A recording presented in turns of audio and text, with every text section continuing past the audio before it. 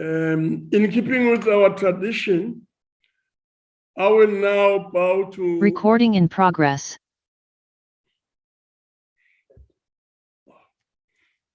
In keeping with our tradition, and I will now bow to my right and bow to my left. And having done so, I request all delegates to observe a moment of silence for prayer or meditation.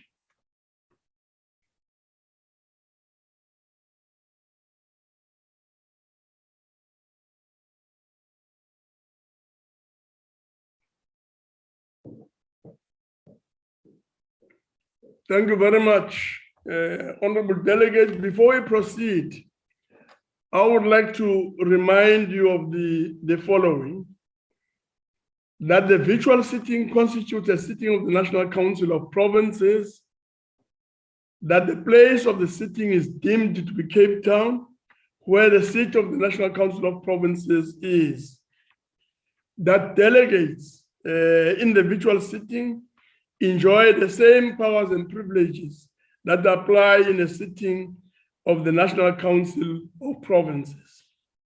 That for the purposes of the quorum, all delegates who are logged onto the virtual platform shall be considered present. That delegates must switch on their videos if they want to speak.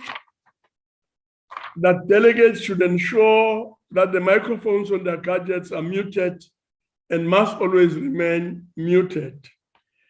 That the interpretation facility is active. Permanent delegates, members of the executive, special delegates and SALGA representatives are requested to ensure that the interpretation facility on their gadgets are properly activated to facilitate access to the interpretation services. That any delegate who wishes to speak must use the raise your hand function or icon. That any delegate who wishes to raise a point of order should, in accordance with Rule 69.3, indicate in terms of which rule he and or she is rising. Delegates, I've also been informed that there will be no notices of motions, or motions without notice.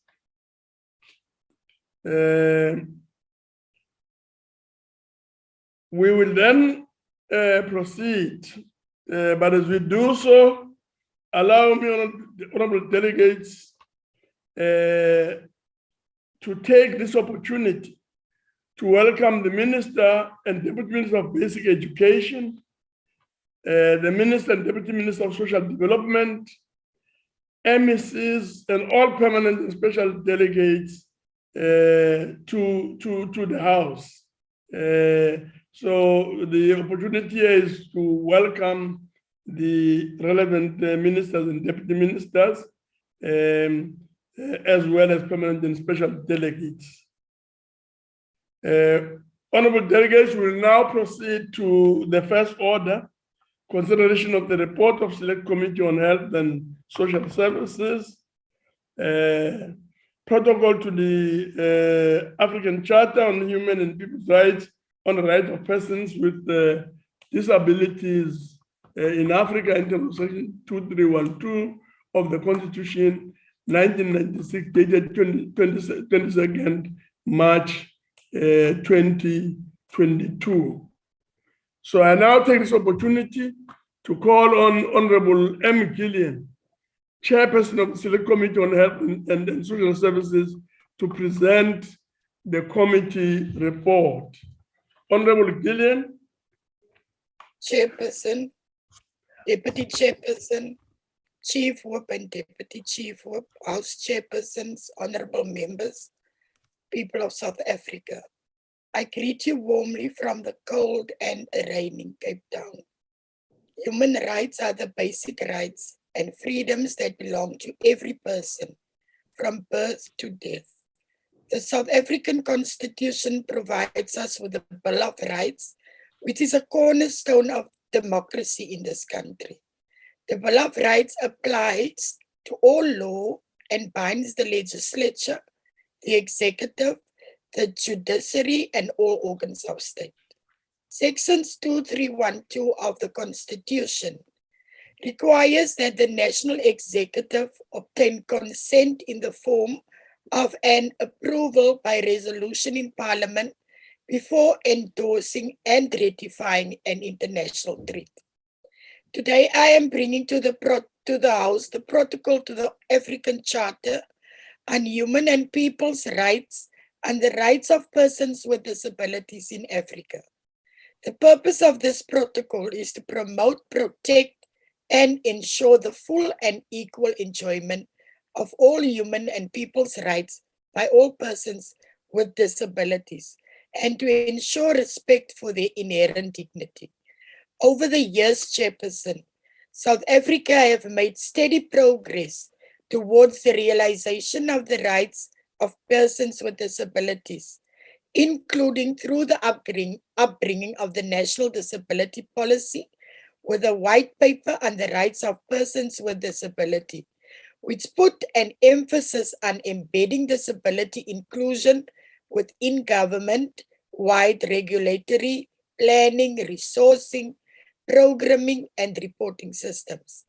Indeed, there have been tremendous improvements in the situation of human rights in South Africa. The entrenchment of disability in Chapter 2 of the Constitution and the adoption of the comprehensive white paper on the rights of people with disabilities. However, there is much that still can be done. The protocol outlines obligations regarding non-discrimination.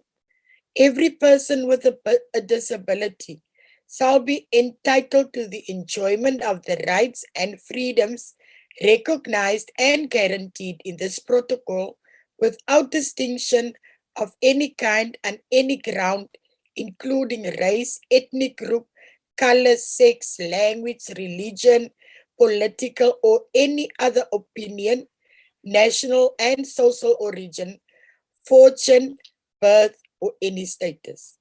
Chairperson, the protocol deals with fundamental rights of persons with disabilities, such as equal rights before the law, equal enjoyment of human rights, and state parties to take measures to ensure the right to equality. In addition, it outlines general state obligations for the interpretation and application of the protocol. The protocol recognizes and allows for a number of rights. These include, but are not limited to, the right to life, the right to liberty and security, the right to the respect of his or her inherent dignity, and to be free from torture or cruel, inhuman, or degrading treatment, slavery, forced labor, or unlawful punishment. The right to access to justice, the right to live in the community with choices on an equal basis with others, the right to work, the right to an adequate standard of living for themselves and their families, including adequate food, access to safe drinking water, housing, sanitation, and clothing, to the continuous improvement of living condition and to social protection. The right to self-representation, the right to freedom of expression and opinion, including the freedom to seek, receive, and impart information and ideas through all forms of communication of their choice, the right to education, and the right to health. It is then on this backdrop, Chairperson, that a committee tables the report to you. Members are encouraged to read the full protocol to the African Charter on Human and People's Rights and the Rights of Persons with Disability in Africa document, which consists of 44 articles. Having considered the protocol to the African Charter on Human and People's Rights and the Rights of Persons with Disabilities in Africa, the Select Committee on Health and Social Services adopted it on the 22nd of March 2022. Therefore, Chairperson, the committee recommends that the Council approve the protocol in terms of Section 2312 of the South African Constitution. This is undoubtedly an important protocol and one that is in line with the Constitution. I thank you, Chairperson. No, thank you very much, Honorable Killian. We will now proceed to putting the question, and the question is that the report be agreed to. Before we proceed to voting, I shall allow provinces the opportunity to make their declarations of vote in terms of Rule 86, if they so wish. Just to remind members, maximum time allowed for making declaration is three minutes. Anyone wishing to make a declaration?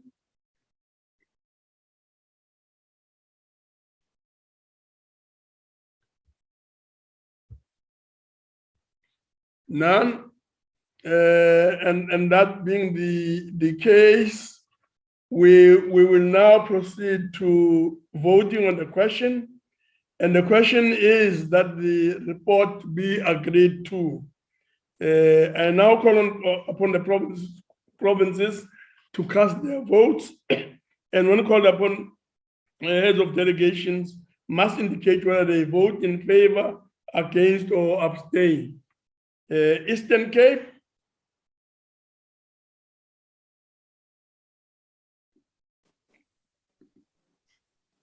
Eastern Cape, yes.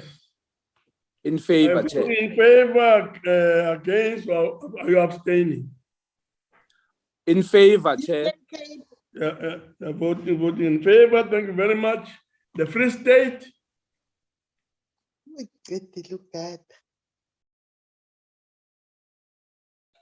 Free State voting in favor, against, or abstaining.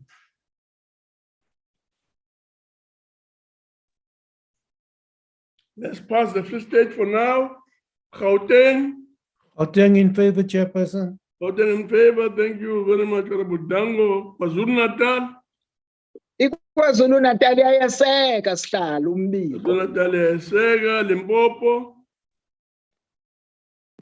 Limpopo vote in favor, Chairperson. Limpopo vote in favor. Mpumalanga. Mpumalanga vote in favor, Chairperson. Mpumalanga vote in favor. Northern Cape. Northern Cape votes in favor, Honorable Chairperson. Northern Cape vote in favor. Northwest. Northwest in favor, Chair. Northwest in favor. Western Cape. Western Cape in favor. Western Cape in favor. So 8 provinces have voted. With the Free State as well, Chair. Sorry? It's not that the Free State is opposed. I do not know what technical problems members are experiencing, but I can confirm that the Free State is in support of that report.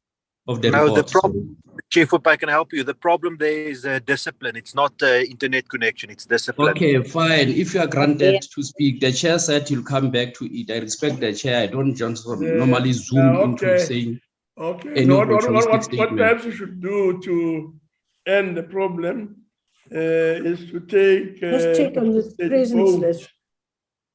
As indicated.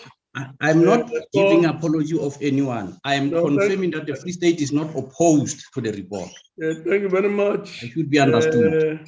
Thanks. Voting is now closed. First and foremost. Where is the Free State whip? Am I not a Free State delegate? Somebody's And covering then up. Free State Chief Whip is representing Free honorable State. members. Am I from space? Am I not from the Free State province? It doesn't help what Sorry, Chair, my apology. It's not helping the situation. So 9 provinces have voted in Chief, favor, you're disrupting and the therefore House. the chair report agreed to in accordance with Section 65 of the Constitution. Thank you very much. We'll then proceed to the second order of the day. Honorable delegates, we will, as I've already indicated, proceed to the second order, consideration of report of joint committee on ethics and members' interests. 2021 register of members' interest, late disclosures contravention of code of ethical conduct, and disclosure of members' interest. I now call on Honorable El Mushodi, co-chairperson of the Joint Committee, to present the committee report. Honorable Mushodi.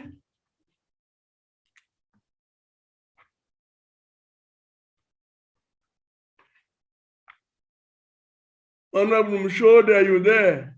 Chairperson, we are informed Honorable Mushodi is not in the house. Honorable Khai will take Okay, them. thank you very much, Honorable Khai. Thank you very much, Honorable Chairperson. Greetings to you. Greetings to the Deputy Chairperson, the House Chairperson, Chief Whip, Minister of Basic Education, Minister of Social Development, Deputy Minister of Basic Education, and Deputy Minister of Social Development, MECs, special delegates, and permanent delegates. Good afternoon. I'll table the report on behalf of the co-chairperson. Honorable members, item 9.2.1, read with item 9.2.3 of the Code of Ethical Conduct and Disclosure of Members' Interest prescribes that members of Parliament must disclose their registrable interest annually at a time determined by the Joint Committee on Ethics and Members' Interest. Item 9.2.2 also states that if a member has no registrable interest, a nil return must be submitted. The due date for the 2021 disclosure of members' interest was the 30th of November, 2021. Item 10.1.1.1 of the Code of Ethical Conduct and Disclosure of Members' Interest provides as follows. A member breaches the code if the member contravenes or fails to comply with the requirements of the provision for disclosing interests. Of the 454 members who are required to submit their disclosures, 4 members failed or neglected to submit their disclosures by the due date. The committee convened on 7 March 2022, on 11 April 2022, and 9th May 2022 to discuss the late disclosures. 4 members were identified as submitting their 2021 disclosures late. The members are as follows: Honorable Brenda Matevula, MP of the NCOP, Honorable Mkhuleko Hlengwa, MP of the National Assembly, Honorable Ponani Makubele, MP, National Assembly, and Honorable Elfas Buthelezi, MP, National Assembly. The Joint Committee recommends to the House to impose a penalty in terms of item 10.7.7.1, 1 Roman figures of the code, which provide as follows. The committee must recommend the imposition of 1 or more of the following penalties where a member breached clauses 10.1.1.1 of the code. A reprimand in the House. Therefore, Honorable Chairperson, it is recommended that a member Honorable Brenda Matevula be reprimanded in the House. Thank you very much, Honorable Chairperson. Thank you very much, Honorable Khai. We will now proceed to putting the question. The question is that the report be agreed to. But before we proceed to voting, I shall allow provinces the opportunity to make their declarations of vote in terms of Rule 86, if they so wish.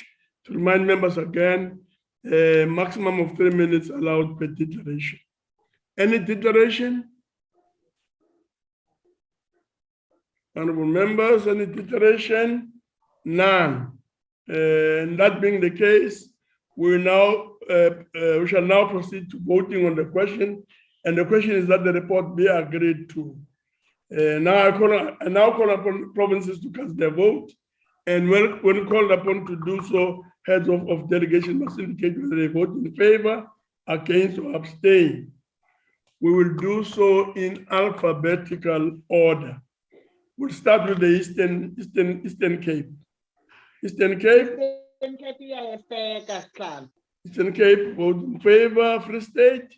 What? Free State. There seems to be a problem in the Free State. We'll come back to them. Gauteng. Gauteng in favor, Chairperson. Gauteng in favor. KwaZulu-Natal. KwaZulu-Natal iyayikhasa sihlalo. Iyayikhasa. Limpopo. Limpopo vote in favor, Chairperson. Limpopo vote in favor. Mpumalanga. Mpumalanga vote in favor, Honorable Chair. Thank you very much. Northern Cape. Northern Cape vote in favor, Honorable Chairperson. Vote in favor. Thank you very much. Northwest. Northwest vote in favor, Honorable Chair. Thank you very much. Western Cape. Western Cape votes in favor. Western Cape vote in favor. Thank you very much. Let's go back to Free State. Free State.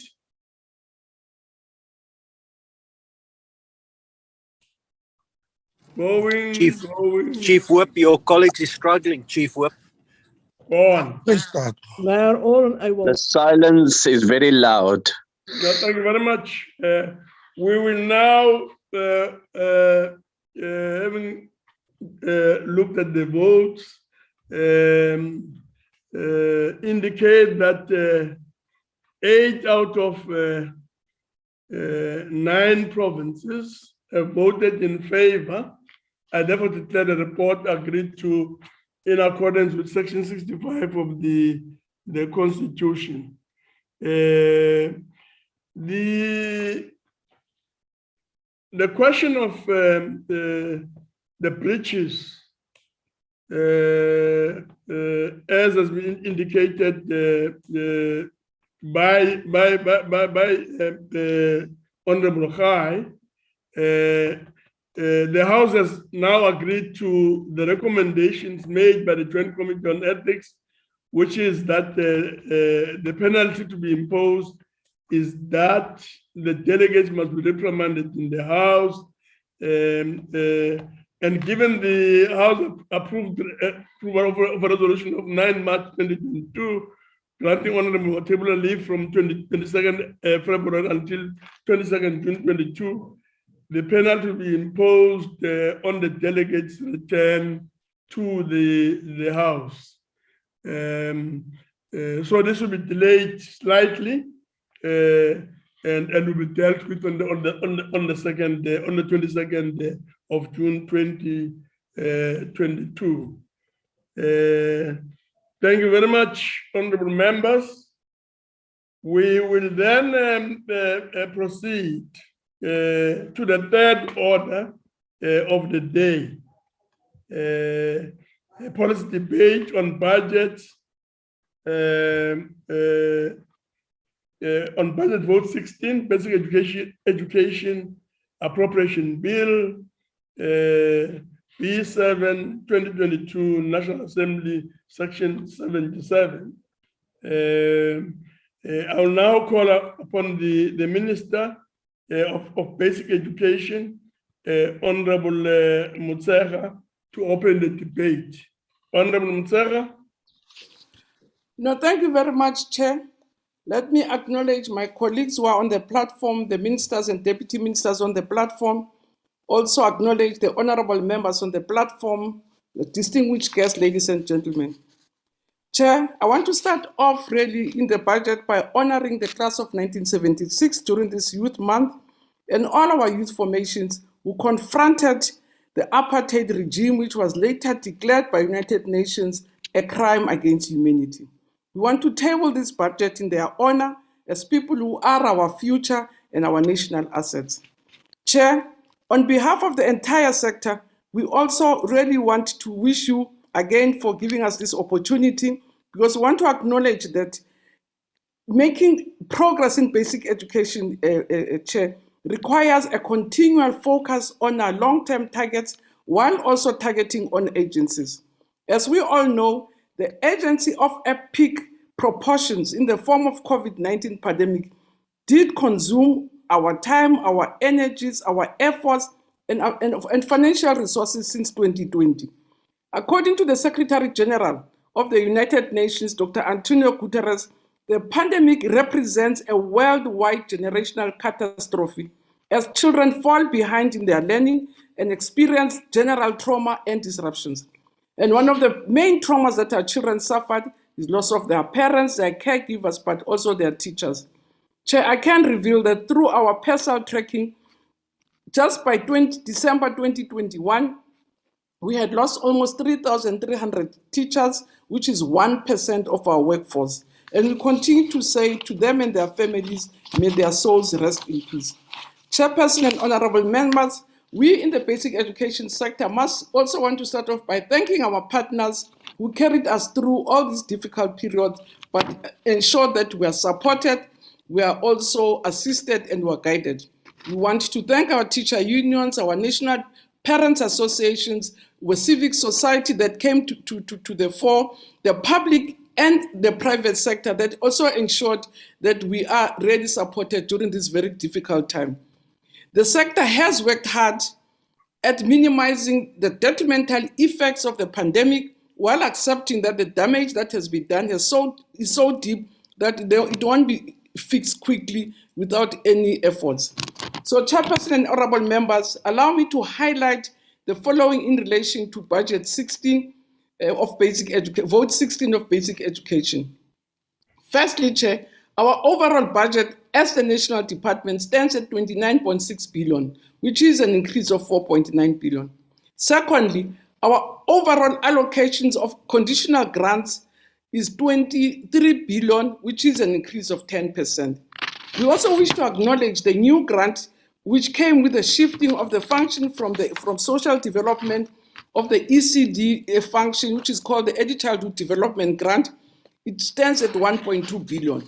And thirdly, the overall allocation earmarked for transfer payments to different provinces on different programs stands at 2.9 billion. But also want to acknowledge that we've been given also with the function shift additional money from Tataise Umhambo Foundation, the South African Congress of ECD, which stands at 4.03% million rands. Honorable members, the sector has successfully implemented what we call a mass employment initiative through the Presidential Youth Employment Initiative. And as a sector, we've contributed immensely, and just by the end of last year, we had given almost 596 young people job opportunities. Again, Chairperson, we want to acknowledge or to report that the province, all the different provinces for the 2022-2023 MTF year have been allocated 292.3 billion rands. So I will then go to provincial specific allocations. The Eastern Cape has been allocated 38.6 billion, which is an increase of 10%. The Free State has been allocated 17.3 billion, which is an increase of 12%. Gauteng has been allocated 59.7 billion, which is an increase of 12%. KwaZulu-Natal has been allocated 57.5 billion, an increase of 8%. Limpopo has been allocated 36.4 billion, an increase of 12%. And Mpumalanga has been allocated 24.3 billion, Chair, my apologies, which is an increase of 9%. And the Northern Cape has been allocated 7.7%, which is an increase of 8%. The Northwest has been allocated 20.3 billion, which is an increase of 13%. And the Western Cape has been allocated 28 billion, which is an increase of 14%. Therefore, Chair, the overall budget allocation for basic education sector combined stands at 319.3 billion, which is an increase of 11% jointly. We really want to appreciate the support that we've received from the National Treasury, but also the support that we've been receiving from the ANC-led government to ensure that we continue to put education as priority number one for this government.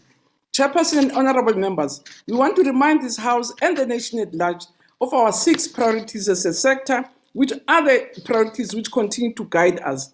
We wish to remind that, for instance, that our plan 2024 towards the realization of schooling 2023, it gives expression to our constitution, to the National Development Plan, as well as continental commitments. Chairperson and honorable members, I had also requested our researchers to help us to analyze the impact of COVID-19 on our schooling so that our recovery program is informed and guided by information, but it's also guided by facts and research. So according to Professor Martin Gustafson, by the end of 2021, the average grade 4 learner could read as well as a learner of grade 3. So which means they've gone back a year, hence in the recovery, we have to make sure that we compensate for what they would have lost in the 2 years, but still continue to do the work that we have done. So we've been working with the different partners in the sector to make sure that indeed our recovery program is informed, it's guided, but it also allows our children to proceed with their future without being disadvantaged. A key question is what effect that the pandemic had on the dropping out of schools, because it's been another factor that has been bothering people. Chair, again, we did make a research and we can confirm that indeed the initial reports that there were 500,000 learners we lost. As researchers, there's now an agreement that it is not correct. What would have happened, Chair, is that, and understandably so, parents delayed in 2021, especially in your grade R, delayed in sending children to school because of fear of the pandemic, which then reduced the number of expected children in the sector. But again, we're working hard to continue to trace if indeed we've lost kids and what will happen to those kids. Chair, if you remember again, I did inform this House that we are proceeding with what we call the General Education Certificate in grade 9. This General Education Certificate is being piloted in 268 schools nationally, and in 2023, we will expand it to all our districts. Again, Chair, we have also committed ourselves to ensuring that as the sector, we improve the curriculum outputs that we have, but also the choices in the curriculum. Hence, we've been talking about your three streams curriculum. Chair, I want to focus quickly before my time expires on the fact that for the first time, we will be reporting on the work that we've been doing around ECD and working hard in partnership with social development to make sure that the following areas are being attended to. But I want to start off by thanking my colleague, Minister Zulu and her team for really making sure that the transfer of ECD to basic education was smooth and had less difficulties.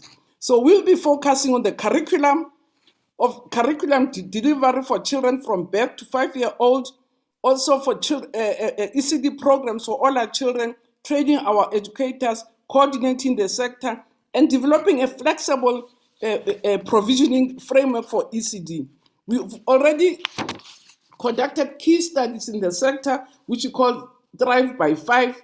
And Drive by 5 provides very useful information as to say, what are the things that we need to do as a sector in partnership with other government departments to make sure that indeed our children do thrive by 5.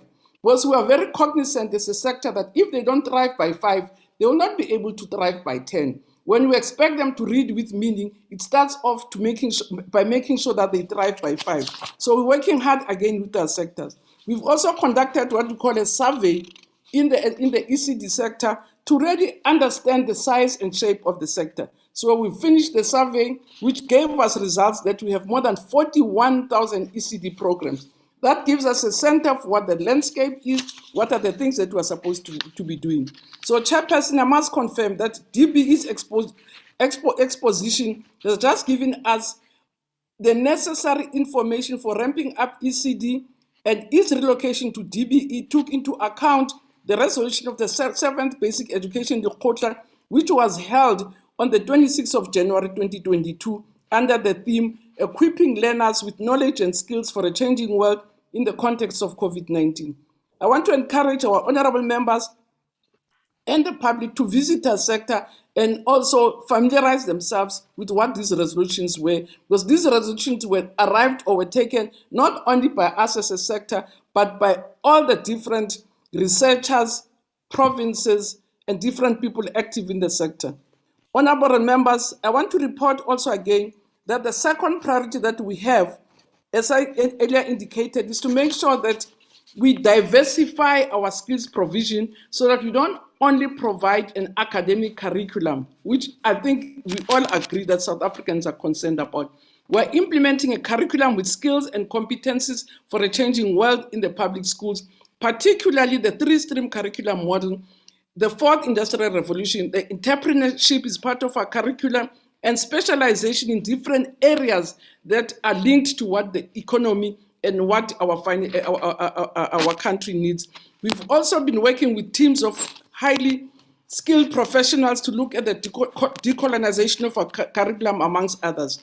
So last year, Chair, I did report that coding and robotics curriculum for grades 3 to 7 and CAPS for occupational subjects for grades 8 to 9 has been developed and has been submitted to Umalusi for appraisal and quality assurance. I can report that this appraisal and quality assurance process is ongoing, including appraisals for public comments. I had also reported, Chair, that we have introduced new FET level subjects like marine science. We can now report that the first cohorts of this subject will be writing this year. We are continuing, Chair, to expand the establishment of focal schools to cater for learners with special talents and aptitudes across the center. In addition, we've also detailed progress that we gave last year on increasing 35 additional occupational and vocational orientated subjects. They have been gazetted for public comment, and the gazette was followed on in 2021 by the submission of these subjects to Umalusi for appraisal and quality assurance. Public comments have been received, and the infusion to the CAPS together with development is taking place.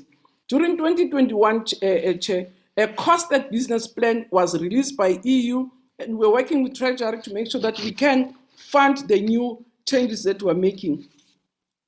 I can see Chair is restless. Let me just conclude, Chair. No.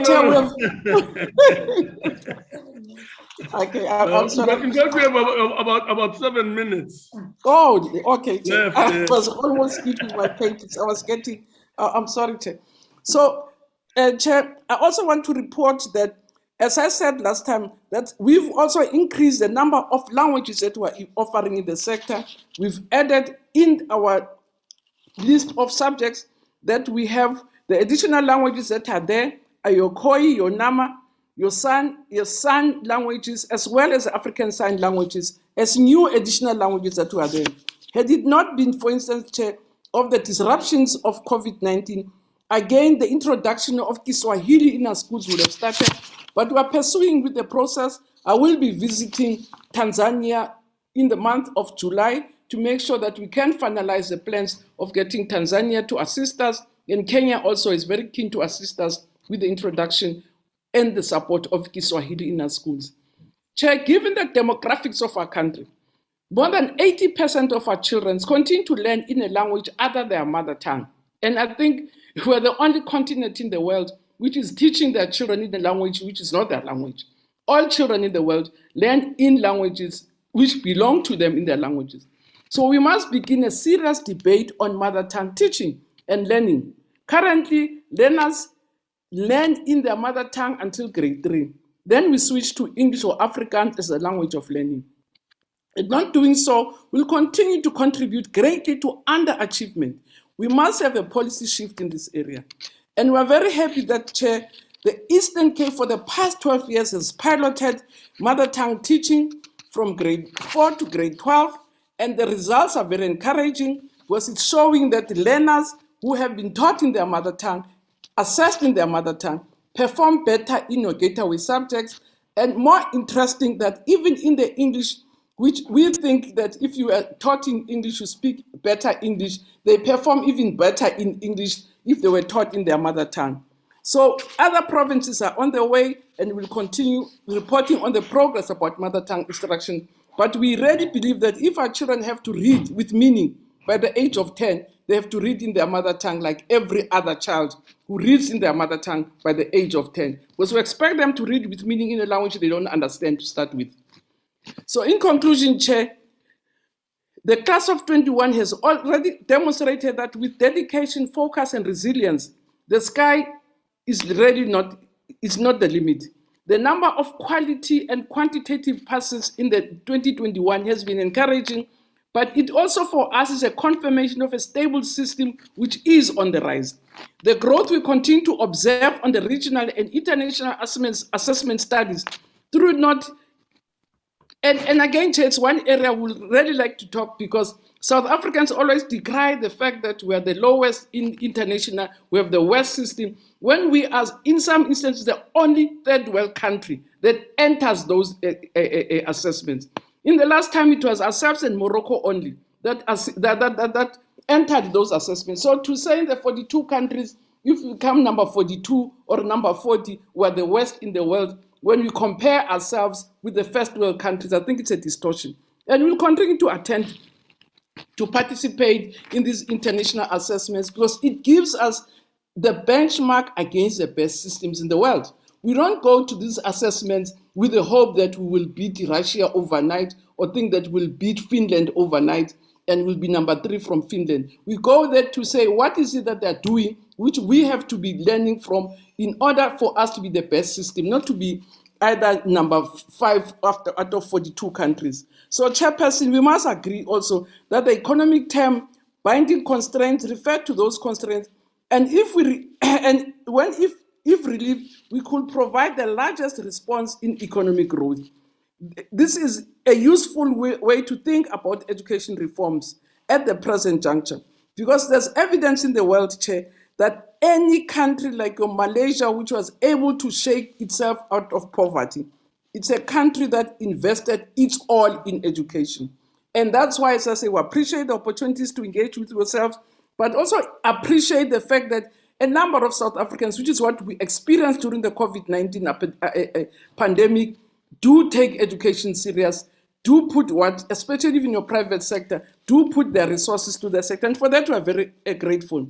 Because as we continue to build for the future, we must recommit to building a solid foundation for quality and efficient basic education system from ECD through to foundation to the intermediate phase and throughout the system. Because as I said, Chair, earlier, there is no way our children can thrive by 10 if they don't thrive by 5.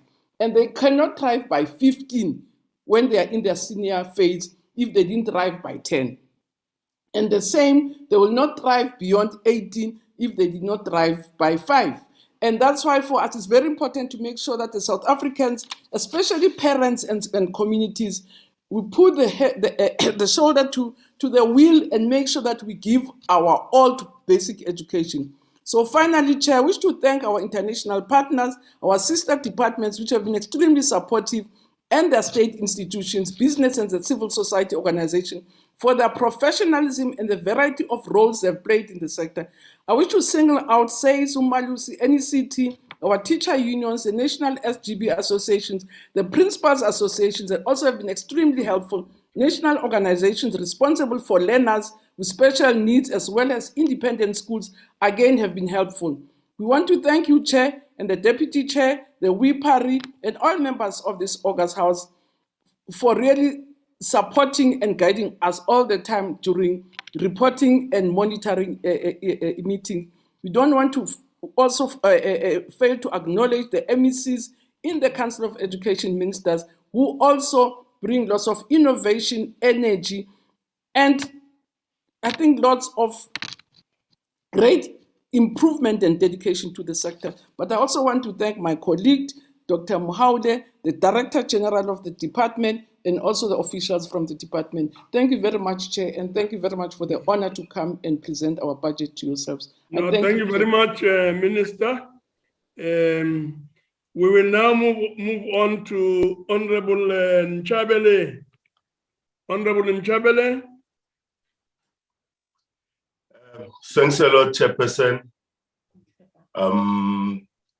The Deputy Chair, Melukas, the management, the leadership of the NCOP, permanent delegates, MECs present in this meeting, in particular my MEC from Limpopo, Mbebushielo, Good afternoon.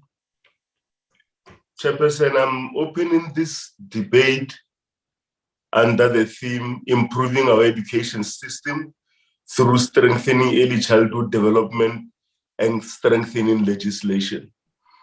Chairperson, please bear with me. I have an incessant flu, so I may call for something, but please bear with me.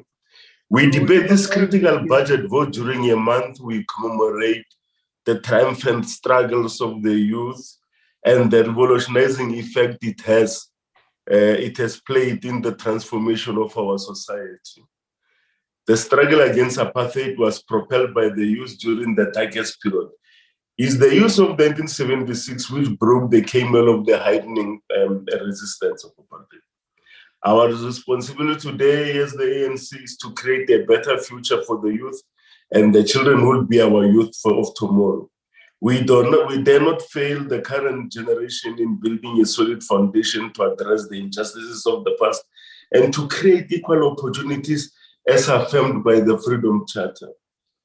The year 2022 for the education sector represents a critical shift that can result in a significant improvement in our national education outcomes. Early childhood development is a critical phase of a child's cognitive development, which has long-term implications for the growth of the children. Evidence from research has shown that the first 5 years of life are the fastest period of human growth and development, as 90% of a person's brain development occurs by the age of 5. Investing in the early years helps to break the cycle of poverty, address inequality, and boost productivity. Child stunting is another factor that impacts the growth of children. And different children have relative socially emotional functioning, which requires resources for the early childhood development system. To respond to the need of all children, with the high levels of unemployment, widening inequality and poverty, children are negatively impacted by these socio-economic conditions. The rights of children are enshrined in our constitution, and the state should at all times provide social services which enable the best interests of children to be served. Our children are vulnerable, and the recent pandemic has resulted in a decline of enrolled children attending ECDs. This requires the department to heighten its engagement with communities, to call on parents and caregivers to ensure children are in early learning programs. With the development and growth of the ECD sector, we should begin to legislate compulsory ECD for all children, as this is a right a child should have to optimize their development.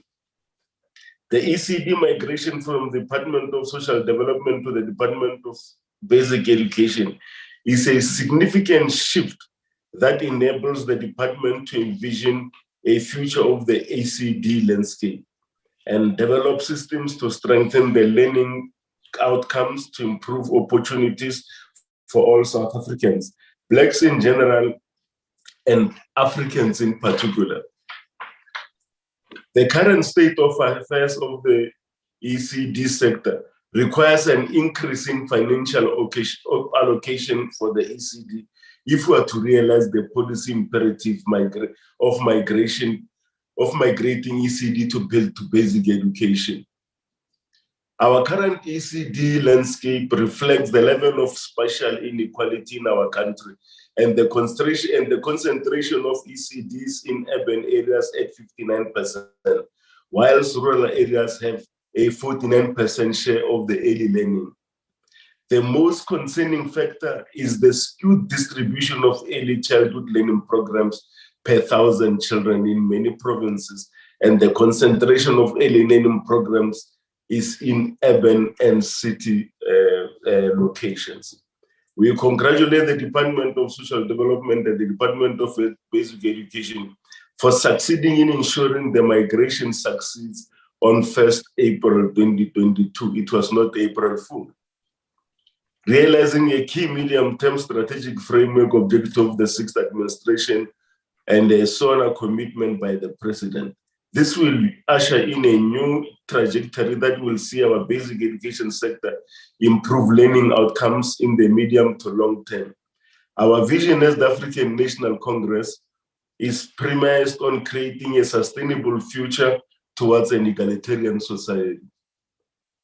Honorable members, this budget provides for the Early Childhood Development Grant, which supports EECDs with 1.1 billion on ECD subsidies to provide for and increase the number of children accessing subsidized ECD services. This budgeted allocation is not sufficient in addressing the systemic challenges affecting ECDs, but it will go a long way in expanding access. We have called on the government to increase its budget allocation for ECDs as they require significant resources which will contribute to improving learning outcomes in our basic education system. And this will offset certain costs in the future as the upcoming crop will have enhanced learning outcomes. One of the critical areas which requires strengthening by the department is integrating all early learning programs into one system with effective information sharing systems to ensure adequate support for the department. Inclusive education is another area that requires the department to strengthen support through increasing allocation for inclusive education. Despite the lack of adequate resources, the need for inclusive education is relatively a minority of the department's expenditure. This means that the department can close the gap and build a strong component of inclusive education in the education sector. This is possible if such needs are optimally prioritized, as lack can be addressed in the short term, protecting the most vulnerable. Honorable members, the National Assembly is currently processing the Basic Education Laws Amendment Bill that seeks to enhance the organizational efficiency to improve school governance, leadership, and accountability, transforming education service and protecting vulnerable groups to ensure learner well-being and access to learning. The bill seeks to respond to, amongst others, the deteriorating learner school performance, challenges regarding learner access to quality basic education as some schools deny learners admission, malicious abuse of school governing body authorities to stifle transformation, challenges regarding organizational efficiency and school governance.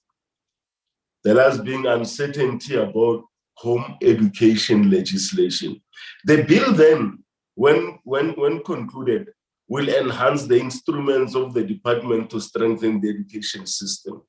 One of the key issues in the bill is to address dropout rates by ensuring that parents or guardians are held accountable for denying a child access to education and improving learner outcomes.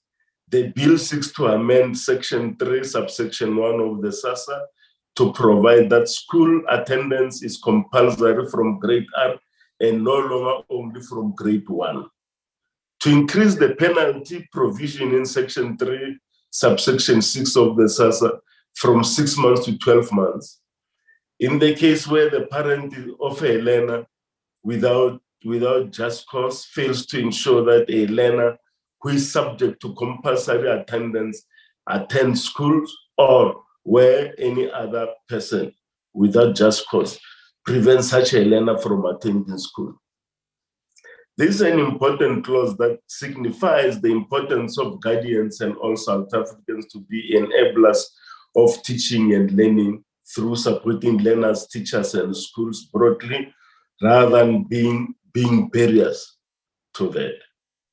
The president has called for extended responsibility of learners being in schooling to teachers, principals, and SGBs to track all learners who fall in the cracks if not closely monitored. The role of different stakeholders and governance structures it's important to harness the functionality of the school. But one of the critical issues in the sector is instances where school governing bodies are used for negative things such as corrupt appointments and misuse of funds. And in other instances, the challenge is the lack of capacity of the SGPs. This is one of our challenges. Through this budget, we urge the department to continue strengthening its relationship with the various stakeholders in the sector. The department should continue to empower school governing bodies to be functional and to have the capacity to provide the required leadership support for our schools. Our communities should also support our schools and take reasonable measures to ensure that our schools are free of alcohol use, free of alcohol and drugs, and those have crippled some of our schools, as we know. We need to preserve our schools as spaces of teaching and learning to harness the best qualities, values, and principles as enshrined in our Constitution. We must raise our concern about the emerging incidents of racism in our schools and discrimination and incident of sexual harassment in some of our schools. The Bella Bill is a transformative bill that will also seek to address systemic discrimination by some schools, which use spatial location to preserve spatial advantages to a privileged few. This another form that racism takes in this country when it comes to education. We call on the department to hasten its efforts to increasing African languages in our schools and the development of mother tongue education using in our African languages. Without a concerted effort of introducing mother tongue teaching and learning in our school, we run a risk of institutionalizing colonialism. It is therefore imperative that we advance the decolonization of our education system through developing African languages system and our own native knowledge in our curriculum. Chairperson, education is a critical source of social reproduction, should be oriented to address our local challenges and advance the national imperatives as espoused in the Freedom Charter and the Constitution. The African National Congress supports this budget vote on basic education because it lays a foundation for realizing an equitable and prosperous society. We call on all South Africans to participate in the life of our schools in order to harness and protect these social spaces, which are a weapon of advancing transformation. I thank you, Chairperson. Thank you.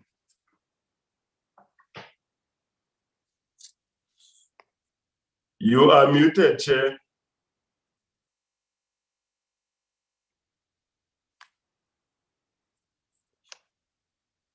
No, thank you very much, Honorable Njaveli. Yeah, we now move on to the next speaker, Honorable F. Gade. Honorable Gade. Honorable Chair, good afternoon to you. Good afternoon to the Minister, the Deputy Minister, the ministers, all of the ministers that have been invited into this important session. Honorable members of the House, fellow MECs across provinces, invited guests of the House, media, and also stakeholders in the sector. Allow me, Honorable Chair, to just give a reflection on the scorecard which has preoccupied the sector in the provincial space, precisely because of the command and also the outline that the minister has outlined to us as a provincial leadership on how to conduct the business of the basic education in the province. In our own efforts, Honorable Chair and the members, to consolidate and complement the broader agenda of the Department of Basic Education, the Eastern Cape have chosen to collaborate with the Department of Basic Education in ensuring that we fulfill some of the strategic tasks which are of utmost best in reshaping and redirecting both the content and form of the basic education in the country.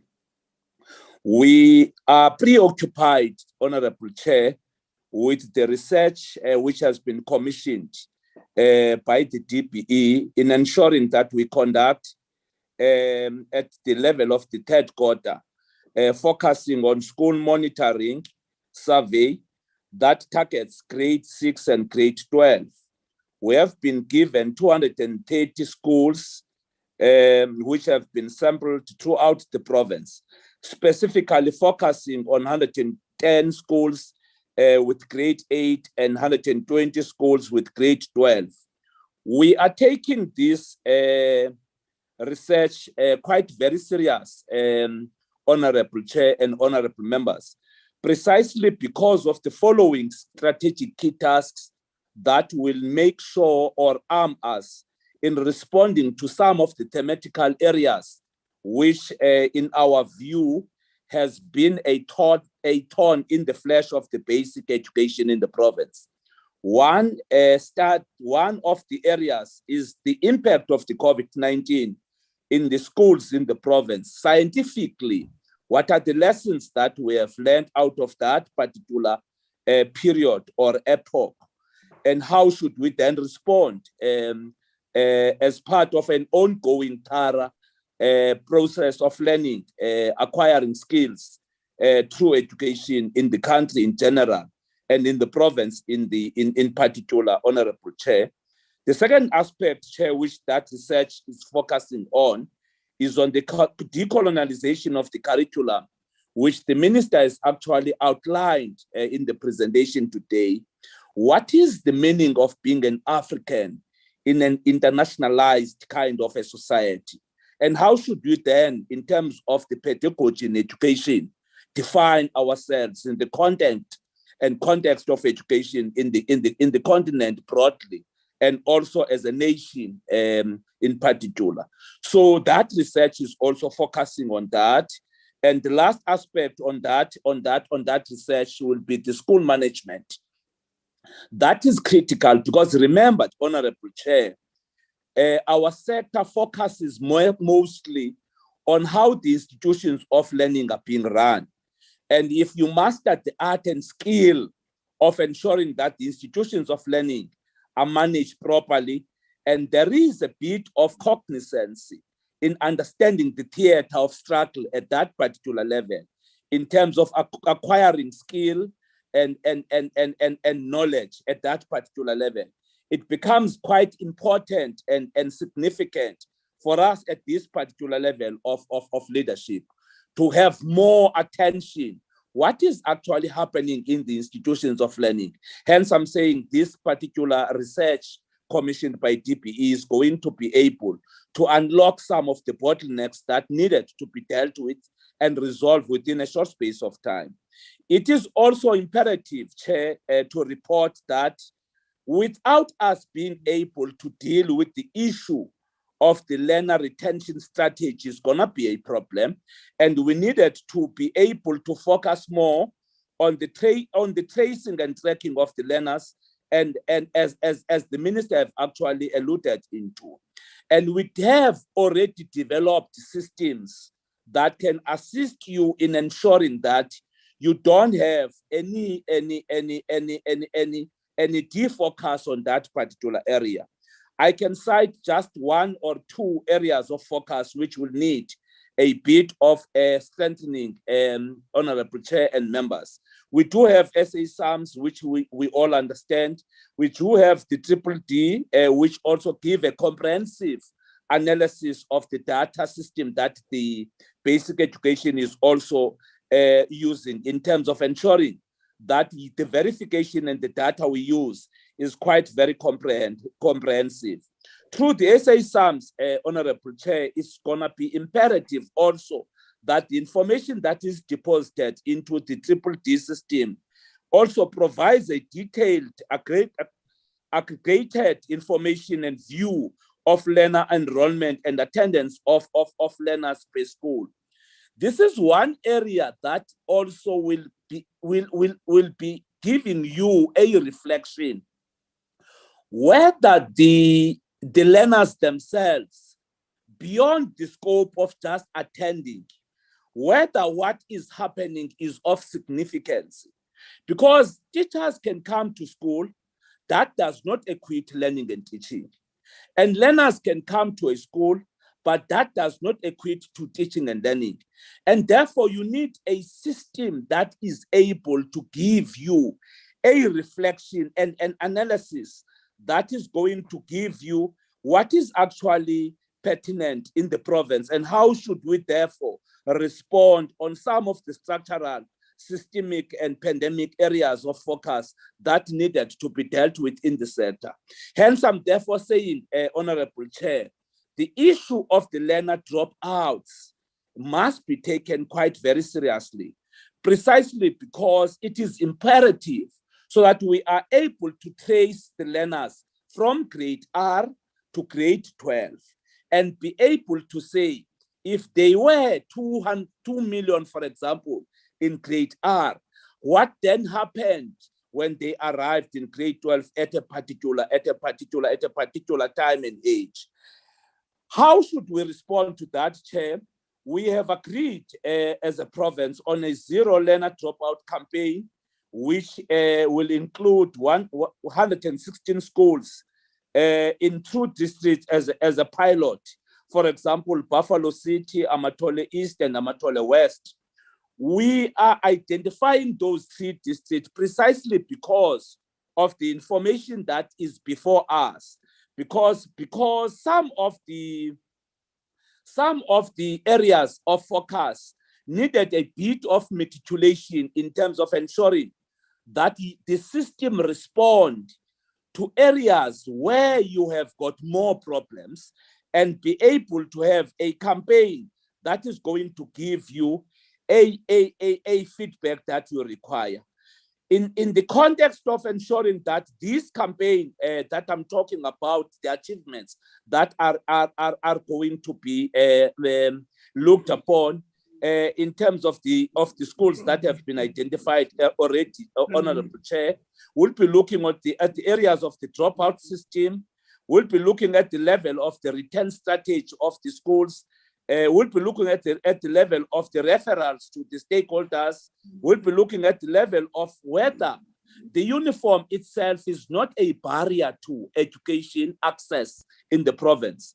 If you have observed us in the province in the recent past 3 weeks, we've been focusing, Honorable Chair, Minister and Deputy Minister and fellow MECs on trying to make a thorough study whether the uniform themselves can be part of an ongoing thorough discussion in the national space in ensuring that we have got a better, stable environment of teaching and learning in the country in general. And again, Chair, as a province, you also wanted to zoom into the issue of the placement of learners. For the term I have been an MEC, Honorable Chair, as I'm closing the discussion, we have observed that we do have a crisis in the admissions, especially during between October up until March. And the learner placement therefore becomes critically. Hence, we are then bringing— Please conclude, Honorable Member. Hence, we are bringing the issue of the placement committees so that we identify areas like Buffalo City, Nelson Mandela area, or Tambo, which has been a nerve in the admissions of the learners for the past 3 academic years, Chair. So otherwise, we welcome the vote, the budget vote of the minister, and we support it fully. And we are looking forward in working with the minister and this House Chair in ensuring that we resolve some of the unresolved issues in the country and in the province in general.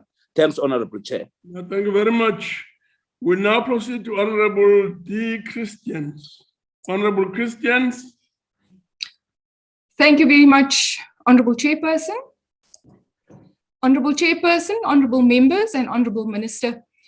Recently, during a select committee meeting, the Minister of Higher Education, Bladen Zimandi, reported to us that 94% of learners who start grade 1 did not reach or enter the higher education system.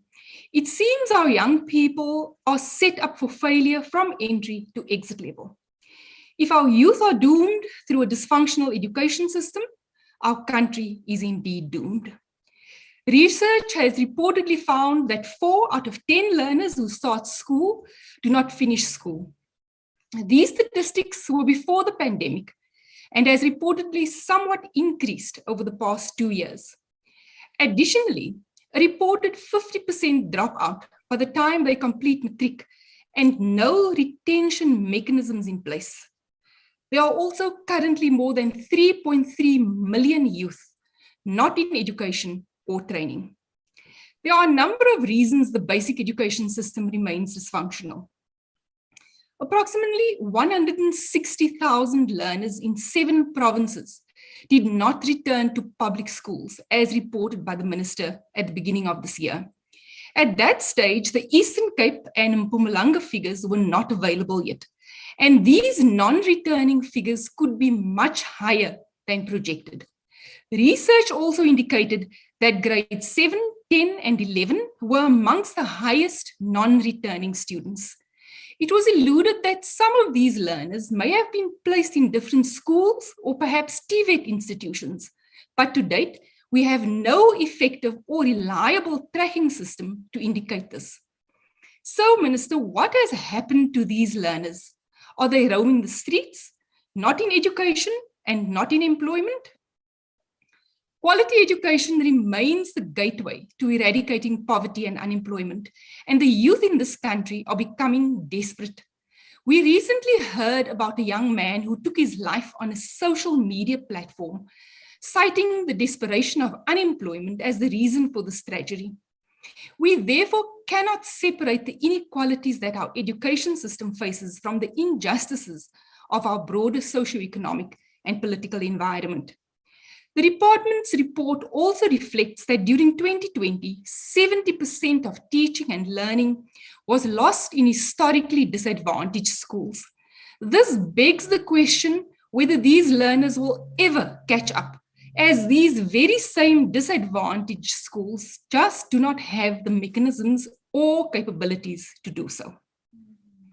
Yes, the COVID-19 pandemic has wreaked havoc on many lives, and it is for this precise reason that we should have a government who is functioning optimally to be a buffer for its people during times of crisis.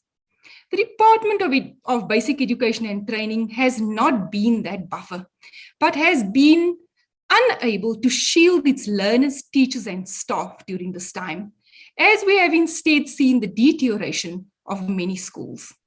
Currently, there are more than 1,500 unqualified teachers and more than 24,000 teacher vacancies in the country.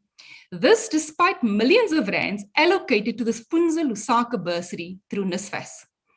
These teachers are battling placement and many do not fit the current need in schools, which placement is really actually for mathematics and science teachers. Developing quality educators that meet the demands on the ground is crucial to providing quality education to learners, and the Funza bursary requirement should be revised to meet the need of the schools in our country. Honorable Chairperson, the recent tragedy of the heavy rain and floods in the country saw 630 schools in KwaZulu-Natal and the Eastern Cape damaged. An amount of 442 million has been allocated for repairs of infrastructure, but this is bogged down with red tape and delays, and we have to date not had any feedback with regards to progress of repair work in these schools. Additionally, 1.6 billion has been cut by Cabinet from the infrastructure budget over the medium term, affecting current infrastructure issues at schools in areas where mud structures, asbestos buildings, and pit toilets remain a risk to learners and staff. Despite the department's Sanitation Appropriate for Education Initiative program, they have reported very low spending, which sees 900 inappropriate structures and 1,526 pit toilets at schools across the country. Under Program 4, which is Planning, Information and Assessment, expenditure was lower than projected by 330.5 million rand, mainly under payments for capital assets in the school infrastructure backlog grants, where only 138.3 million rand was spent against the projected spending of 511 million for the quarter. No wonder we are not winning this battle, as delaying school infrastructure backlogs continue year after year. According to the department's norms and standards, it was stated that by 2016, no school in the country would have inadequate water and sanitation facilities or inadequate libraries, and that asbestos schools would be a thing of the past. However, throughout the country, hundreds of schools still battle with the same issues. The department has set its sanitation infrastructure target at 450 per year, which is definitely not on target.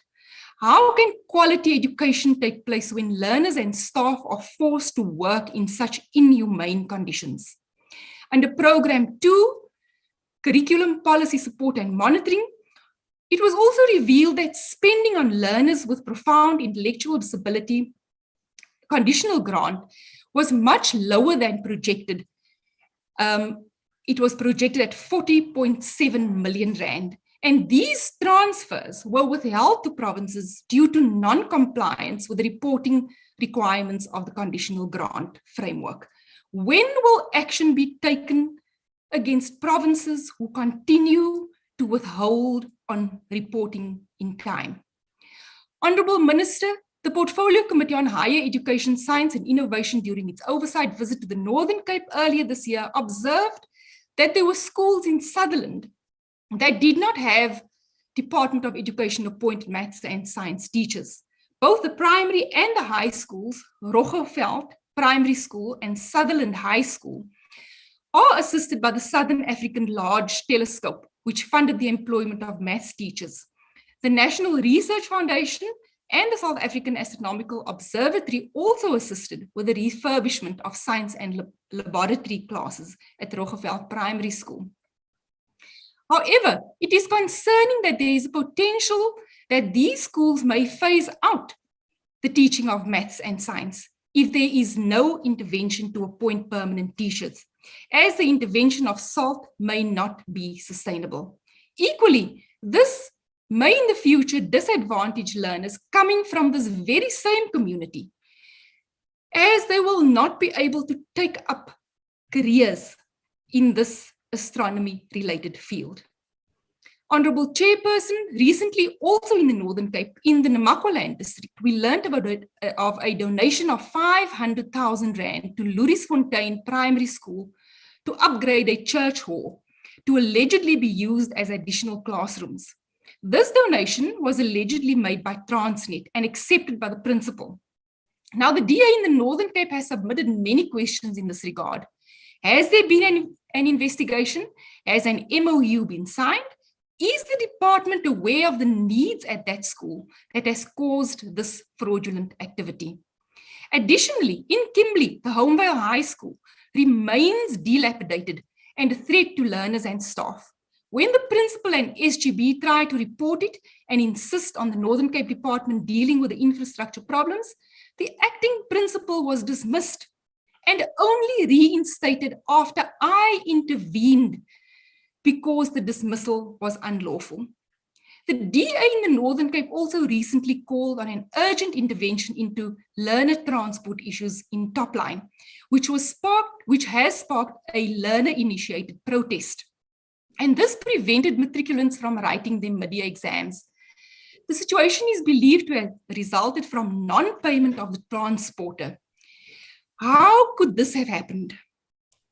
Given the likelihood of school-related tensions spilling over into surrounding communities, we are also calling for urgent attention to be given to Kakamas High School, which was placed under administration. The school does not even have printing paper to print examination papers. We are perturbed by the slow response and lack of response and urgency from the education stakeholders in the Northern Cape on all these matters and ask for the department's intervention. We must eradicate the lingering threat of asbestos contamination, structural problems at schools, and provide safe learner transport. We also need to address socioeconomic constraints that contribute to the high dropout rate and the high rate of teenage pregnancies in the country. The Department of Education needs to take the responsibility of providing quality education to our children by providing them with the necessary opportunities to develop their core skills of reading, writing, and mathematics. We need infrastructure that is conducive to learning and not where children fear for their lives. Time is running out, Minister. More than 50% of our youth are unemployed. Learners are dropping out of school and roaming the streets. The future for the youth in this country looks gloomy, and critical, effective action is required. I thank you. Thank you very much, Honorable Member. We will now proceed to Honorable Sufi.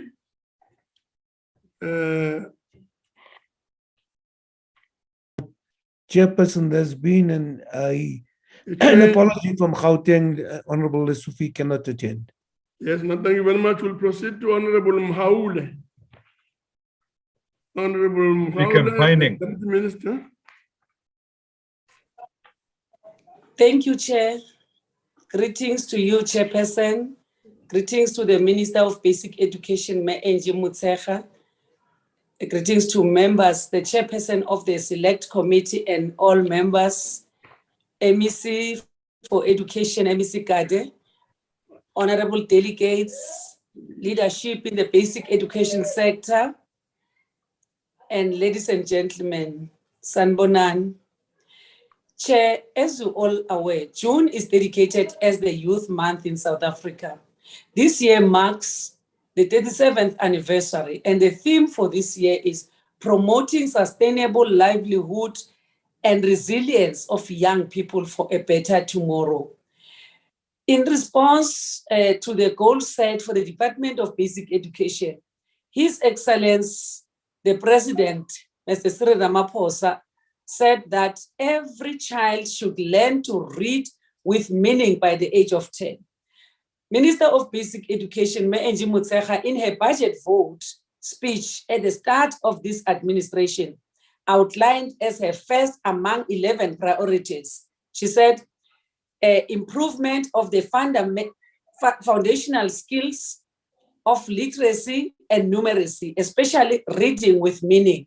The department has put measures in place to improve, in particular, reading outcomes and the general reading outcomes, in order for every 10-year-old to be able to read with understanding across all the subjects. This was prioritized at the Basic Education, the Khotla of January this year, where a commission was dedicated to Foundation for Learning. Working in partnership, such as National Education Collaboration Trust, NECT, and other organizations, the department has implemented a number of programs to support teaching and learning in relation to reading. These programs upskill department officials, school leaders, and teachers to better support and implement the effective teaching of reading, with a special focus on comprehension and reading for meaning to address the reading lag in 10-year-olds in South Africa. One of such programs is the ETDB CETA funded Primary School Reading Improvement Program, PSRIP, which aims to strengthen the capacity of foundation and intermediate phase teachers to teach learners how to read more effectively. The PSRIP has been implemented since 2017 and is a national scale program that has been adopted by the department as the sector reading program. To date, Chair, it has upskilled more than 42,000 primary school teachers and their SMTs across more than 9,000 schools. We are aware that reading improvement requires multi-sectoral support. It is for this reason that we are championing the Read to Lead campaign to mobilize support and resources from across sectors. All the provinces, Provincial Education Department have launched the campaign, and all literacy days are celebrated by the provinces with the support of the Department of Basic Education. In support of the President's Reading Cycle, the department and the National Reading Coalition has extended the efforts to mobilize South Africans across all ages through the virtual reading club sessions. Through the Presidential Youth Employment Intervention, the department recruited and placed across all provinces more than 41,000 reading champions who have been instrumental in supporting teachers by ensuring that a culture of reading prevails. The successful implementation of this project has been achieved through building collaborative partnership with 10 key NGOs partners who were contracted by the National Education Collaborative NECT. Honorable Chairperson, in pursuit of quality of education service delivery and in particular improved learning outcomes, the department has developed an induction program for all new teachers who join the profession. The new teacher induction NTI program is a product of collaborative effort of various partners in the sector, including the provinces of education, higher education, and SACE, and the VVAOB. Through induction and mentoring support, new teachers in the basic education sector are supported so that they integrate and quickly adapt to the new school, are effective in their practice and teaching, and are motivated to stay in the profession. The NTI programs comprises two parts. Number one, the teacher orientation part is a short information sharing process that takes 1 week for a month. Number two, the new teacher induction and mentoring part is anchored on the SACE professional teaching standards. The new teaching induction program has been field tested in 3 districts of 3 provinces, that is Kenneth Kaunda in the Northwest, Ilembe district in KwaZulu-Natal, Thabo Mofusanyana in the Free State. The implementation of the field test was monitored and evaluated, and the draft report that provides findings and recommendations have been produced. In response to COVID-19 challenges, on an online new teacher induction programs have been produced. The number of bursaries allocated for the MTSF has been fluctuating, Chair, due to the reduction of budget for the Funza Lushaga bursary. According to the 2022-23 financial year, the initial teacher education bursary milestone is 11,800 bursaries with a budget of 1.3 billion. The initial teacher education intends giving bursaries in line with the sector priority subjects areas, including the 3-stream model and requirements for the implementation and inclusive education. As the DBE, we support and adhere our programs to the district development model. The district development model seeks to improve service delivery through integrated planning, budgeting, and implementation under one roof through the development of one plan. And that is the plan that as a department we are following. As a national sector department, we have in this year, financial year 2022-23, prioritized the following catalytic projects and programs that will enhance the lives of the citizens within the district and metro municipalities. The implementation of the Accelerated School Infrastructure Delivery Initiative, that is ACIDI, targeting the building of 30 new schools, as well as the replacement of inappropriate structures. The implementation of the new school nutrition program to provide a nutritious meal to needy children in public schools across quintile 1 to 3. This will do working in collaboration with stakeholders at the local level to grow the local economy, as well as to enhance a local economic development. And the sanitation appropriate for education, safe, to provide clean running water to 50 schools through the ACIDI program and restore the dignity of school communities through proper sanitation facilities in 450 schools. The department The department's health promotion aims to create a healthy school environment by promoting the general health and well-being of learners and educators, addressing key health and social barriers to learning in order to promote effective teaching and learning. Educators and support staff that are infected and affected by HIV and AIDS are also supported through this program in order to guide the sector response and efforts to combat the spread of HIV, STIs, and TB. The department developed and distributed a policy pack comprising the DBE National Policy on HIV, STI, and TB for learners. The department, together with the Department of Health, continues to implement the Integrated School Health Program. In December 2021, the department gazetted a DBE policy on the prevention and management of learner pregnancy in school. The policy seeks to reduce learner pregnancy in schools and guide schools on the management of pregnancy whilst protecting the rights of pregnant learners in schools. Over 19,000 copies of the policy have been printed and distributed to all 9 provinces for further distribution to schools. Policy advocacy will be held with provinces together with consultation on the policy implementation plan. House Chair, the period 2020-2021 presented a great challenge as most of the sport and enrichment programs were suspended and cancelled due to COVID-19 restrictions. The restrictions in group gathering made it impossible for the extracurricular programs to be organized at national level as they are mass-based programs. The DBE is pleased to announce that the extracurricular activities have resumed since the COVID-19 alert level were lowered, with strict adherence, of course, to the COVID-19 regulations. Let me take this opportunity, Chair, to thank you for affording me the opportunity to thank the chairperson of the select committee and members for their unwavering support and guidance to the department. I want to thank our Minister, Angelina Motshekga, for her sterling leadership in the department, the Director General who is leading the administration par excellence as far as I'm concerned. I want to thank our MECs in all 9 provinces and HODs and all the administrative staff of the Department of Education in South Africa. I thank you, Chair.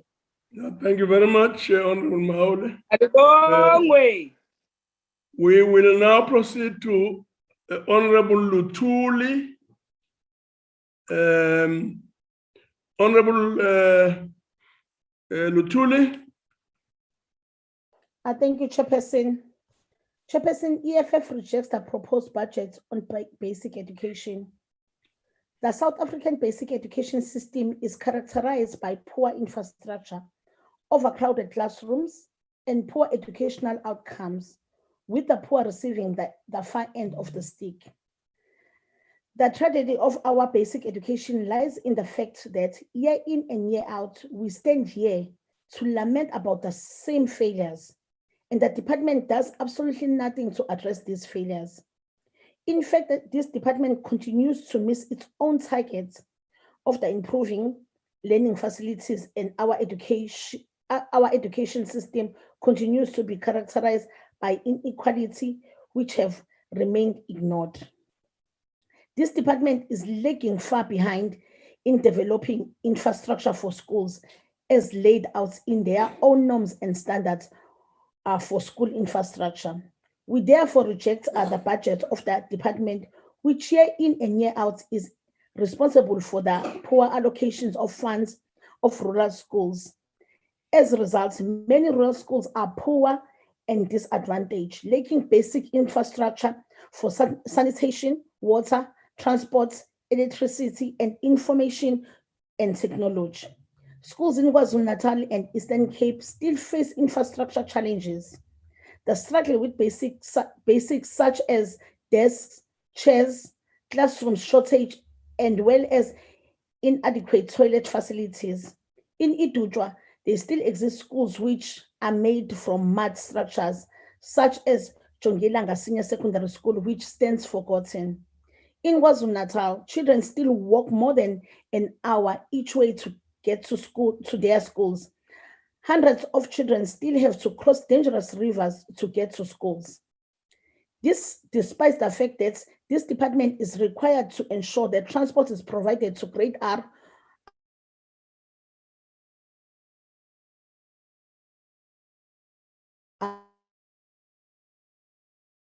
to who live 3 kilometers from the nearest schools. More than 500 schools were damaged in Natal due to floods, but till today, there exists no indication from the department of their immediate plan to assist the schools that were affected. Rural schools make up a significant proportion of South African schools and schools districts, yet their needs are ignored and not taken into account. Thousands of children across all provinces are taught by unqualified teachers, while the department drags its feet in paying teachers' assistants who have been keeping the lights on our education system. There exists a shortage of teachers across the country, especially those who teach mathematics and science, yet the department is not doing anything to fill vacant posts. Minister, why is it that a child's experience of education in South Africa still depends on where they were born and how wealthy they are? Since the COVID-19 outbreak more than 2 years ago, the pandemic has increased inequalities as this department has failed its efforts to roll out visual learning for students across the country through television and radio programs, which were poorly coordinated and publicized and inaccessible to the poorest household who owns neither a television nor radio. Online learning, therefore, remains but a distant stream in South Africa for most students, as a majority of schools in South Africa are insufficiently prepared and resourced for online teaching. Where resource schools were able to adapt to the teaching and learning through online platforms relatively easily, as students from these schools were more likely to be from more affluent families and have access to technology such as smartphones, tablets, and personal computers connected to internet. Minister, the implementation of the right to basic education as set out in Section 29 of our Constitution is not subjected to resource availability. It is a right which has to be directly and immediately implemented. Infrastructure at government schools, therefore, needs to be improved to ensure that both learners and teachers have access to basic digital technology and internet connection. The department needs to facilitate internet access to all educational institutions, which would be a step in a right direction. Education needs to be delivered in a manner which accommodates the needs and circumstances of every learner in society equally. And finally, Chairperson, perhaps it is time to revise the legislative framework that gives provinces so much power in the administration of schools. We need a national standard that all provinces must adhere to.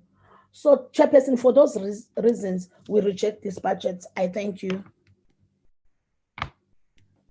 Thank you very much, Honorable Lutuli.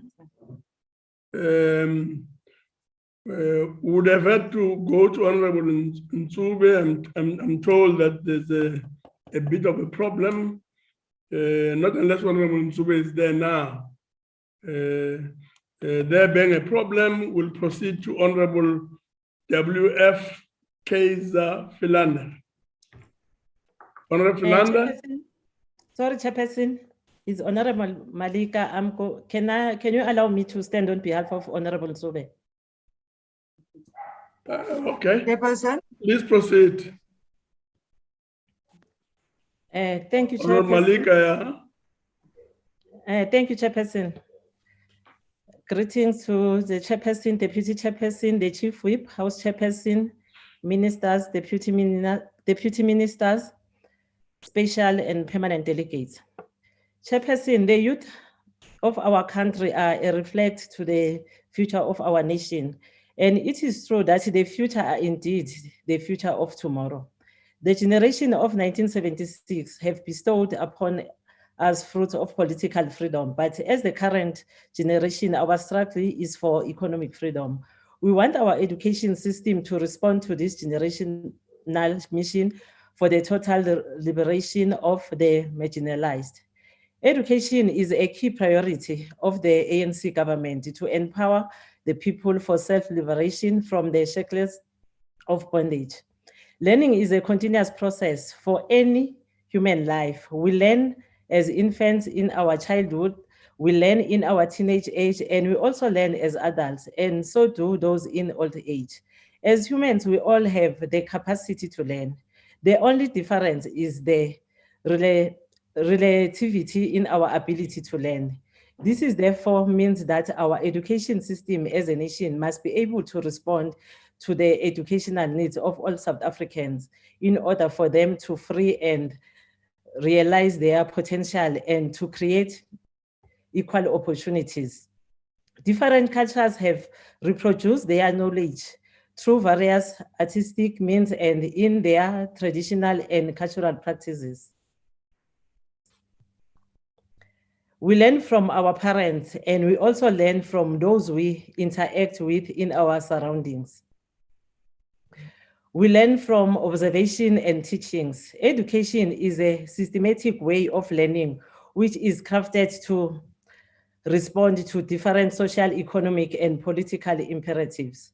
Formal education has been a practice in Africa, and Timbuktu in Mali is one amongst many notable evidence of formal learning in the continent. Colonization did not only impose its education systems, but also destroyed African knowledge development systems in the continent. Colonization has used education as a weapon to entrench the objective and its imperial interest. Quality education was preserved for the white minority in South Africa, while the African and Black majority received Bantu education and lack of access to various educational disciplines. Though education was systematically used to advance the oppression of Blacks, education also served as a tool of liberation. Literacy has also enabled the oppressed to assimilate different knowledge, which has aided the struggle against colonialism and the ability to disseminate information under repressive condition of apartheid. Today, education continues to respond to different social, economic, and political imperatives. The critical questions we need to ask ourselves is whether our education is liberative. We should ask whether our education system is producing the learning outcomes which embedded the values and socio-economic imperatives, which will realize the aspirations of the national democratic society. Our education system should empower our South Africans to realize their socio-economic rights and other human rights. The ANC government has placed education as an apex priority in order to deploy adequate resources in the education system to transform in it order to accord all South Africans the opportunity to access quality education despite their gender, class, race, or with different abilities. The ANC government has ensured the expansion of access to education, including inclusive education for people with disabilities. In 2010, government expenditure on education was at 6.1% of the GDP, which has been on the increase, which a total expenditure as a total of GDP was 6.8% in 2020. This reflects the continuous increase in allocation of education by the ANC government. In order to create a conducive environment for learning to occur for learners requires a societal effort, and it is not only limited to the role of government. If we are to improve the teaching and learning environment to help our learners to realize outcomes which represent their potential.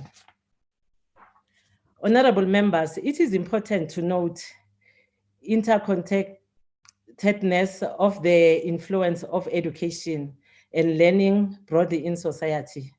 This places the emphasis of what the child learns at home, at the street, at the playfield, and at schools playing a role in shaping a child's cognitive development.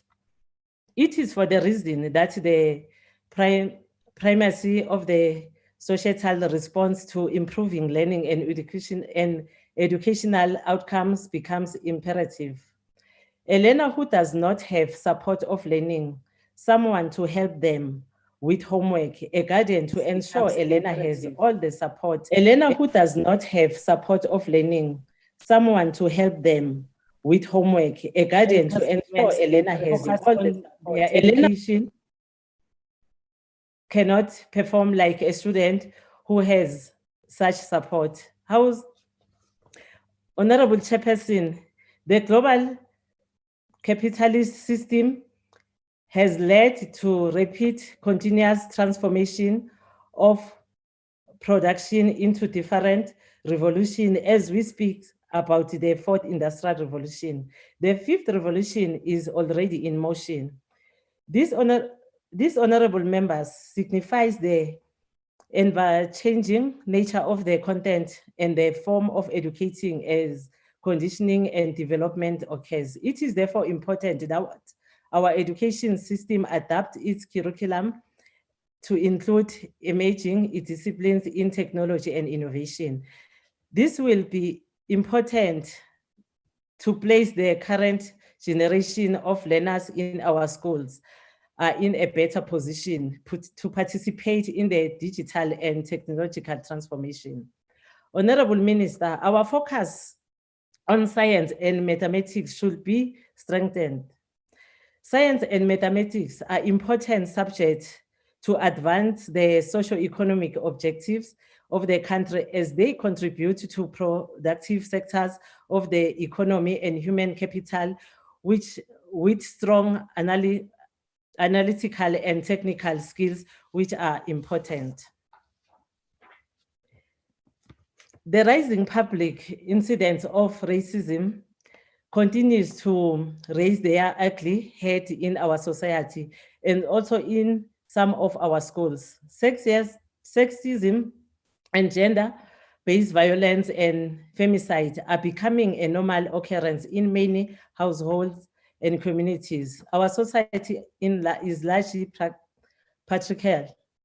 Our education curriculum is largely orientated to teach these values. We need to also promote local literature as part of our curriculum to advance the social capital of our local literacy. Honorable Minister, all these dimensions are some of the critical policy areas which we should enhance and adapt and adequately provide financial allocation to support the programs. The outcome of our education system are visible and for everyone. As in every community and most of the families, there is a child who has acquired a higher education qualification, and many children of the poor are able to perform at the same level as their counterparts with all facilities. As the ANC, we have called for the strengthening of system of the South African Council of Educators to act decisively on teachers who are found to be involved in sexual harassment cases. The teaching profession is not only a noble profession, but a seed-planting profession which has built the base of our nation's human capability. We must enhance the professionalism in the sector. The African National Congress supports this budget as the vote will advance transformation of children and the youth of this country whom deserve the best facilities and equal education in order to address poverty and inequality. Many South Africans have seen how education can transform our society and livelihoods. Education can break the cycle of poverty. We support the vote.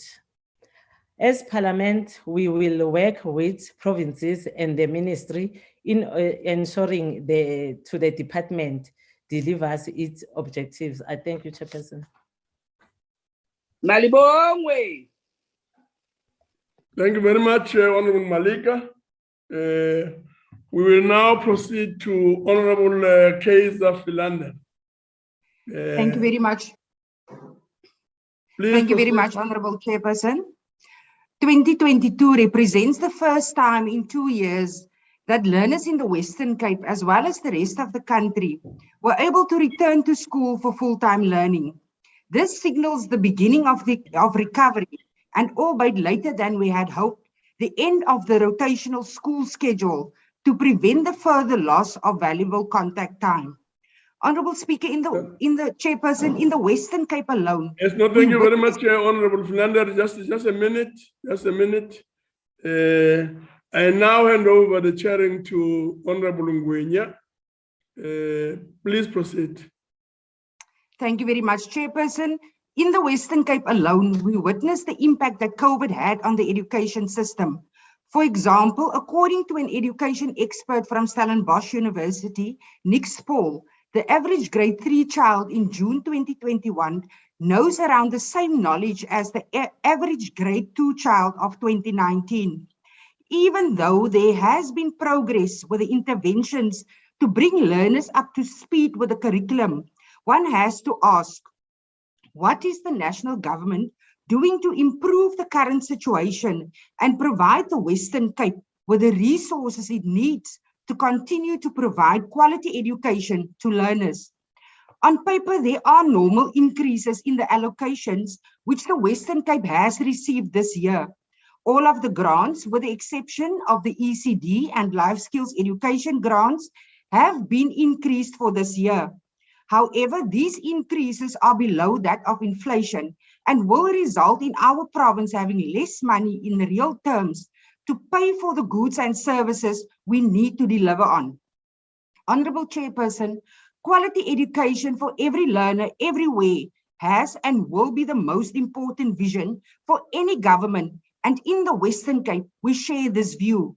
This vision is brought to light even within the constrained fiscal environment, and the WCED and the thousands of teachers, principals, and administrators make it possible for every child to have access to quality learning opportunities in a functional and enabling environment that assists them in acquiring the knowledge, the competence, and the skills in order to succeed.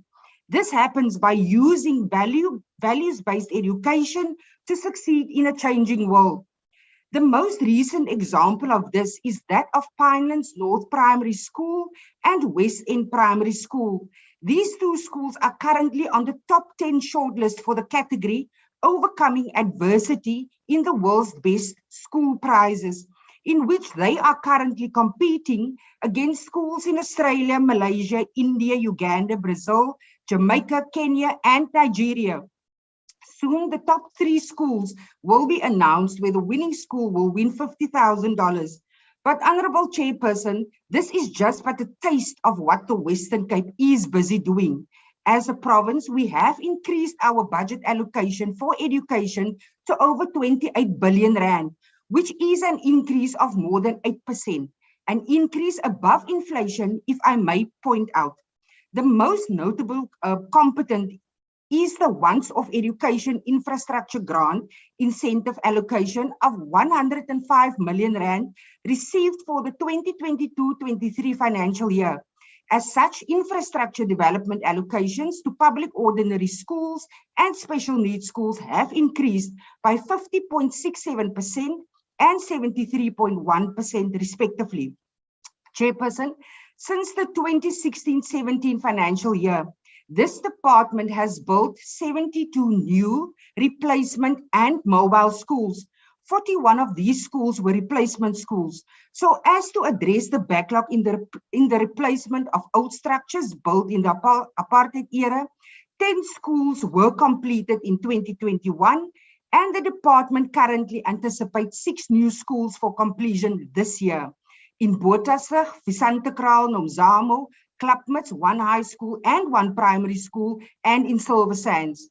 The reality is that between 18,000 and 20,000 extra learners join the Western Cape schools every year and have done so every year for the past 5 years. If the department only had to rely on new schools, then the province would have to build, furnish, and staff 18 to 20 new schools every single year.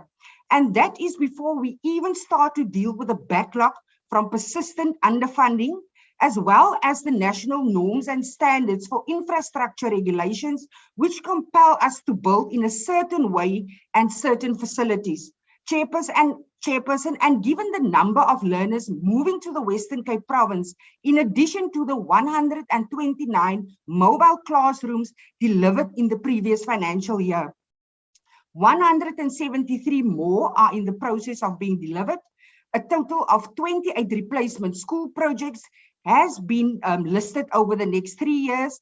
Another 97 vacant classrooms have been identified, and repairs will continue to accommodate more than 4,600 learners, and a further 11 learner transport routes serving more than 6,000 learners were approved for January this year. The budget the province gets, which is more than 90% funded by national government, cannot accommodate this rate. In fact, I hear that now, after National Treasury already changed the provincial equitable share formula criteria for health, which will mean in the future we are getting less money in the Western Cape for health.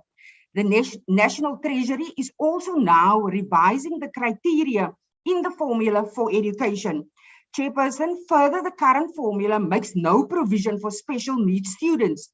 To put this into context, there were 20,325 learners in the Western Cape last year. The cost on schools to make provision for these learners is higher than ordinary public schools, but the province is left on its own to absorb the funding in this regard.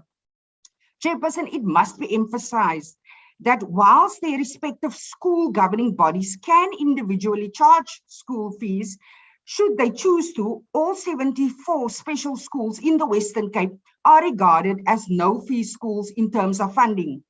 This year, the WCED has completed the transfer of the ECD centers from the Department of Social Development to the Department of Education, and 1.2 billion rand has been shifted in order to ensure the ECD program does so successfully. The department aims to infuse educational content and methodologies over the next 2 years into the sector.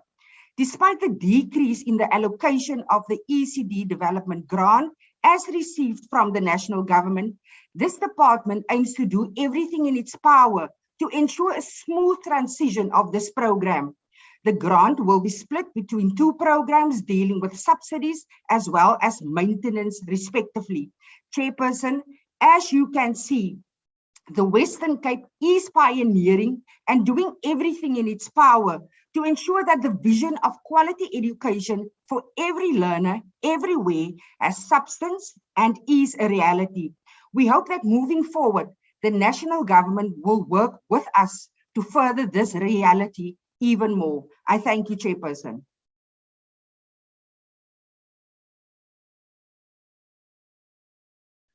Thank you, Honorable Member. Thanks very much.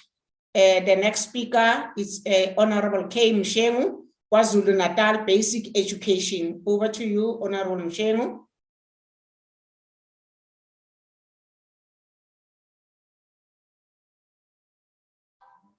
Mshengu.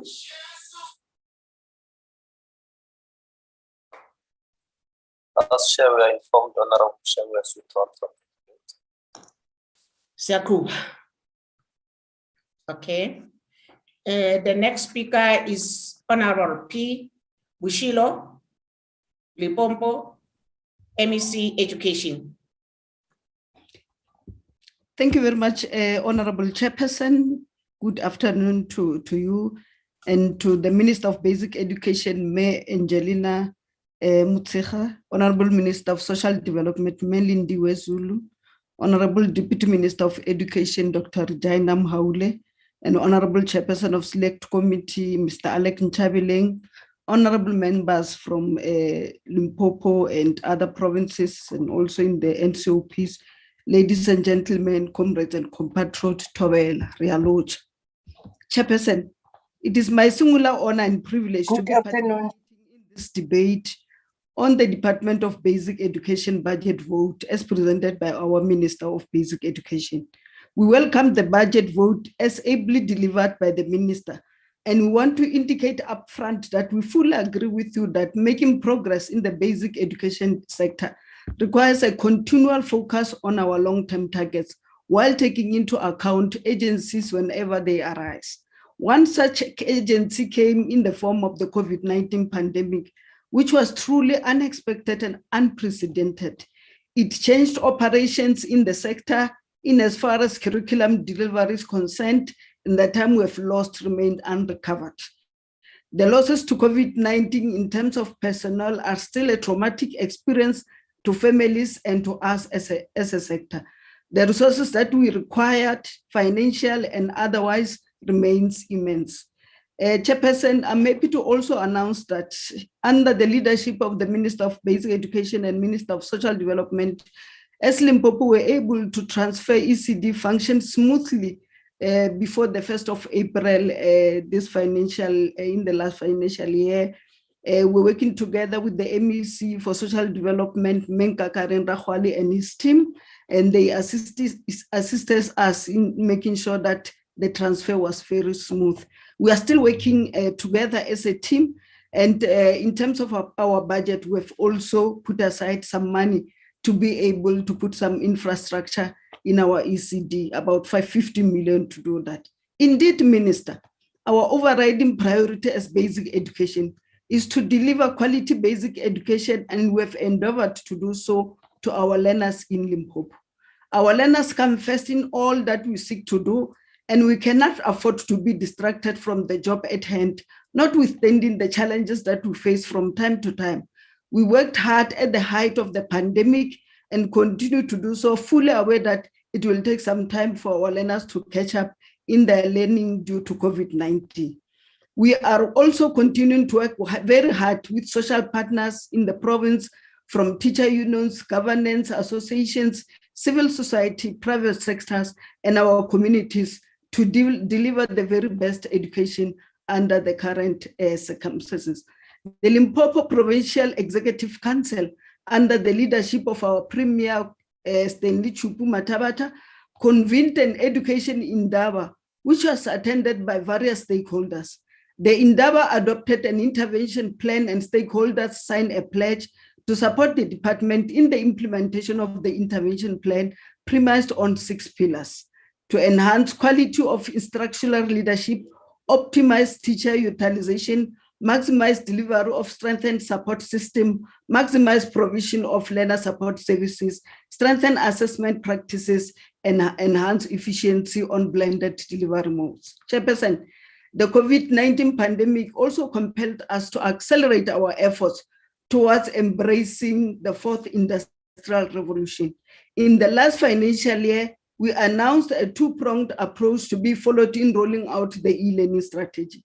The first approach was successfully implemented through the launching of the Smart Classroom in 106 math, science, and technology schools, with the software that is intended to revolutionize teaching and learning in the province. Yes, the 2.9 national increase from last year's allocation for MSD, as announced by our minister, will surely add to what we must continue to do in this critical area. An analysis of the grade 12 results in these schools indicated that the performance of learners have increased by 5% in this gateway subject. The second approach is the provision of tablets to learners and laptops to teachers in selected schools in the province. To this end, 24,600 tablets for learners and 3,173 laptops for teachers in grade 1 and 8 have since been procured and delivered. In this financial year, a total amount of 312.7 million have been allocated for this program, and as more funding becomes available, the department will accelerate the provisioning of tablets and laptops to schools, prioritizing quintile 1 to 3 schools. These schools are also having the dignity of girl learners restored as the department is delivering sanitary towels to indigent girl children. In the previous financial year, 34 million was allocated for this program, and in this financial year, an amount of 35 million have been allocated. As so far, over 195,000 girl learners are getting a supply of packs of sanitary pads, enabling them to attend schools every day without fail. In line with what President Cyril Ramaphosa indicated in his 2019 State of the Nation address, when he said, open quotes, "Our greatest challenge is to create jobs for the unemployed of today while preparing workers for the jobs of tomorrow. Our young people need to be given a real head start in the world of work," close quote. Informed by this injunction, we are in a process of resourcing and bringing back the glory days of our 8 agricultural schools in the province. We are working in collaboration with the National Department of Agriculture, Land and Reform and Rural Development in the province and also nationally to identify critical areas which will improve the implementation of this agricultural program in our school. The main aim is to train young farmers who will venture in the field of agriculture as one of the key economic pillars of the province. The department have also identified mining as one of the major economic activities sustaining livelihoods. The Minister of Higher Education, Science and Technology, Dr. Blayton Zimande, and the Premier of our province, Ntate Chupu Matabat, have launched the Sukupuni Skills Development Center at Aquaville section in Groblersdal town in Sukupuni district. The construction of this center, which includes a mining academy, has commenced. The 3 mining-focused high school that the department plans to construct in Sukupuni, Mogalakwena, and Mopani will be feeders to this center. This will assist our learners in acquiring the relevant skills required by mining in the province. Safe and adequate infrastructure remains a challenge in our province due to budgetary constraints. In spite of all these challenges, we were able to complete 9 schools in our province in the last financial year, and in this year, we are also building more than 6 schools. The provincial government have allocated the department 200 million in this financial year in order to repair 50 storm-damaged schools. This will go a long way in ensuring that we provide safe learning and teaching environment in our schools. Chairperson, we are also faced with serious challenges in our schools. Learners are becoming very violent and there is increasing bullying among them. Some learners even insult and assault our educators. We are also observing the increase in substance and alcohol abuse at our schools, and we have partnered with our parents, school governing bodies, teachers, SAPS, Departments of Health and Social Development in order to deal with these matters. One of the challenging factors also is teenage pregnancy.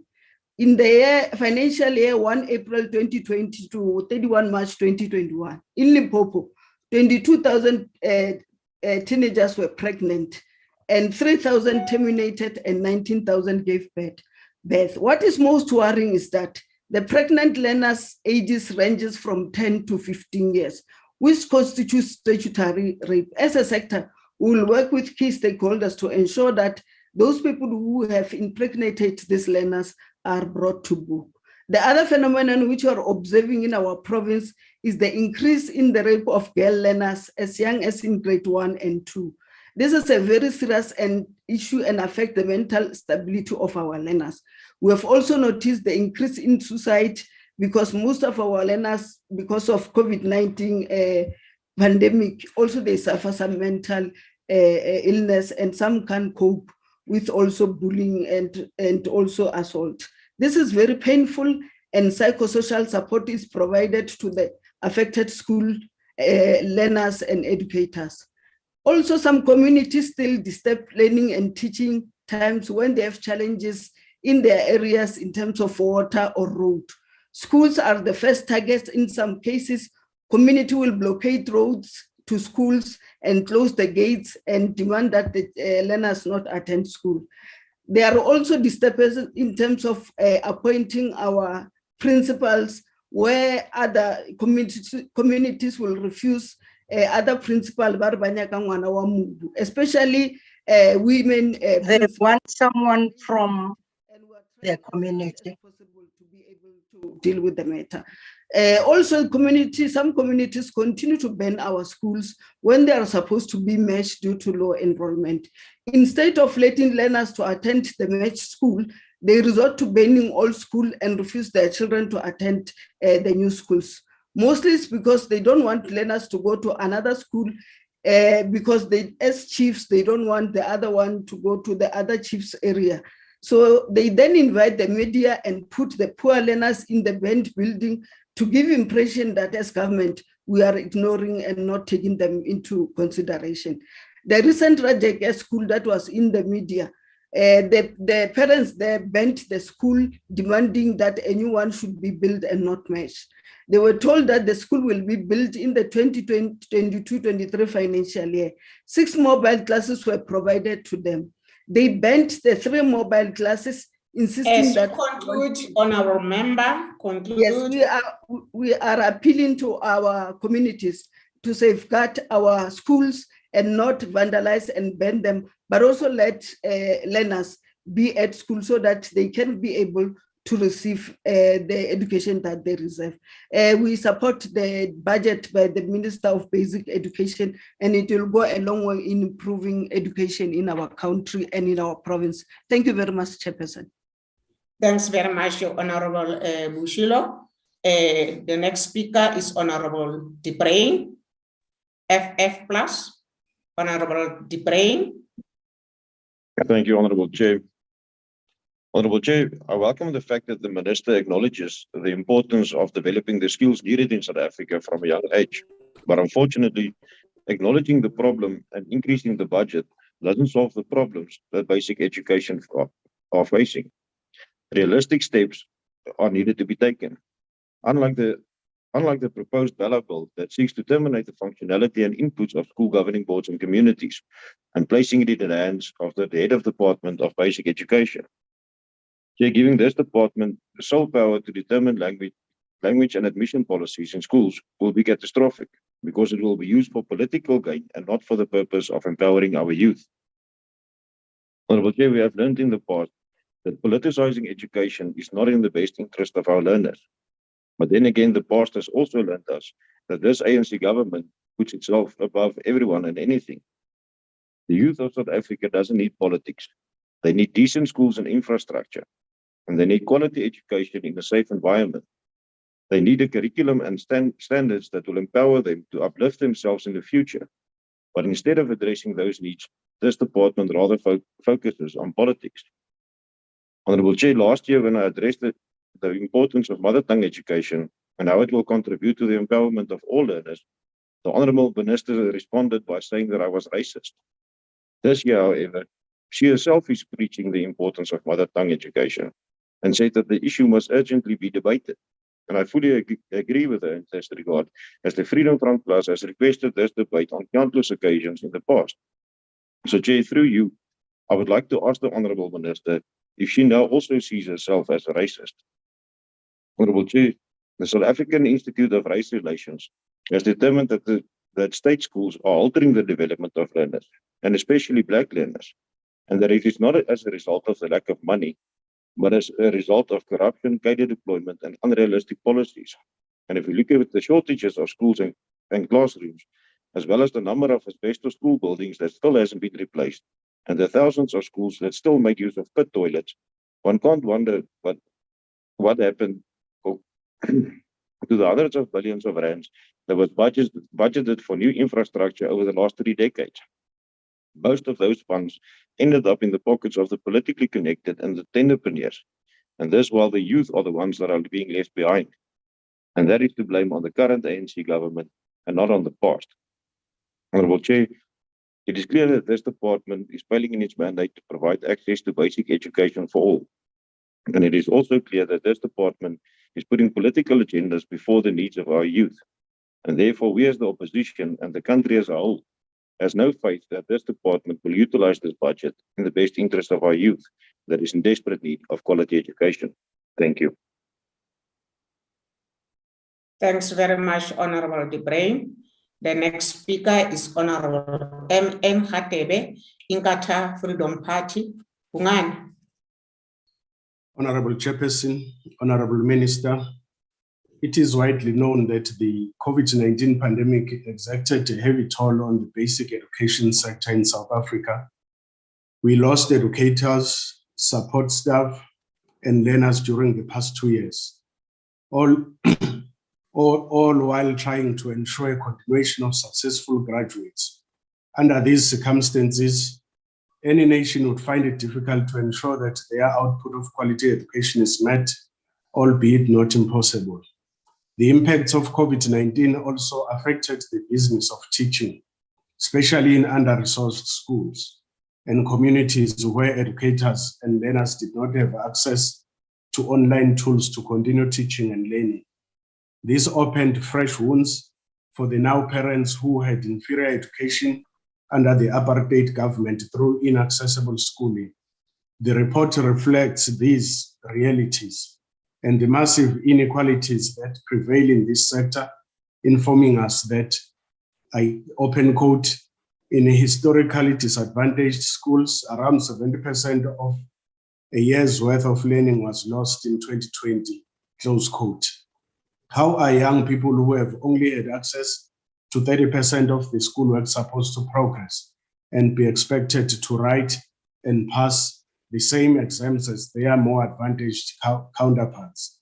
As the IFP, we agree with the priorities listed in the report as approved by the Council of Education Ministers, but we are concerned about the realization of these goals.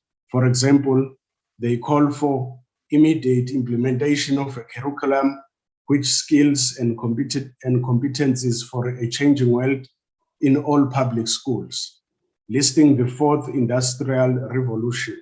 How can we expect our local, rural, and township communities to adopt these goals with an already disadvantaged background? This department must prioritize taking the fourth IR to rural areas in collaboration with the GCIS and communications. Whilst we are all acutely aware of the challenges that this department has in bringing the fourth industrial revolution to rural areas, we must be appraised of a sound plan that can meet these challenges with an allocated budget. Moreover, there must be sufficient consultation with universities, TVETs, and CETA for a greater focus on literacy and content that will be taught using these tools. Honorable Chairperson, the devastating floods in KZN have added additional stress to the mandate of this national department and its provincial departments. This department is such an important component of state capacity building and development. All stakeholders, including the IFP, must not allow this department to fall into a state of irreparable decline. We have a duty to our communities to ensure that all children do not go hungry, can attend safe and conducive learning environments.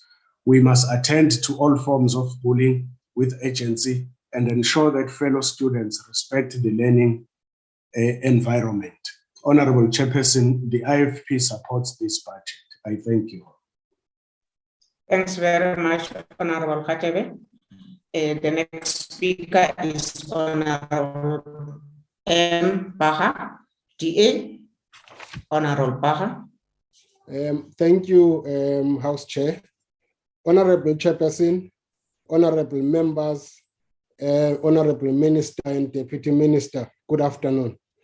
Education has a vital role in empowering women, safeguarding children from exploitation and hazardous labor and sexual exploitation, promoting human rights and democracy, and protecting the environment that people find themselves in. Education is recognized as one of the best financial investments that the state can make. The Constitution of the Republic of South Africa clearly states that every child has the right to education and safety. In a country like South Africa, where gender-based violence is a growing pandemic, we need education as a cornerstone of empowerment against such a trend. The government's continued reprioritization of funding for basic education flies in the face of the nature of a constitutionally protected right. The right to basic education, enshrined in Section 9 subsection 1 of the Constitution, is an immediately realizable right, is not subject to internal qualifiers such as the state's available resources or progressive realization. Minister, your department has a responsibility to recognize the importance of that right by availing resources to provide a fair and secured education system to all the children in this country. Before the pandemic, at least 4 out of 10 children in South Africa did not finish school. Each young person that drops out of school adds to the deepening of intergenerational poverty, unemployment, and inequality currently affecting 3.3 million youth not in education, employment, and skills training. This is a specific reference to learner dropouts, which remains a huge challenge in our country. We therefore need to find ways and means to address this problem, which is what Honorable Gade from the Eastern Cape alluded to. And it would be great to see how the Eastern Cape works that one out. The recent floods in KwaZulu-Natal, the Eastern Cape, and Northwest pose an infrastructural challenge in the schooling system, with 630 schools damaged, costing the department 442 million to fix. This is on top of the 203 million in damage caused by the July unrest in KZN. Yet 1.6 billion has been cut from the infrastructure budget by Cabinet over the medium term, which has already affected the existing infrastructural backlog of dealing with mud, dilapidated asbestos, and pit toilets in schools. This is occurring in a context where classes in many schools are already overcrowded. Teacher retention is also a major problem in South Africa and has only been amplified by the COVID-19 pandemic.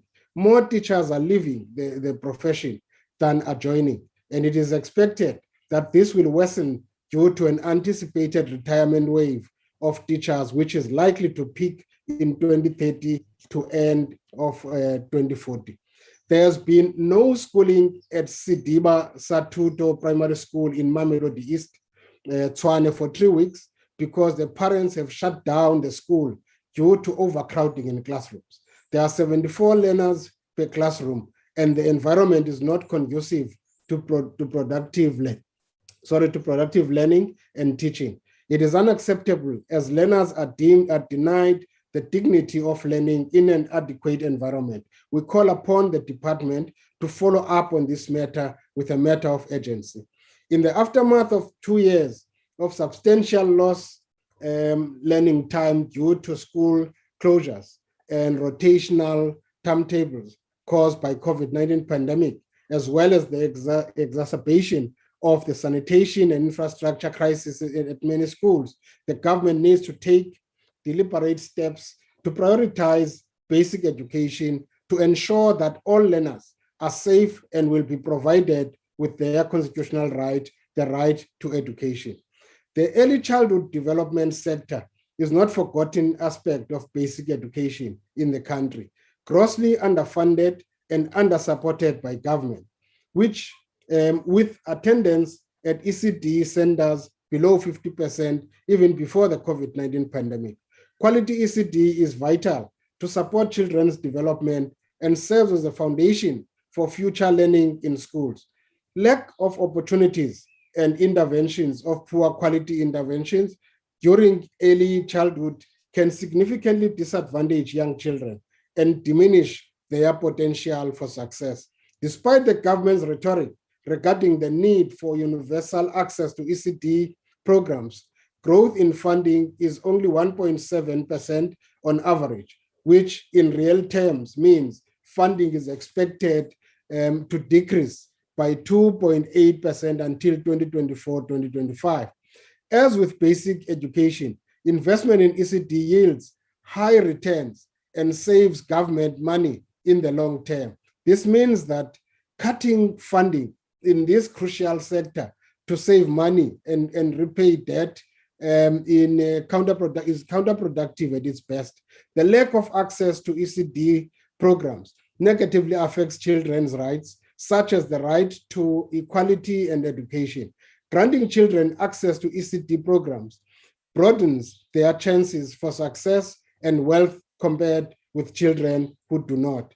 In conclusion, the House Chairperson, Minister, we urge you to prioritize giving the children a complete package for a good starting in life. The children are the future, and teach them well and secure their future. I thank you, Chairperson. Thanks very much, Honorable Baha. The next speaker is Honorable Ndongeni, ANC. Honorable Ndongeni. Honorable Ndongeni. Thank you, Chair. Thank you, Chair. Sorry about that. Good afternoon. Chair, Chair, Minister, Deputy Minister on the platform, special delegates,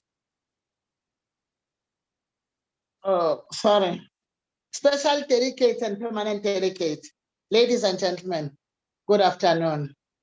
Chair, to create a better life for all, the ANC believes that building an ethical and capable development state will propel such realization. A developmental state should have the capacity to plan, implement, and innovate.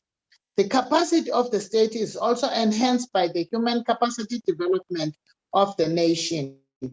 Basic education plays a critical foundational base in the cognitive development of our children. It is through education that we can create equal opportunities for all South Africans. The legacy of the colonialism is evident in the partial distribution of the opportunities and development. The fact that Elena is a rural school is more likely to be in a school with a lack of critical facilities, such as sporting facility, libraries, halls, and laboratories, to name a few. While schools in urban areas have more facilities, the pandemic has resulted in learning losses that vary due in inequality. Learners with no access to digital platforms and support were left behind. Basic education are also even in our system. The district development model needs to be leveraged for coherent planning by the different departments to ensure that our schools have access to water, sanitation, and health services. Municipality services and developments need to ensure that our schools are located in a correct area spatially, and police ensure safety in school location in communities with a high prevalence of violence. This budget vote makes an important intervention in order to close the infrastructure gap through the Infrastructure Grant Fund. Funds from the School Infrastructure Backlog Grant are intended to provide schools with water and sanitation, and to replace schools constructed with the inappropriate materials such as mud. Over the medium term, 6.7 billion is allocated to the grant to build 30 new schools, provide water to 50 schools, and provide safety sanitation to 450 schools. These projects are set to be completed by the end of 2022 to 2023, after which the School Infrastructure Backlogs Grant will be incorporated into the Education Infrastructure Grant. Through the increase of in-schooling facilities, we will be able to address the learning-teacher ratio problem in our schools to meet the norms and standards in the best interest of the learner. We welcome the efforts of the department in this regard. In our oversight visit and constituents visit, we see the improvement being undertaken despite the backlog. This focus shows the progress being undertaken by the department. The President in his SONA announced the introduction of the special purpose vehicles to expedite the eradication of improper facilities and the building of the new schools. This is a welcome intervention as part of the economic reconstruction and recovery plan. Infrastructure focus, which includes social infrastructure.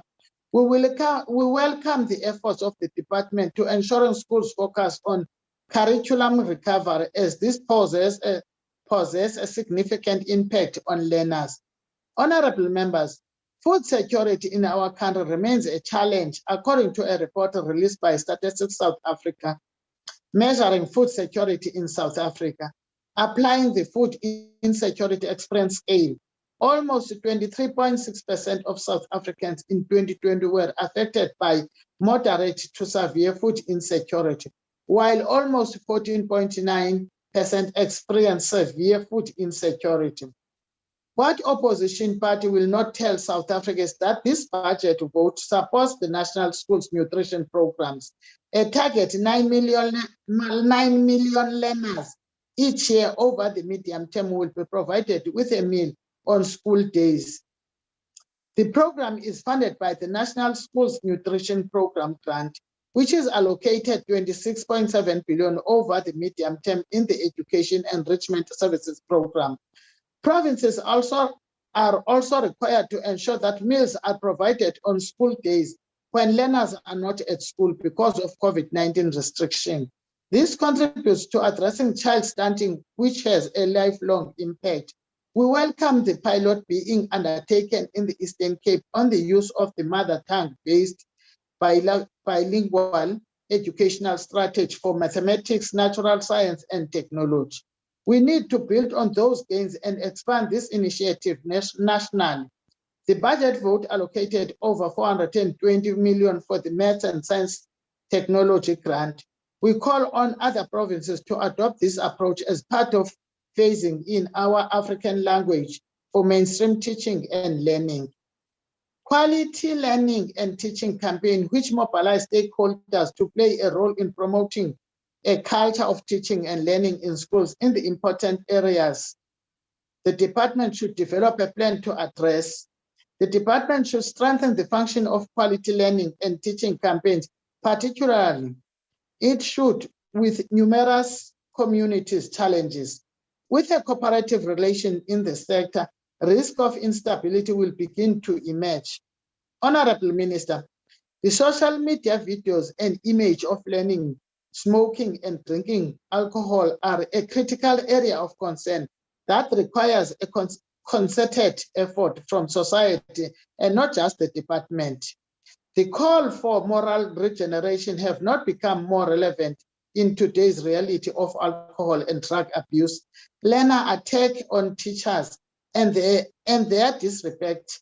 Our creative sector are also critical influencers who are at times perpetuated this culture, which does not reflect the values of Ubuntu and respect. Honorable Minister, we need to focus on strengthening school leadership. Principals are important in developing school culture that promote the values of the Constitution and inclusive culture. Hence, the principal is a critical sharper of the outcomes of the school due to the leadership provided to create an appropriate environment of teaching and learning. We need to also focus on strengthening SGBs, as in other isolated instances, they become a cause of the collapse of stability in schools.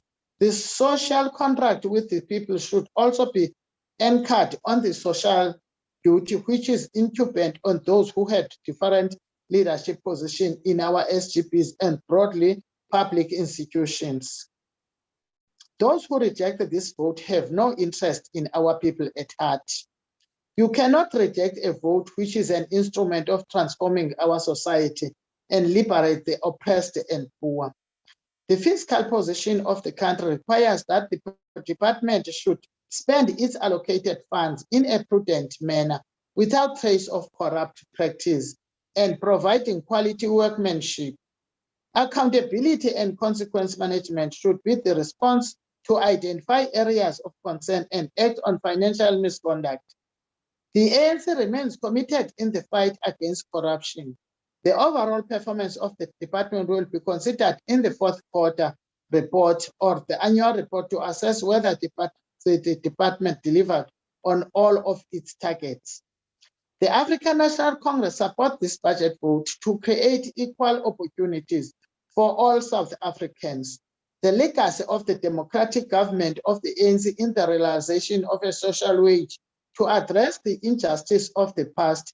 Our legacy will be strengthen the education system so that a child of informal worker and a domestic worker is today an archaeologist, a doctor, a chartered accountant, and engineering, and many professions which the democratic breakthrough has enabled, creating equal opportunities. The African National Congress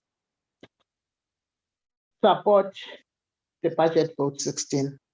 Thank you, Chair. Thanks very much, Honorable Ndongeni. The last speaker is Minister Basic Education, Honorable M.A. Motseha. Over to you, Minister.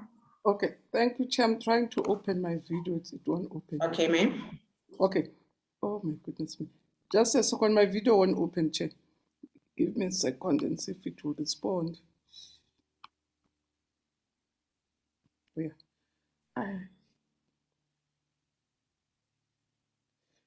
Chair, unless you'll allow me, so that I don't take too much of your time, you'll allow me to speak without the video. It just is not responding. Okay, no, it's fine, ma'am. Oh, yeah. I don't know what is happening. Okay. Okay, Kuba, ma'am. Okay. No, thank you very much, Chair. Let me also thank the different members who participated in the debate, and can say we sincerely take their advice and their counsel seriously, and we'll always make sure that any advice that we get, we do actually filter it or include it in the work that we do. Chair, just for the record, when I started joining Parliament, I was looking forward to engaging with opposition, thinking that as people with a different perspective will enrich this perspective. But now, almost more than 15 years into the process, I'm very discouraged. The opposition, if I know to learn about find a mistake, about find a finder. Nothing substantive, nothing helpful, about know it all, about Mr. Finder. And unfortunately for us from the governing party, don't have find a mistake games, about spot a difference. I don't think we will, and it's unfortunate that we do. We find ourselves in that. As the ruling party will continue to work very hard, including the Western Cape, to make sure that we will build a comprehensive, holistic education that is developmental, which will take our country forward. So Tina says, I'll go and find a finder. And also, Chair, it's unfortunate that people keep on saying the research says, you don't know which research by who. You must mention the researcher if you really mean, or you really mean something about the research. But we research just to throw words around and throw weight, it becomes unfortunate. Chair, I did mention in my speech that we've made public information on research enrollments, and I will be releasing the report soon.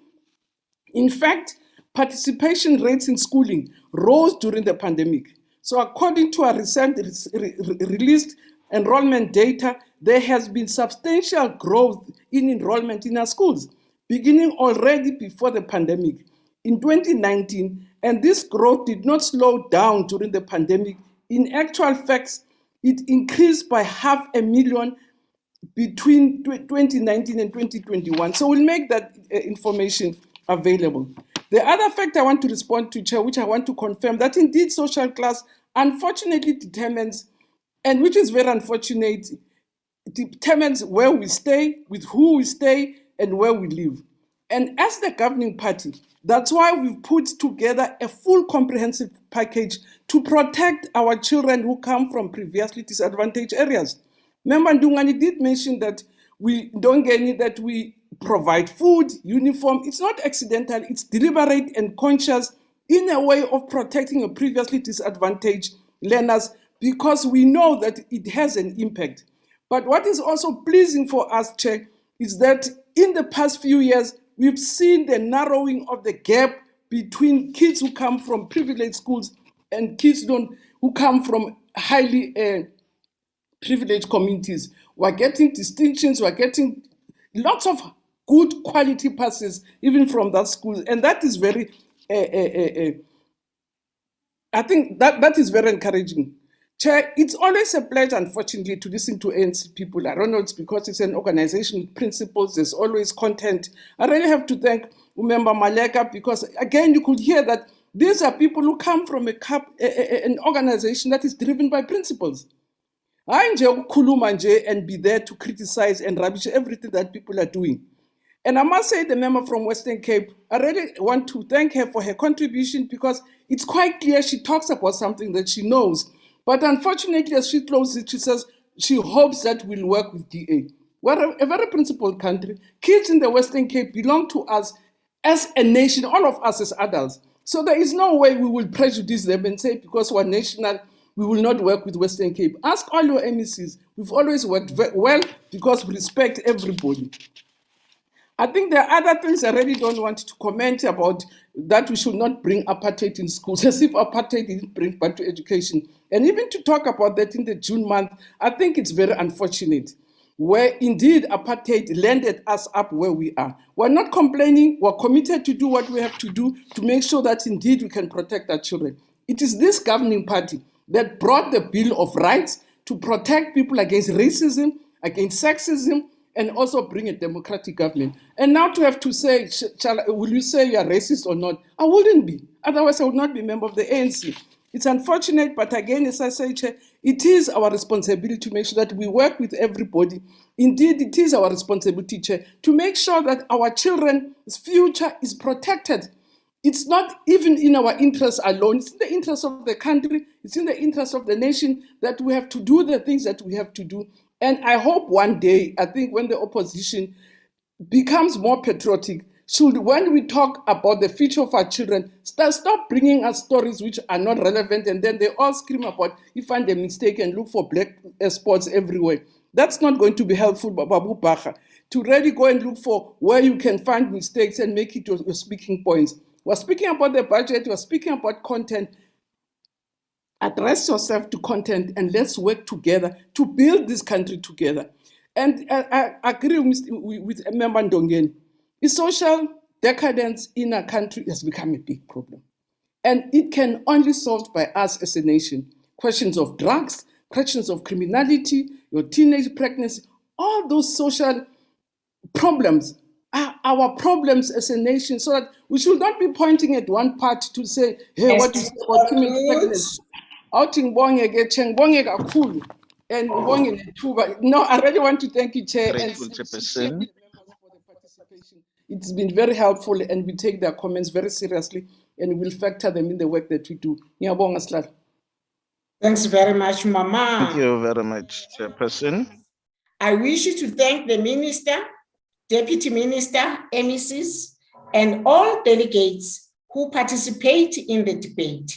Honorable members, I would like now to call Honorable Nyambi, House Chairperson, to continue with the fourth order of the day. Honorable Nyambi.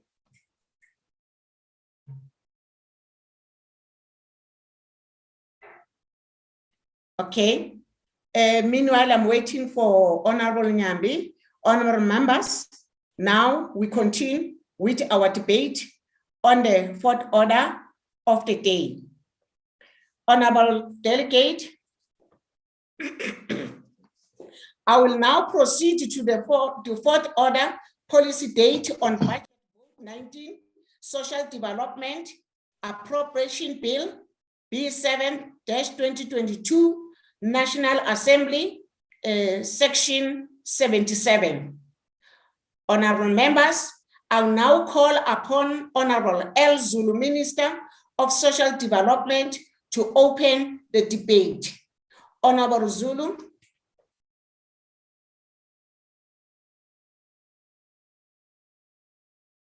Minister Zulu.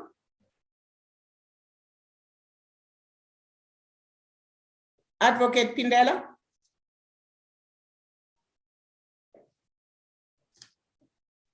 As Chairperson, I'm still trying to ascertain whether Honorable Zulu is in the House.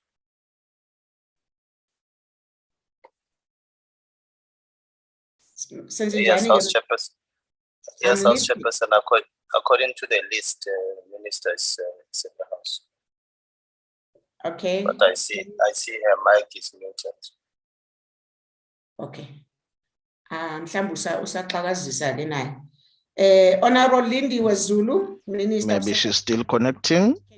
All NECs for social development that are present here today, and the following, I was informed, are in the house today: Honorable Lusiti, Honorable Kabate, Honorable Rahwale, Honorable Muyilwa, and of course, we welcome Honorable Fernandez. I haven't seen her for a very long time. You're very welcome, Honorable Fernandez. Distinguished guests, ngiyanamukela nonke, ngiyanibingelela nonke I emakhaya. welcome you. I greet you all at home, wherever you are, where you are listening. The Honorable Henrietta Bokhopane Zulu, who is attending the 15th session of the Conference of State Parties to the United Nations Convention on the Rights of Persons with Disabilities, that is taking place from today until the 16th June in New York. Thank you for the opportunity to present the 2022-23 budget vote 19 of the Department of Social Development to the National Council of Provinces, our NCOP.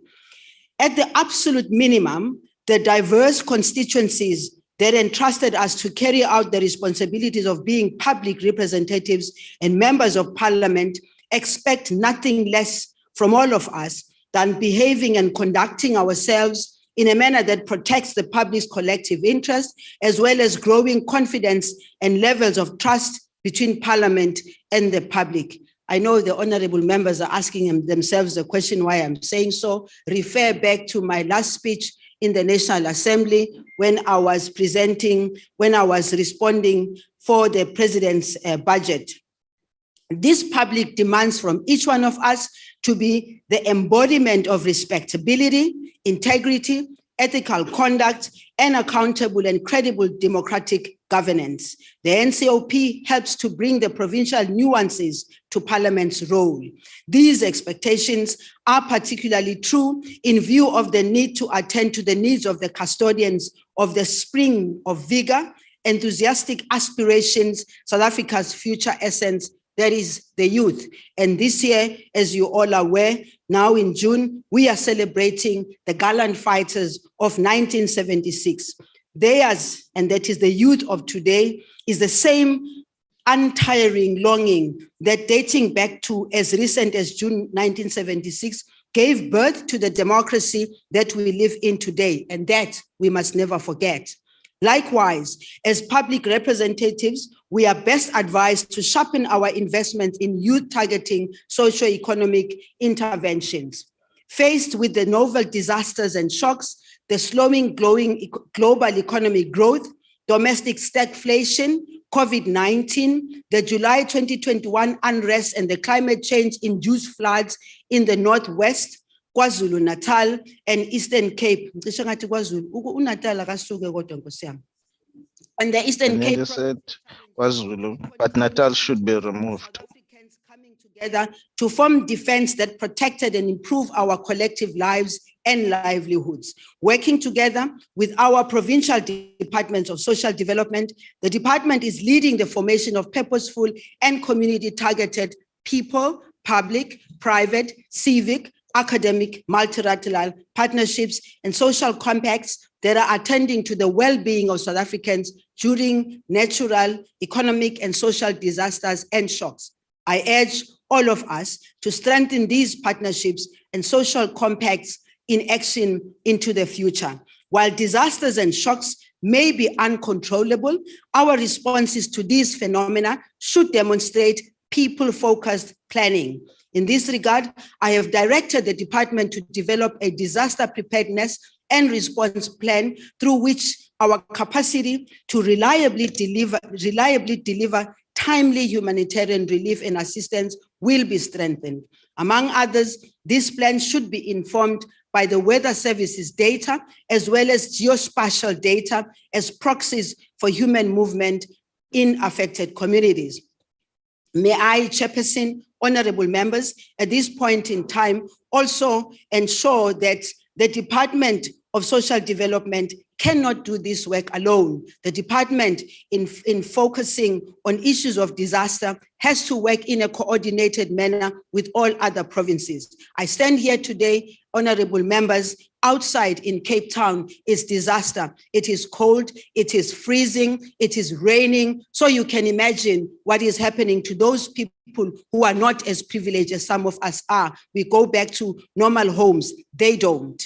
These elements define the backdrop against which the 2022-23 budget vote of the Department of Social Development is being presented to you. Working together with provincial government departments, our 52 districts and metropolitan municipalities, non-profit organizations in the social development sector, and community members, this budget is the pursuit of socio-economic reconstruction and recovery, people-responsive, cooperative governance towards inclusive economic growth and common prosperity. And common prosperity, honorable members, is not supposed to be for a few, but common prosperity needs to be seen to be walking towards our people.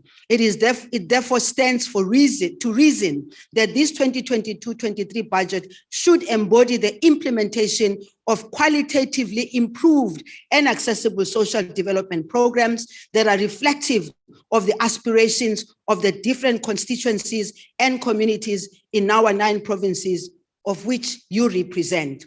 While these programs are targeted at the betterment of the state of our people and the communities that they live in and represent, it is the intentional and collective implementation of the range of social development programs that will translate into realization of meaningful society-wide impact. Informed by the State of the Nation address, our economic priorities through this financial year, the Department of Social Development will intentionally intensify its contributions towards interventions that purposefully address constant challenges of poverty, inequality, and unemployment through the following. 1, pursuing the twin policies of social protection on the one hand and programs that are intended at creating economic participation opportunities in the other. Doing so will ensure that while the necessary support is extended to members of society who are able to participate in the economy, no one is left behind and unsupported by virtue of their inability to compete in the market system. 2, attending to priority concerns such as tackling gangsterism, and we are in the Western Cape, fighting substance abuse and supporting families and communities who are affected by disasters, shocks, and emergencies in our communities. 3, expanding our support for food and nutrition provision, interventions, partnerships in pursuit of ending the pain of hunger, especially among children, while undoing the adverse long-term effects of malnutrition on human development and economic productivity. 4, continuing to implement and strengthen the socio-economic value of the COVID-19 Social Relief of Distress Grant among those who receive it, and thereby affording these beneficiaries a dignified life. 5, easing program coordinating, budgeting, and implementation within the social development sector across the 3 spheres of government through the cabinet-adopted district development model. And 7, stabilizing and strengthening governance and implementation capacity throughout the social development portfolio with a view to ensure that our programs are the embodiment of protecting the dignity of our people. I therefore go to the budget itself. Vote number 19 of the social development constitutes 13.1% of the government's overall estimated budget of 1.957 trillion. I repeat, 1.957 trillion. Our budget allocation for the 2022-23 financial year is a total of 257 billion, of which 248 billion is allocated as cash transfers to more than 18 million social grant beneficiaries every month. These include old age, child support, care dependency, granting aid, and foster care. This investment constitutes, honorable members, 99.6% of the department's total budget allocation in every community throughout our country. And I believe that we can still increase that when we look at the other budgets, when we look at SASSA Of course, NDA is a stepchild so far. We need to do something better for NDA.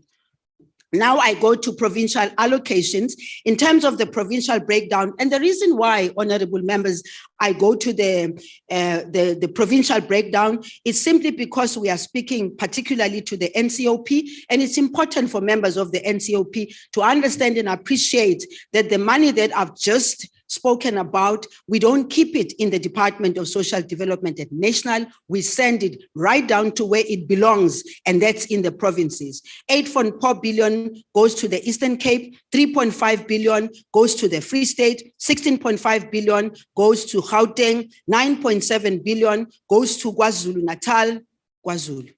4.7 billion goes to Mpumalanga, 5.4 billion goes to Limpopo, 2.8 billion goes to for the Northern Cape, 4.9 billion for Northwest, and 6.9 goes to the Western Cape. Now I come to our entities. One of our entities is SASSA, popularly known SASSA, and the CEO of SASSA is sitting right here. The journalists will have to answer about the 350. I'll give it to you, CEO. An amount of 7.499 billion is allocated towards SASSA's operations and grant payment fees. Part of improving SASSA's operational efficiency is to ensure that 95 of all face-to-face grant applications are processed within 5 days, while the target for new online applications is 10 days. In the previous financial year, we piloted the queue management system in local SASSA offices. Our plan is to incrementally roll out this system nationally in the coming years so that you don't see me in Inyala anymore. Added to this amount of 44 billion for the extension of the special COVID-19 grant. The grant will be distributed to 10.5 million eligible persons monthly until the end of March 2020. Honorable Chairperson, yesterday SASSA began to make the first payments after working tirelessly with our partners, the banks. While 321,819 people were paid yesterday, more than 700,000 beneficiaries will be paid by the end of the week. We truly do understand the pain and the hardship that our people are going through, and it is our intention to ensure that each of the 10.5 million eligible beneficiaries are in receipt of their payment. The payments we are processing over the next few weeks include the payment of appeals dating back to August 2021. These payment backlogs will be cleared and paid. Now to the National Development Agency. During this financial year, the National Development Agency received a transfer of 219 million to its budget as a contribution towards the fulfillment of its mandate, which includes grant funding and capacity building for civil society organization. An amount of 50 million has been set aside for this purpose. A dynamic civil society is a fundamental building block for the emergence of resilient communities and a vibrant democratic society. Even those others don't believe so, we do. In addition, while practicalizing the cabinet-adopted district development model, the NDA will pilot new business model by targeting its implementation in other districts per province. Some of the targeted districts include, to name a few, OR Tambo, Eastern Cape Province, Ngaka, Mudiri, Mulema, Northwest, Lizweli, Butswa, Free State, Waterberg, Limpopo, Amajuba in KwaZulu. Honorable Chair, I'm pleased also to announce to this Honorable House that we are at the final stages of appointing the board of the NDA, which will serve for the next 3 years, as according to the provisions of the NDA Act.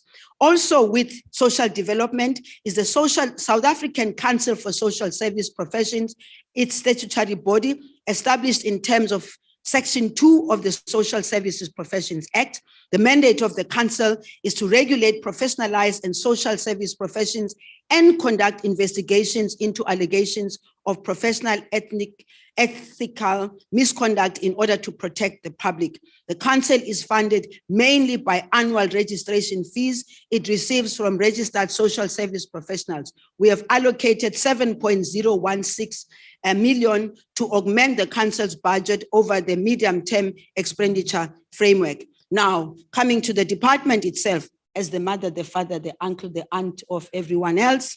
The department's specific allocation is 944 million, and the priorities that this will be directed towards are the following. Can I please have my phone to look at the department's programs?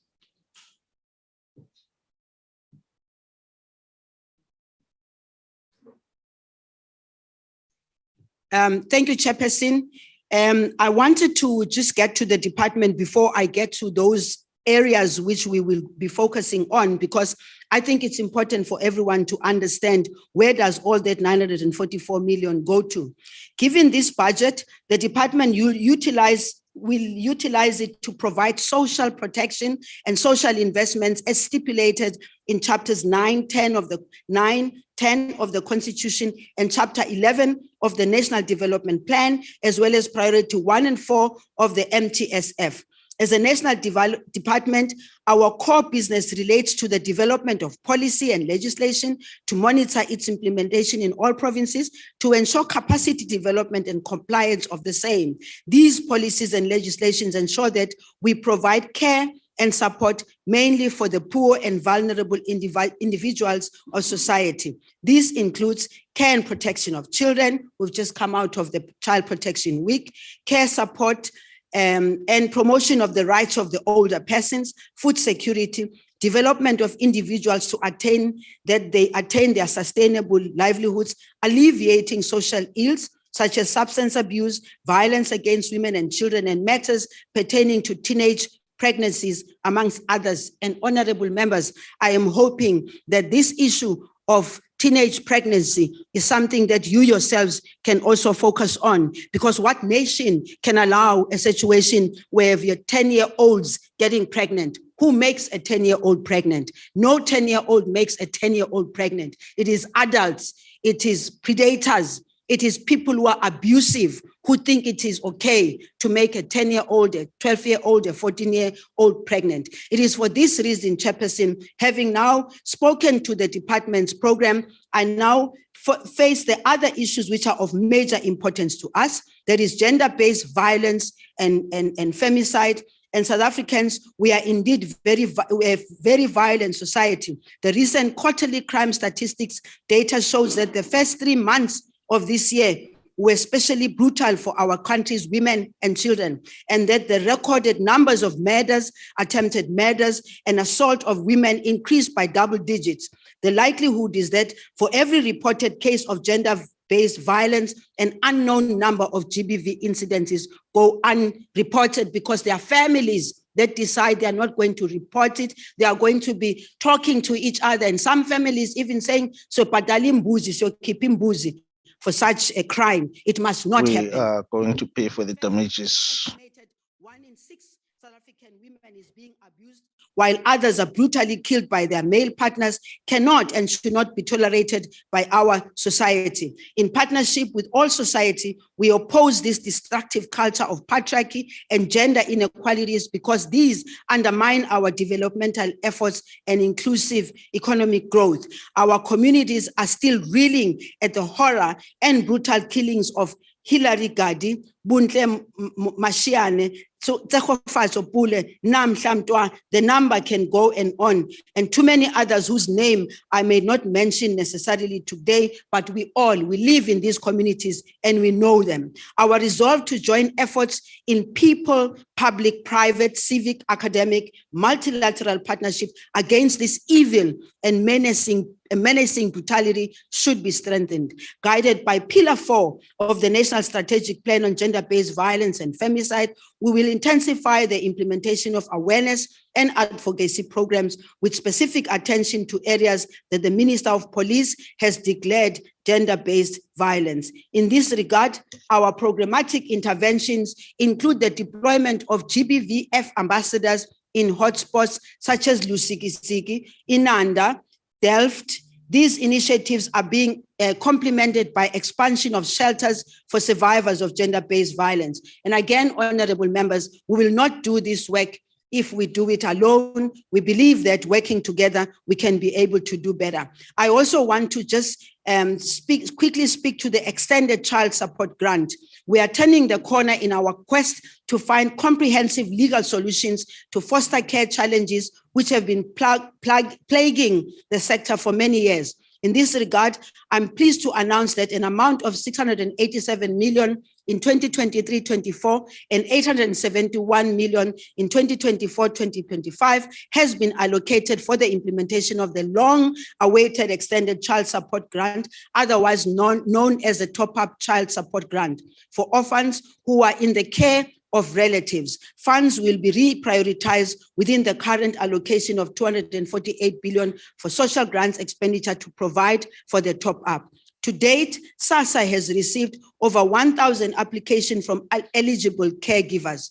Once approved through the effortless process that we have put in place, unlike the lengthy foster care system that was applicable before, the eligible caregivers will receive an amount of 720 rands per child per month. This financial year alone, the grant is expected to benefit over 191,000 relatives or caregivers. Still on matters related to children, I'm pleased to inform this House that we have transferred the function of the early childhood development to the Department of Basic Education, and I'm sure that Minister Angie Motshekga must have also referred to that in her presentation. The Honorable Minister Angie and I have agreed that the Department of Social Development will continue supporting the transition process to ensure that there is a seamless provision of services. In line with the principle of funds follow function, the total amount that will be transferred to the Department of Basic Education for the 2022-23 financial year is 4.5 billion. Laba bathanda ukukhulumela safuthi ke siyababonisa manje ukuthi le mali iya la kufuneka uye khona ke Those who talk too much, we are showing them that where that this money is going where it is supposed to. They must keep quiet a little bit. Use and gangsterism. The combined impact of these challenges on individual families and neighbors is profound, and the need for urgent, collective, consistent action could not be clearer. The task of tackling this national emergency cannot be undertaken by one department alone. A collective effort is required, which is why we have set up the Central Drug Authority to lead the national efforts to implement the National Drug Master Plan 2019-2024. Equally, we will ensure that those affected to get the help they need through the public treatment. Our policy stance is clear that addiction is a chronic condition and that when someone has been drawn into drug dependency, they should be supported to recover. Ixesha lakho liphelile ngoku. Ngiyabonga kakhulu Chairperson. Ezinye ke Thank you very much, Chairperson. I've mentioned the issue of teenage pregnancy. And that one's affecting us. Lastly, Chairperson, in closing, you all know that we've got a legislative program. I would like to thank my department, the agencies, and all the people I'm working with, I'm running with. I also would like to thank my family. My family has been supportive. I've abused them one way or the other because I'm hardly ever there, but they know that I'm doing the work of the people. I thank you, Chairperson. Thanks very much, Honorable Minister. Honorable members, I'll now hand over to Honorable Sylvia Lucas, Deputy Chairperson of NSOP. Over to you, Deputy Chair. Thank you very much, Honorable House Chairperson, and thank you very much to the Minister.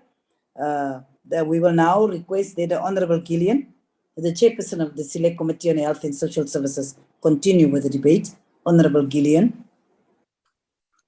Thank you, Deputy Chairperson. Greetings to the Chairperson of the NCOP, the Chief Whip, House Chairpersons, MECs present, the Minister and the Deputy Minister who is present within this debate, and also to all delegates. Honorable Chairperson, Section 27 of our Constitution enshrines everyone's right to sufficient food, water, and social security, and that this democratic government must take all reasonable legislative measures for the realization of that right. Therefore, the Department of Social Development is mandated to ensure protection against vulnerability by creating an enabling environment for the provision of a comprehensive, integrated, and sustainable social development service. Honorable Chair, South Africa is not a welfare state, but our government has to put measures in place to ensure that the welfare of the poor in our country is protected. The lived experiences of many South Africans, in particular Africans, women and children, dictate that our government put in place measures such as the social assistance, social security, and welfare services in the form of social grants, food relief packages, etc., to address the immediate needs to address poverty alleviation and food insecurity. Honorable Chairperson, we welcome the commitment to the implementation of a national food and nutrition security plan. It is high time that we encourage our people to be involved in individual homes and community school garden projects for both poverty alleviation and for sustainable livelihood. Our ANC government is committed in creating an ethical and capable developmental state which should drive the socio-economic development of our society. As the African National Congress, we welcome the initiative by the Minister and the Department to professionalize the sector through the enactment of the Social Service Professionals Bill. That would be debated in this House sometime during the course of this year. Honorable Deputy Chair, we are concerned with the little budget allocated to the National Development Agency, which has a huge responsibility of eradicating poverty and its causes. The NDA does this through its mentoring of community-based organization for self-sustainability while eradicating poverty in these communities. We further welcome the commitment made that the NDA will create more than 3,000 job opportunities during this financial year. These commitments are in line with the objectives of the government as outlined in the President's State of the Nation address in the beginning of this year. Honorable Deputy Chairperson, Program 5 of the Department of Social Development is about the implementation of social policy and integrated service delivery. The African National Congress appreciates the commitment made under this program as presented in the annual performance plans of this department. Among the issues that the department is going to implement is to ensure that they process within 2 months at least 98% of NPO applications that the department would have received. Sorry. Further, the APP commits in reviewing NPO's annual reports within 2 months of their receipt. This has been one of the challenges encountered by new NPOs.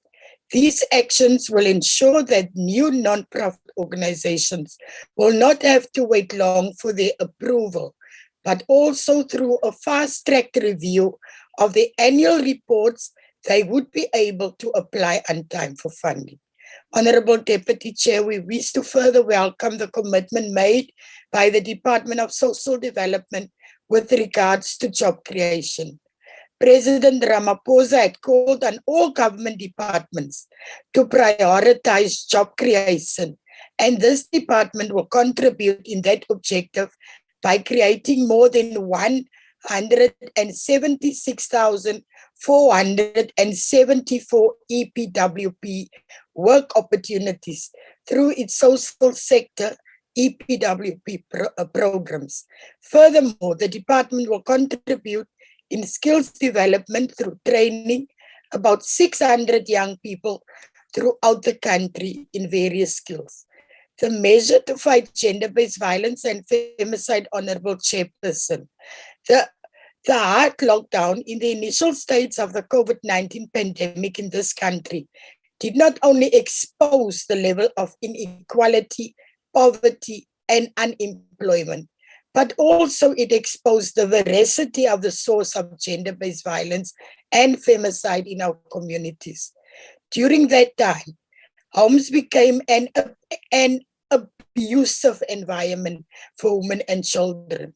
According to the South African Police Services, it reported that during the first week of the lockdown, they received more than 2,300 phone calls reporting GBVF incidences in their homes. We welcome the Minister's commitment in the eradication of the source of GBVF in our communities. The Department of Social Development has put in place measures and programs to implement the National Strategic Plan on Gender-Based Violence and Femicide.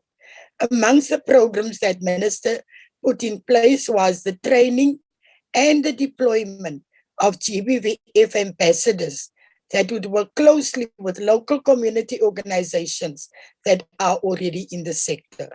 Honorable Deputy Chairperson, President Ramaphosa, during his SONA, encouraged the need for social compact. The Department of Social Development, through its various partnerships with civil society organizations in addressing GBVF, is a demonstration of what can be achieved through social compacting. Honorable Deputy Chair, the impact of the pandemic of the livelihoods of millions of South Africans have been extreme. While in some ways communities is acclimatizing themselves to the new norm, the effects of the pandemic on the global economy are quite significant and linger on. Millions of jobs have been lost, and many families and individuals displaced by COVID-19. South Africa, being a country that battles the source of unemployment, inequality, and poverty, has further been plunged into vulnerability by the pandemic. The implementation of the COVID-19 SRD grant has certainly buffered many families from the full impact of the pandemic on their livelihoods. Politically, the rollout of the SRD grant is an important step towards addressing poverty and inequality. In line with the ANC's commitment to economic transformation, the commitment to expand the pay point areas of the SRD to local consumer good traders represents a step in the right direction for laying the foundation for an inclusive economy that we aspire for. Honorable Deputy Chairperson, we further acknowledge the steps taken by the department to not only providing psycho support to GBVF victims, but also in the country. In most cases, the victims of GBVF are people who are reliant on their livelihoods and the perpetrator. Therefore, the transfer of skills will go a long way in empowering the victims' independent livelihoods. Honorable Deputy Chair, as we intensify the fight against the GBVF, we must not forget to intensify our fight against unwanted teenage pregnancies, alcohol and substance abuse, and against gangsterism in our schools and communities.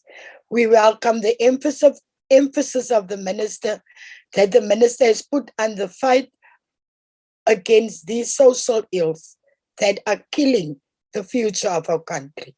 It cannot be the responsibility of the government and social organizations alone, but we must strive to include the affected communities. The payout of the social relief of the stress grant has resulted in long queues in our post offices, with people lining up for queues as early as the night before their payment date.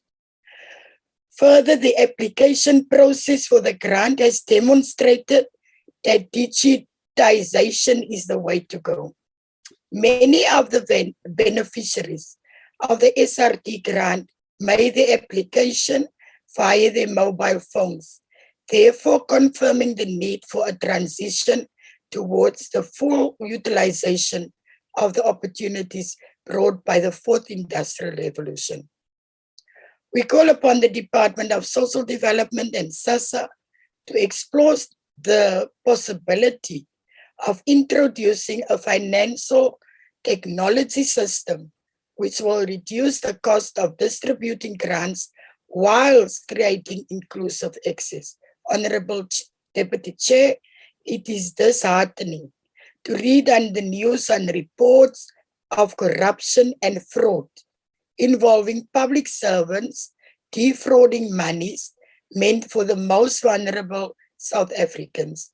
We welcome the commitment made by the Minister of rooting out fraudulent activities in rolling out of SRD. Fraudulent activity in any size, shape, or form is a gross injustice to the people of South Africa. We cannot, as such, protect any elements in the state that seek to rob the country and its people. Honorable Deputy Chair, in conclusion, we need to strengthen ethical governance within the public sector.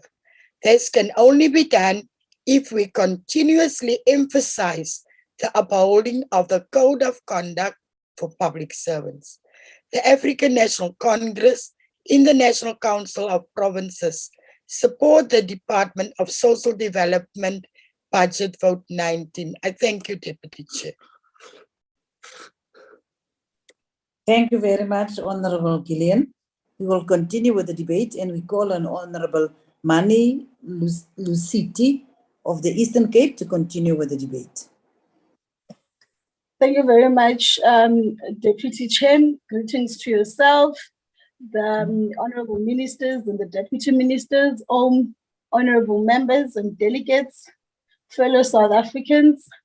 Allow me again to greet you as I rise on behalf of the Eastern Cape to support the 2022-23 Budget Vote 19 of the Department of Social Development as tabled by the Honorable Minister Lindiwe Zulu. Since the beginning of the sixth administration and the past 2 years of the emergence of COVID-19 pandemic and other disasters, the Minister has provided a sterling leadership to the social development portfolio.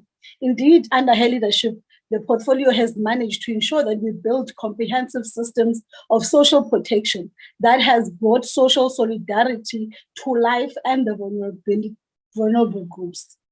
In the province of the Eastern Cape, the Minister and the Deputy Minister have been part of our intervention to prioritize the rights of women, youth, children, and people with disabilities.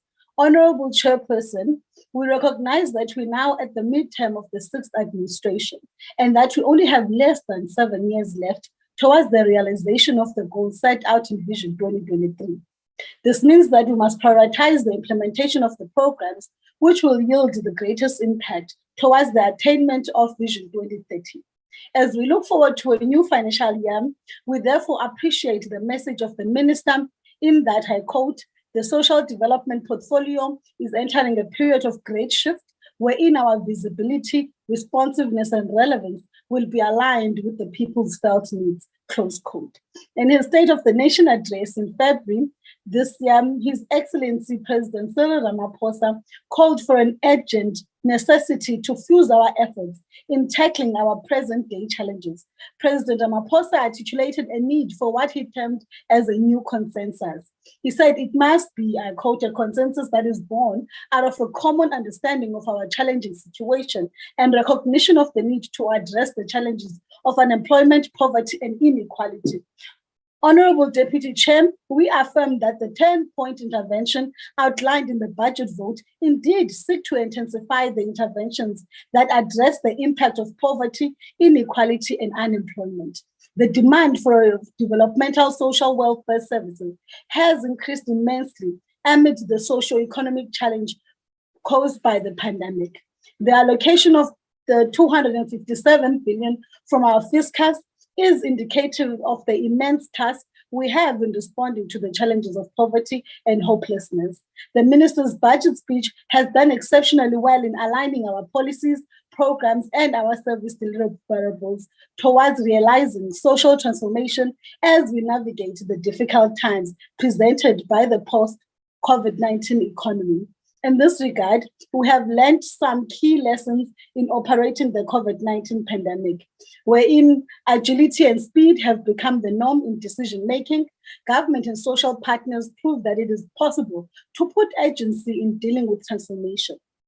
Secondly, social compacting between government and social partners emerged and informed decisions structures at all levels in the country, and this proved that it is possible for government to partner with the private sector and pool resources. Integration within and between government departments became norm, and all it needs is sustaining through systems and beyond structures.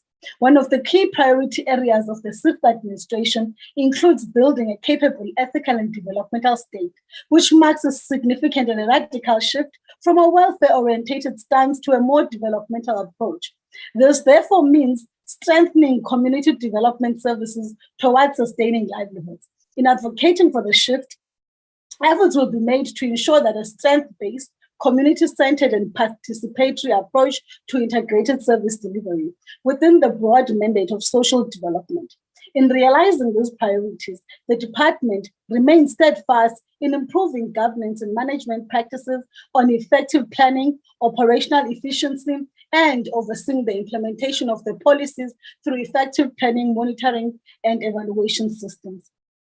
Essential to the strategic plan's ability to guide clear actions is the need to renew the organizational culture and the delivery of services, while also strengthening management capabilities. The extent to which we meet these goals will speak volumes about our determination to improve the lives of the people we serve.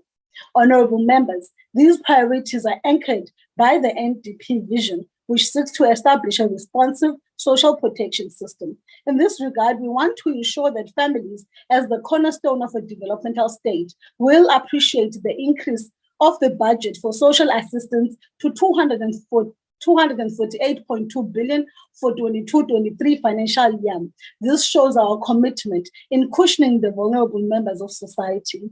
Honorable members, in view of the escalating incidences of violence against women, we welcome the intervention and the commitment by the department as led by the minister to, through the NDA, strengthen our GBVF-focused partnerships with civil society organizations that render services to victims of gender-based violence. We welcome the 103 million rands worth of funding that has been approved. This will indeed go a long way in fighting the scourge of gender-based violence.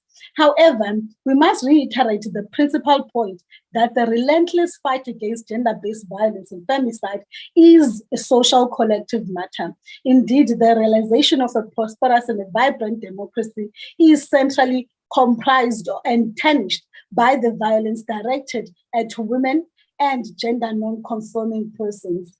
We welcome the intervention of the Social Employment Fund that will create a further 50,000 work opportunities using the capability of organizations beyond government in areas such as early childhood development and tackling gender-based violence. In supporting MPOs, which impact positively in the development and empowerment of vulnerable groups in our communities, thus contributing to the improved quality of life, we therefore welcome the 3 million which has been allocated to support MPOs and the more than 7 billion that will be directed to provinces.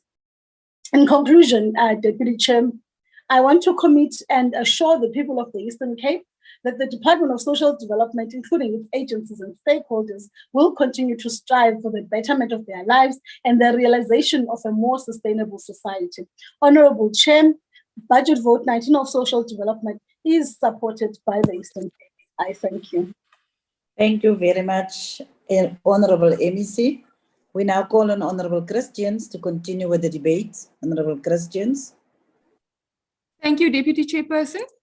Honorable Deputy Chairperson, honorable members, and honorable Minister. South Africa currently records the highest unemployment rate in the world, and the current economic indicators are reflective of a struggling economy, suffering high job losses and high levels of economic inactivity, exacerbated by the COVID-19 lockdown restrictions and further intensified by recent natural disasters. It has been reported that 46% of the population are on some or other sort of social support from the Department of Social Development. And the question is, how long is this sustainable without looking at the root cause of poverty and unemployment?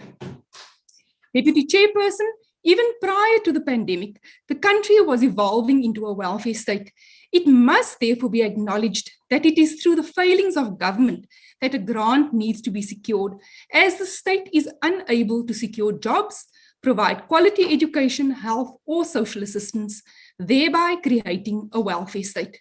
There is no clear plan or commitment to lift the people of this country out of poverty.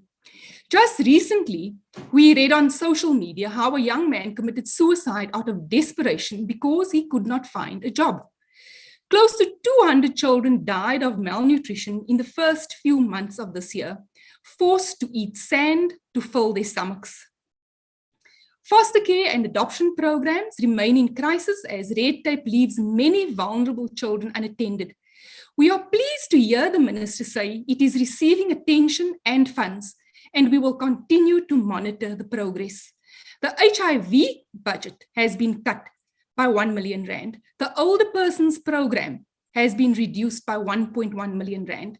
The substance abuse program has been substantially reduced from 21.9 million rand to 20.7 million rand. NPOs remain underfunded. Approximately 7,000 social workers have still not been employed despite the plethora of social issues in the country. And this department, along with the other state departments in this country, seems to have given up on the gender-based violence and femicide scourge. The department has discontinued the social work scholarship for this financial year and has failed to absorb social work graduates. Social work graduates who benefited from the social work scholarship remain unemployed, leading to wasteful expenditure and, of course, with that, the rise in social ills. This leaves provincial departments to come up with strategies to absorb social work graduates, as there continues to be a lack of social workers in rural areas, including in schools. Considering also that 70,000 social workers are required in order to implement the amended Children's Bill, and 5,000 additional social workers needed to implement the Substance Abuse Bill. Deputy Chairperson, the NCOP's role in overseeing the budget is to ensure that provincial and municipal interests are properly accommodated in the budget and that the division is equitable. The consistent reduction in funding across the entire provincial departments of social developments is therefore a cause for concern. The department emphasizes that social welfare services is a priority, but budget cuts in provinces in the social welfare program suggest otherwise.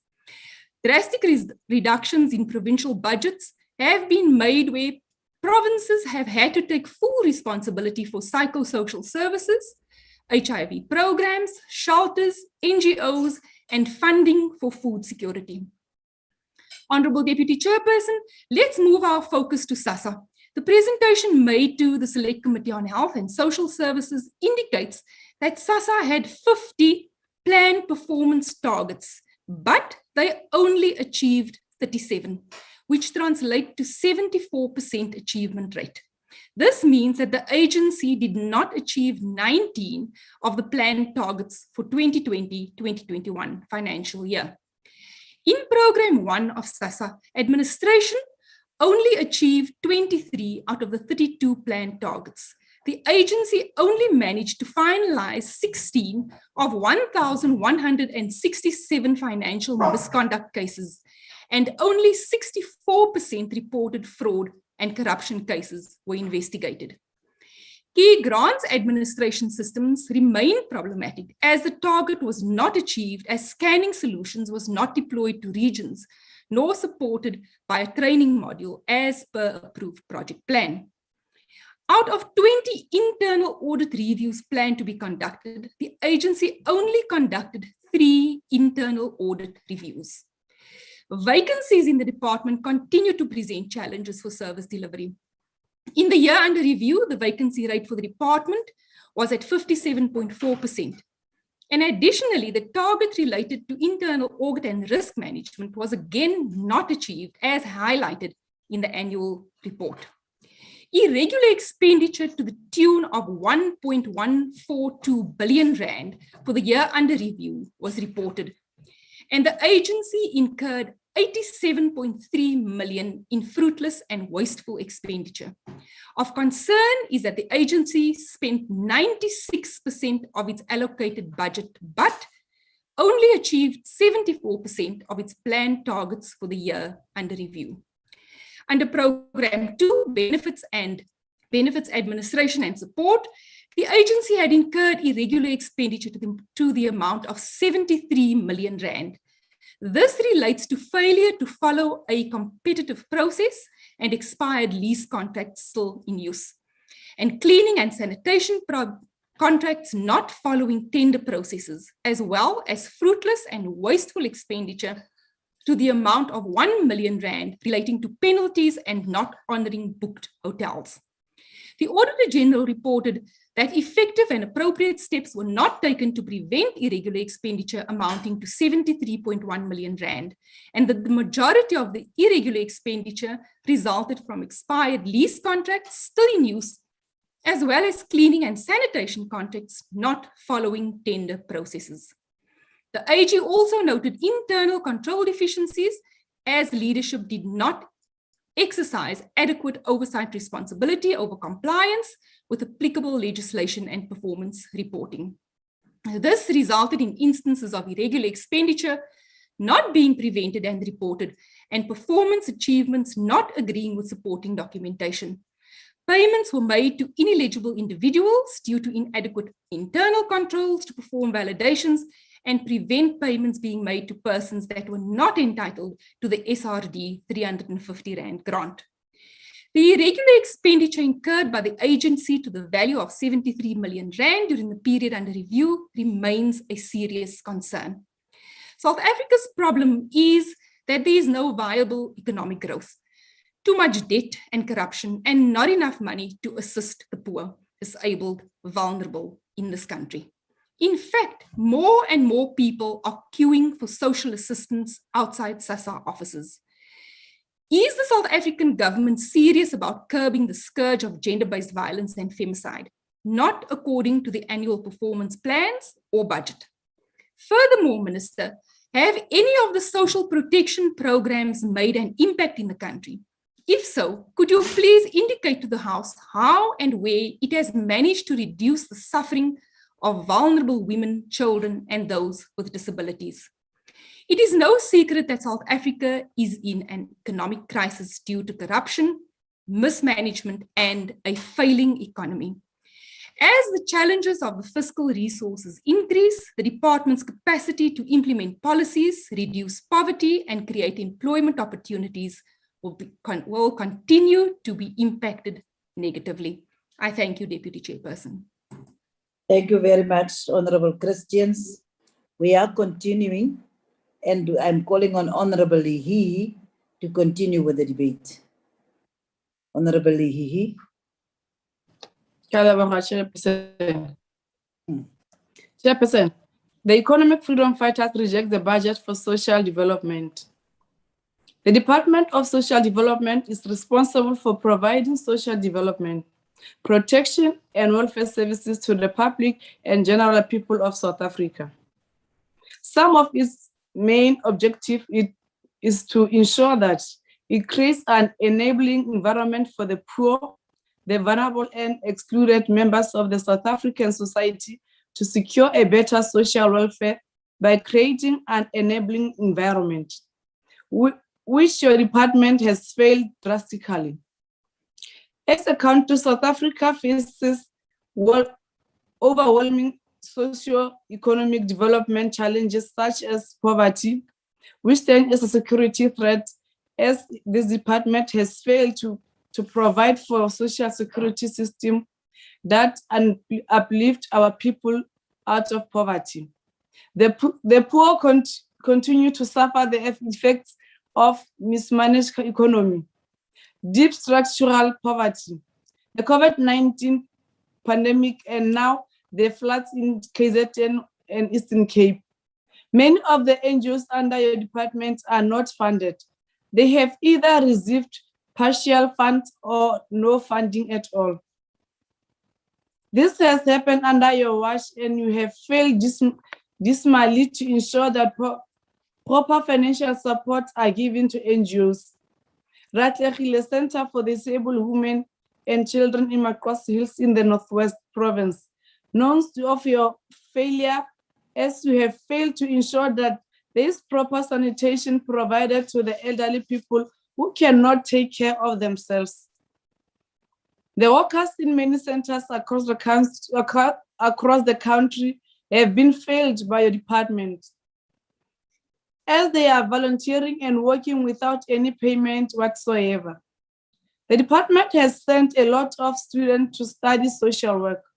However, there has not been any placement of many of those students who are qualified as social workers. There exist no plans in place on how to absorb graduates into the department in order to address the issues of high unemployment in the country.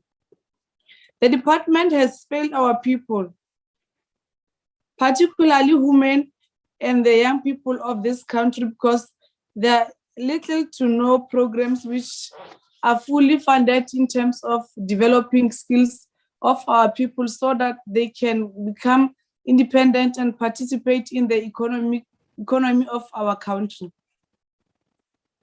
Our country faces a high unemployment rate, which is at the heart of many of the challenges faced. Problems resulting from this include crime, hopelessness, a state of inequality, and the poverty cycle. In terms of Social Security Minister, your department has failed. You have failed the offense across this country by not amending legislation to ensure that when individuals turn 18 of age, they are not cut off from social grants. The truth is that they cannot be able to provide for themselves. Many of our learners finish their high school at the age of 18. Who's supposed to pay who's supposed to pay for their university fees? Who's supposed to take care and provide a shelter for them? Who's supposed to buy them food? We are failing to ensure that the vulnerable and less privileged have a secured future. Your department has failed the people of KZN, the people of Northwest, and the people of Eastern Cape. No relief has been provided for them since the devastating floods. Which program is your department and embarked upon to ensure that it restores the dignity and livelihood of the victims of the floods?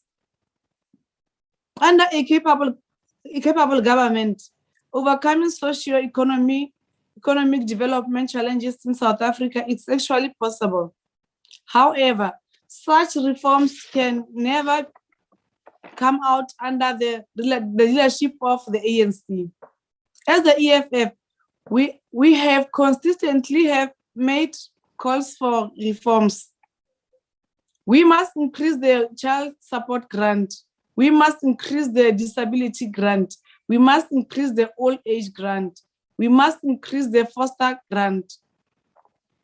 A permanent solution is the implementation of social assistance and work towards a universal basic income for all. The EFF rejects the proposed budget for the Department of Social Development because it does not make provision for these increases or work towards implementation of the universal basic income grant, despite the EFF's call for these increases. Thank you, Chairperson. Thank you very much, Honorable Lee. We will now call on the Honorable Maleka to continue with the debate. Honorable Maleka. Thank you, Deputy Chairperson. Honorable Deputy Chairperson, this budget policy debate takes place 2 days before the nation commemorates Youth Day. The brutal events of 1976 can never be erased from the history of this country. As leaders and activists in the democratic movement, we have the responsibility of ensuring that issues affecting the livelihood of young people remain at the center of all discussions about the nation's development trajectory. Studies by the United Nations on population projects that by 2015, youth populations in the poorest countries are likely to increase by 62%. As a developing nation that is faced with a reality of widening inequality, it is therefore prudent that we do not ignore these projections, but that we continue to ensure that our governmental interventions are strategically mainstreaming young people. The President's budget vote speech last week at the National Assembly highlighted the inroads that have been made in the area of the economic empowerment of unemployed South Africans. This is done through the presidential employment stimulus that has created 879,000 opportunities, which have primarily benefited young people and women. In South Africa and the world at large, young people and young women in particular continue to carry the brunt of violence, poverty, and inequality amongst other ills. It is therefore necessary that this reality is one that is grounded in our engagement of the budget vote, as previously tabled by the Minister of Social Development, Honorable Minister Lindiwe Zulu. The mandate of the Department of Social Development is to provide social protection services and lead the government efforts to forge partnership through which vulnerable individuals, groups, and communities become capable and self-reliant participants in their own development. This mandate has been given by the people of this country through bestowing their confidence to the African National Congress, shown in their support for the organization and policies as articulated in its manifesto. Honorable Deputy Chair, I wish to categorically state that the position of the ANC on social transformation is one that is the center of the department's official mandate. The bias towards the working class, poor, and otherwise marginalized people of this country remains the cornerstone of the ANC's revolutionary policy positions. As a political organization, our tradition are rooted in the understanding of the South African society as one that has over the years been confronted by oppression through both colonialism and apartheid. As such, as an organization and progressive activists committed to justice and equality, we will not shy away from the reality of our history, because it is from this premise where we can honestly and critically engage with the status quo of our nation and chart a way forward to the future we espouse. One of the legacies of colonialism and apartheid is its displacement and marginalization of the African majority. Both these political systems have succeeded in this centralizing the majority, and it is indeed our responsibility as the African National Congress to ensure that social welfare of South Africans is prioritized. Today's engagement of the minister's budget vote is inspired by the thinking of the renowned Pan-Africanist, Marxist scholar and revolutionary activist, Thomas Sankara, particularly his ideas of patriarchy, women and the revolution. Honorable Minister, according to Comrade Sankara, there is no true social revolution without the emancipation of women. It is this very thinking, therefore, that frames our acknowledgement of women as among the motive forces of change as articulated in the ANC's strategy and tactics. A policy perspective that continues to shape the agenda of the African National Congress and its approach not only to liberation politics, but also to governance. Honorable members, of course, the Department of Social Development does not only seek the benefit of women through its various departmental programs. This being so, it is still important to understand that the legacy of the patriarchal system that has previously thrived in South Africa lingers.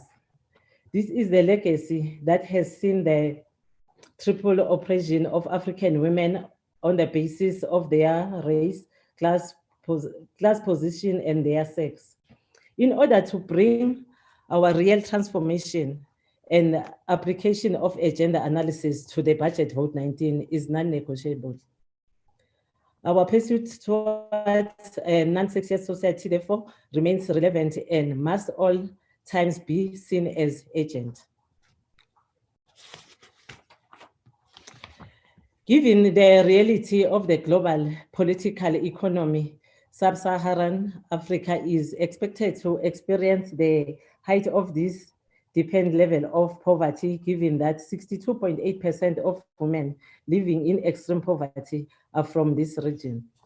Honorable Deputy Chairperson, it is important to recognize the extent to which the programs of the department play a critical role in keeping South Africans out of poverty and vulnerability.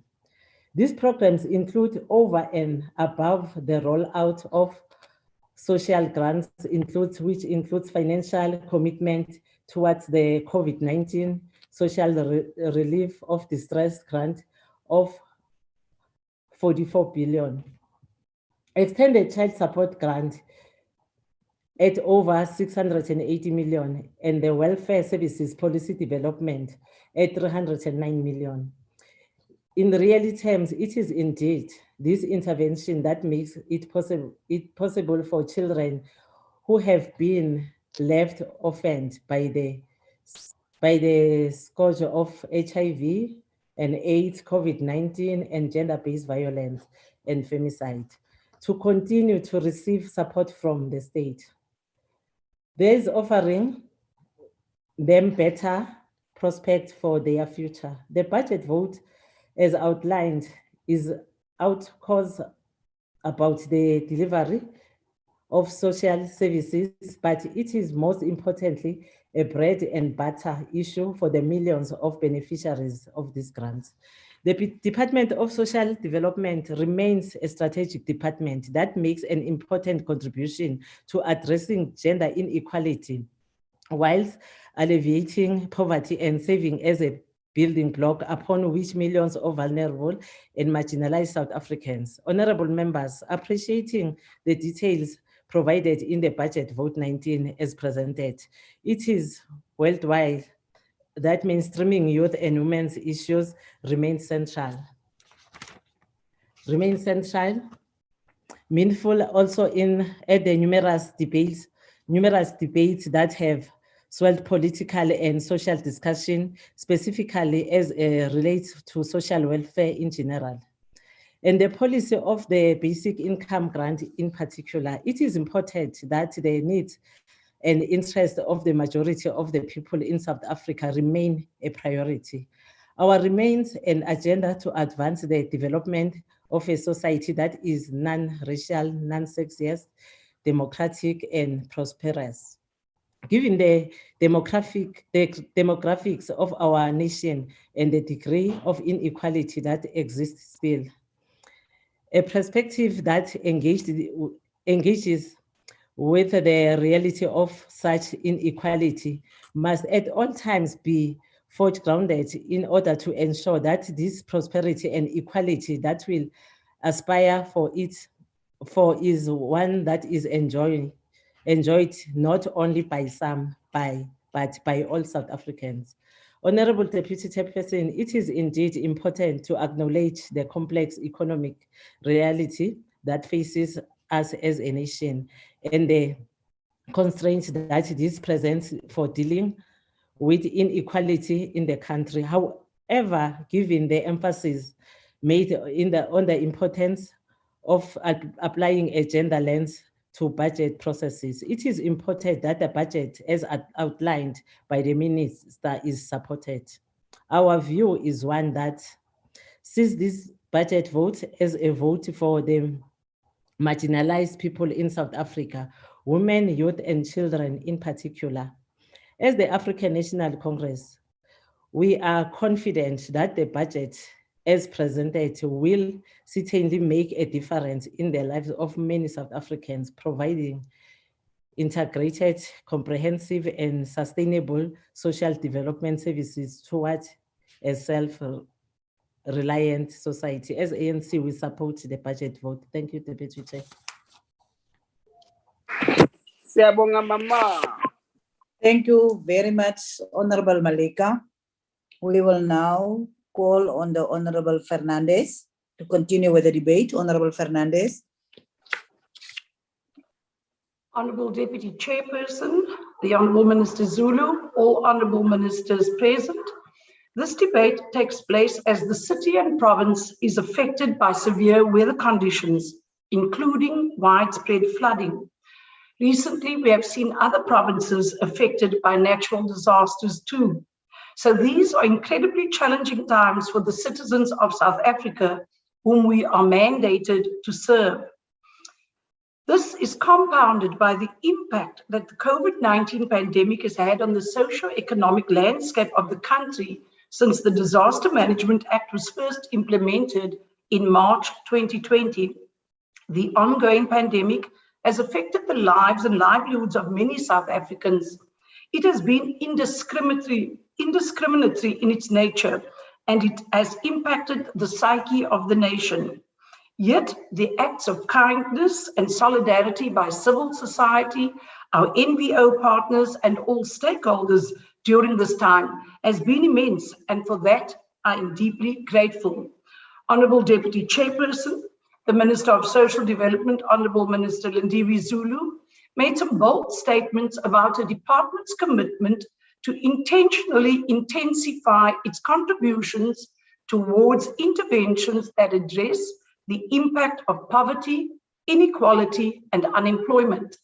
Whilst I welcome the fact that the 2022-23 budget vote 19 of the Department of Social Development is government's third largest budget for the 2022-23 financial year, constituting 13.1% of government's overall budget of 1.957 trillion, excuse me, I fear that the national DSD's problem is much larger than budgetary constraints, but rather systems, or in fact, the lack of systems in place to ensure that the department's funding does indeed change the lives of its intended recipients.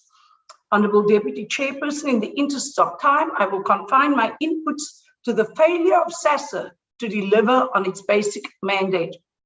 The announcement that 248 billion will be distributed directly to more than 18 million beneficiaries monthly raises many questions.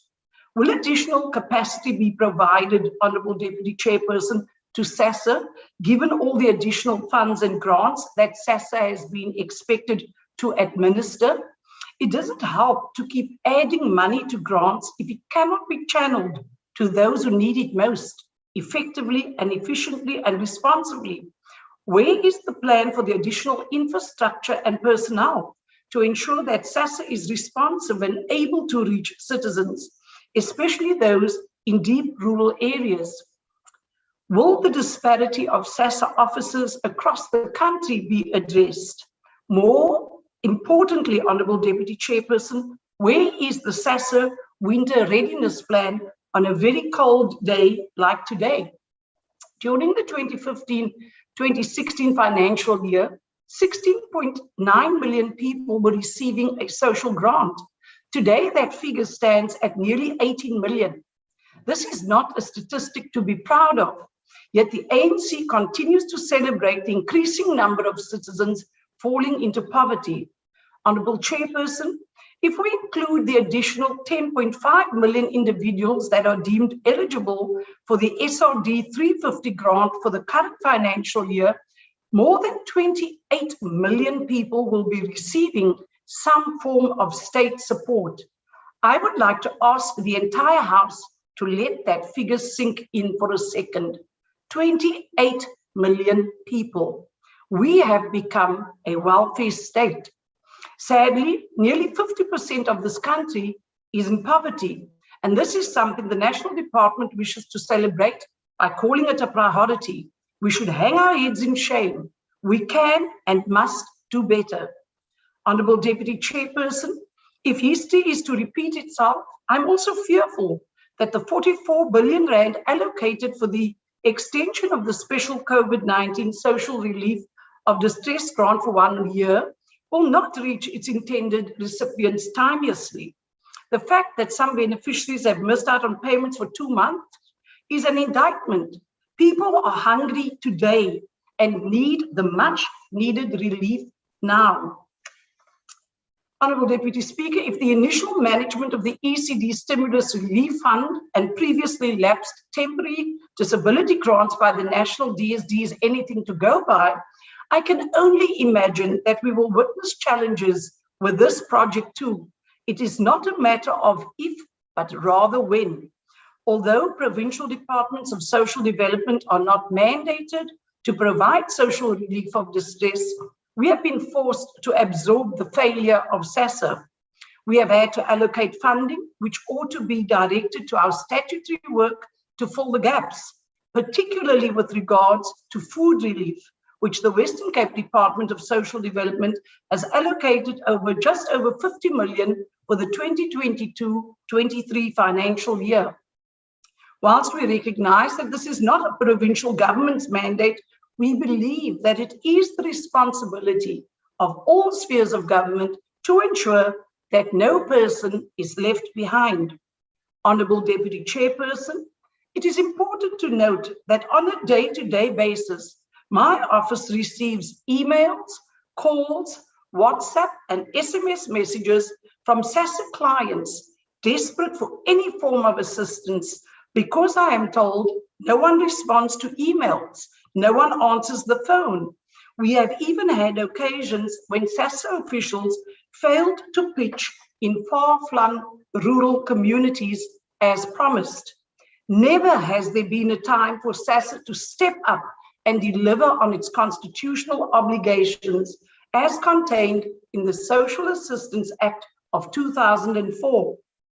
Honourable Deputy Chairperson, I must express my disappointment that the Honourable Minister Zulu made no mention of the psychosocial impact of COVID-19 pandemic on citizens across the country.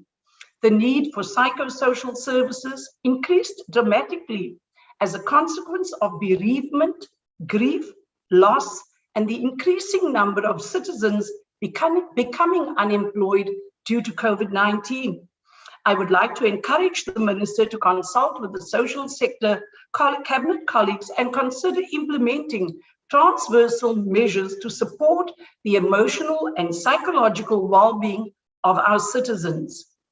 I wish to quote the National Minister directly to reiterate the Western Cape governments to provide safe spaces for victims of gender-based violence. I quote the Minister with regards to expansion of shelters. We are working jointly with the Minister of Public Works and Infrastructure to identify state-owned facilities across the country that can be repurposed into Kusuleka one-stop centres. Honourable Deputy Speaker, I do believe that since this announcement was made in March 2020, that the Western Cape is the only province to have successfully converted all of the 6 state-owned facilities handed over by the National Minister of Public Works and Infrastructure into safe houses for victims of gender-based violence. Last year, we completed the refurbishment of all 6 properties in record time. I am also pleased to announce that all 6 properties are fully functional and currently housing survivors of gender-based violence. This, whilst other provinces have made little or no progress. Honourable Deputy Chairperson, I reiterate my stance and deep concern regarding state dependency and what we really ought to be directing our attention to. Instead of identifying state dependency as a key priority, the Western Cape has committed to being obsessed with empowering the people whom we serve through creating opportunities for employment. The solution to ending poverty and ensuring that we create a prosperous future for our children is through job creation. I wish to quote the words of the Premier of the Western Cape, Alan Winde, in this regard. And he said, I quote, "We must fight back against our pandemic of joblessness because a job puts food on the table. A job keeps a child in school. A job can keep a young man off the street and out of a gang. And a job can mean a healthier and happier and longer life for you," close quote. Let us unite. I shall finish. Let us unite to fight the pandemic of poverty, inequality, and an unemployment that is sweeping our country. We must be intentional if we wish to avoid a humanitarian crisis. The time is now. I thank you. Thank you very much, Honorable Shana Fernandez. We are continuing and we will call on Honorable Rakwale from Limpopo to continue with the debate. And in that, I will also request the Honorable Nyambi then to continue presiding. Thank you very much. Honorable Rakwale. Thank you so much, Deputy Chairperson of the NCOP, Honorable Lucas, the Minister of Social Development, Malindiwe Zulu, Deputy Minister Mebo Hupani Zulu, members of the Select Committee on Social Services and Health, other MECs from other provinces who have joined the sitting, honorable members, all protocol observed. It is my pleasure to be part of today's National Council of Provinces debate on Vote 19 of the Department of Social Development. Today's sitting is taking place at a time we are commemorating Youth Month as a nation. As democratically elected government, we are using this month to demonstrate our determination to empower the youth and highlight the strides that have been made in the education sector since the infamous 1976 Soweto uprising. These activities are build-ups for the June 16 commemoration, which will happen in 2 days' time. It is indeed very important for all of us to reflect on this important historic event, which put pressure on the past regime, which disregarded the human rights of our people for many decades and ultimately turned the tide against apartheid. Honorable members, the plight of young people in this country demands that all government departments and the private sector redouble their efforts in creating jobs opportunities for young people. The realization of the goal will really ease the social protection pressure on the Department of Social Development.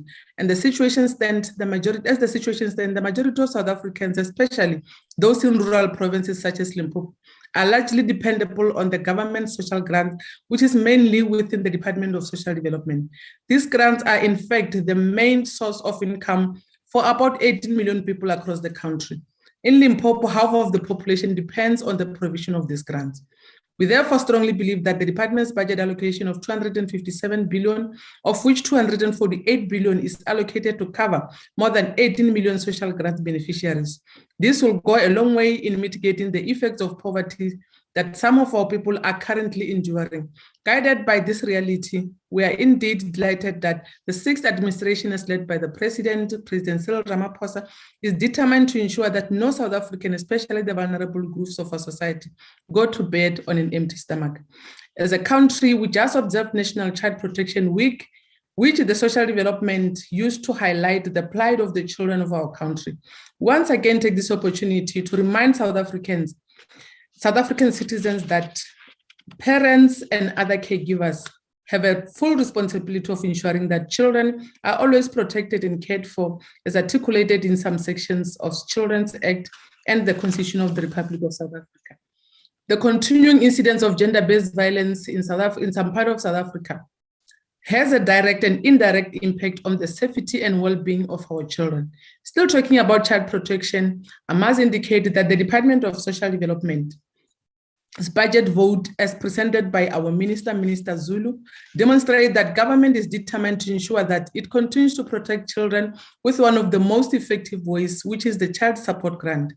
Minister Zulu indicated that as soon as the amended regulation to the Social Assistance Act of 2004 are published, SASSA will be able to provide the extended child support grant of 720 per child per month to relatives who are caring for orphan children. While we expect the extended child support grants to be implemented this month, we estimate that it will be received by over 191,000 recipients during the 2022-2023 financial year. One other milestone which must be applauded is that in order to access this grant, qualifying applicants need to go through the lengthy children's court process. As a result, the affected children will quickly receive the support they need for them to unlock their full potential. We must also draw wisdom from the words of South Africa's first democratic president, Utata Nelson Mandela, who once said, as I quote, "Our children are our future, and one of the basic responsibilities is to care for them in the best and most compassionate manner possible," I close quote. All South Africans must refuse to be the society that has a total disregard for the rights of children. The Department of Social Development is continuing to put all the systems in place to redouble its effort in the fight against substance abuse, which is one of the contributory factors in the scourge of gender-based violence and femicide. We have now started to observe that drug dealers are targeting the youth in townships and rural areas. This is after the law enforcement agencies managed to squeeze their space in the cities and towns. The department and law enforcement agencies are zooming into these rural areas in terms of crime awareness campaign and calling for communities to work jointly with government in eradicating drugs in our communities. We therefore welcome the support that the department is giving to the Central Drug Authority in doing its work, the registration and monitoring of non-profit organizations, the promotion of population policy, community development and substance abuse advisory service and oversight at an amount of over 7 million rands. In line with the commitment of the sixth administration as led by our President Ramaphosa, the Department of Social Development will continue to play an important role in the implementation of Pillar 4 of the National Strategic Plan on Gender-Based Violence and Femicide. Our society strides in undoing the scourge of gender-based violence and femicide rests on the pursuit of comprehensive and targeted partnerships across different sectors. We also want to welcome a move by the Department of Justice and Correctional Services program of ensuring that it also plays a role in empowering communities about the dangers and effects of gender-based violence and femicide. In Limpopo, the Department of Social Development has recently joined the Black Management Forum and the Department of Justice and Correctional Services in reaching out to communities to talk about gender-based violence. The Director General Advocate Dr. Mashabani and some judges were also forming part of the awareness campaigns. These campaigns also assist us to encourage people to break the silence against the abuse of the vulnerable groups of society. They will also assist in terms of restoring trust in the country's justice system. It is our strong conviction that when the wheels of justice are seen turning strongly against gender-based violence and femicide, it will deter would-be perpetrators to commit these heinous acts. During these interactions with our people, judges also added their voices in pleading for gender-based violence and femicide incidents to stop as they are stripping away the dignity and the rights of women and children. The attacks on vulnerable groups of society are not just statistics, but these are the people whose rights are violated by abusers who must be rooted out of communities. We have also seen Minister Begikele on the ground together with SAPS determined to clamp down on gender-based violence, and society at large must also come on board. Honorable members, we also take comfort in the fact that the President highlighted during the delivery of the Presidency's budget vote 5 days ago that there are continued efforts by government to deal with social ills such as GBV and F, and President said, as I quote, "Putting stringent laws in place and enhancing the capacity of the police and prosecutorial service to investigate and prosecute these crimes is not enough, and we need all of society's involvement in prevention efforts," close quote. Community-based organizations are indeed agents of change and play an important role in the efforts of eradicating gender-based violence and femicide and other social ills. As I conclude, Chairperson, we would like to appreciate the effort by the National Department of Social Development together with Public Works and Infrastructure of wanting to expand the shelters of the victims of gender-based violence, as this will augment to the victim empowerment centers that we're already funding in provinces. The state-owned facilities across the country can indeed be repurposed into Khuseleka one-stop centers. The department's VEP program assists in terms of ensuring that psychosocial support services are provided to survivors of violent crimes and the recovery process. As the Limpopo, we support the budget as presented by our Honorable Minister, Minister Lindiwe Zulu. I thank you, Deputy Chairperson. Thank you, MEC. I'll now invite Honorable Dutoit.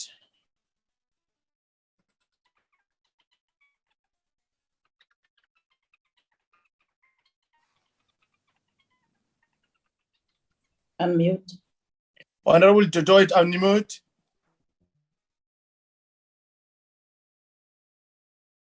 Unmute, Honorable Dutoit. Am I audible, Chair? Yes, you are audible now. Thank you. Let's try again. Agbare voorsitter, hoekom spog die minister? Honorable Chairperson, why is the minister bragging about this appropriation bill while it is one of the third largest appropriation bills in the entire government? If it was maybe the police or health, we could understand. The minister says that we have a big social need in our country. Towards the Department of Social Development, 13.1% of government's overall estimated budget of the 1.957 trillion. Could it be that a caring government is looking after the best interests of its people? No.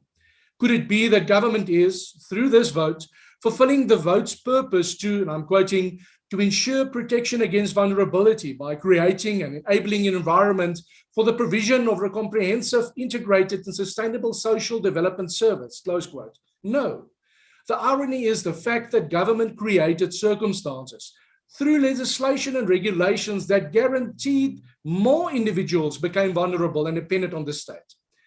As alluded to in the minister's budget speech to the National Assembly, 248 billion of this budget, that is 99.6%, goes towards social grants to some 18 million beneficiaries on a monthly basis. Dit is waar, voorsitter, dat ouderdomspensioen deel It's true, Chairperson, that we have pension for the elderly, but this to a lesser extent. This is not a social development. Government is merely providing slight relief for the pain that they caused. So wat 10.5 miljoen mense maak tans about 10.5 million people who are depending on the 350 Rand grants. The government is bragging with this as if they are Mother Teresa, where they are actually Marie Antoinette. It doesn't make any sense. It is important that these issues are addressed and that we alleviate poverty and hunger, but we rather create poverty and a continued dependence on the state. The statistics put it very clearly that violence against women and children have also increased. Create a safe environment. Corruption and race-based legislation and practices didn't spare the social compact. Communities could have thrived, children excelled, and poverty and hunger eradicated if it was not for the selfish pride of some. How ironic, Chair, that the minister mentioned the following in a speech, an open quote, "I wish to reiterate our government's commitment to the readiness to fight crime syndicates and criminals who are defrauding the state," close quote. The minister has just to look to a left and a right to see members of her own party that are, as we speak, defrauding the country. A government that is supposed to be trusted with the well-being of the elderly, the young and the vulnerable, the hungry and the poor. Is dit die eienskappe van 'n regering wat werklik omgee? Are these the characteristics of a government that cares? Those who caused the regulations that 2.2 million people have lost their jobs since 2020. A government who looked on at vandalism took place at schools. This to the extent of 100 million Rand. This does not include schools who were vandalized elsewhere. Now we need to take a look at these children and we need to take care of their welfare. fail, resulting in an even greater stunting percentage among children. This budget allows for disabilities and foster care grants, but government's broken system results in escalating domestic violence and violence against women and children. Voorsitter, die antwoord oor hoekom- Chairperson, the answer about why the minister with the third largest budget is actually heartbreaking. that is conducive for social ills, poverty, hunger, and violence. They now ease the pain with grants, making more people dependent on the state and are in effect buying votes from hungry eyes, broken families, and devastated unemployed masses. Thank you, Chair. Thank you. I'll now invite KwaZulu-Natal MEC of Social Development, Honorable Khoza. Albongwe sihlalo wabafazi bethu, albongwe.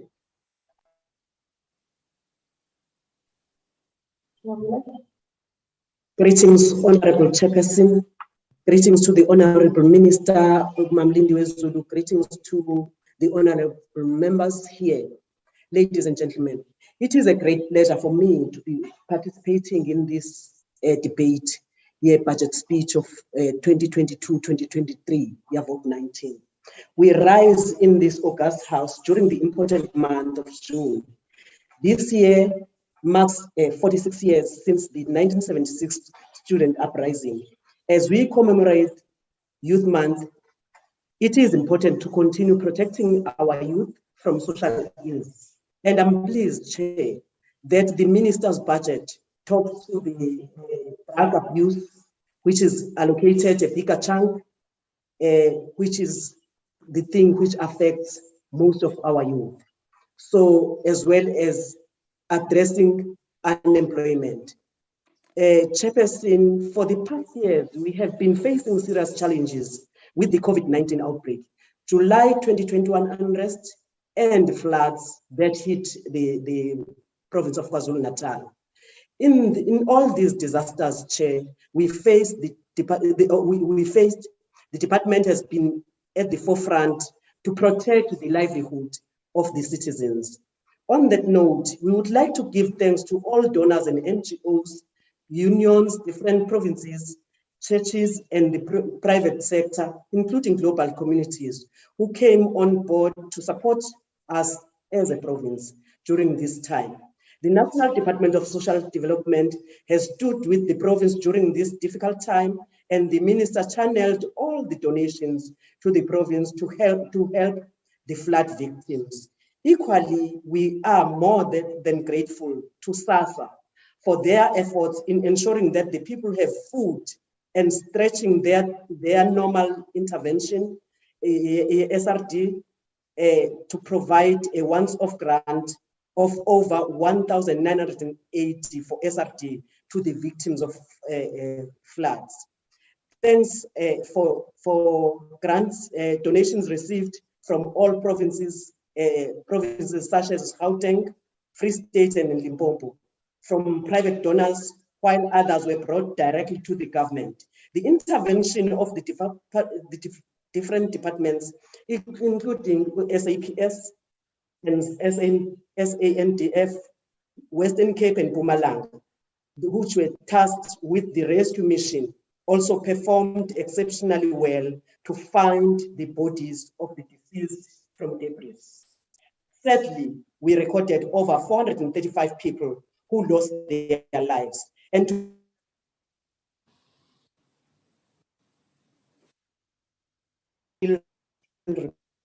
reported missing.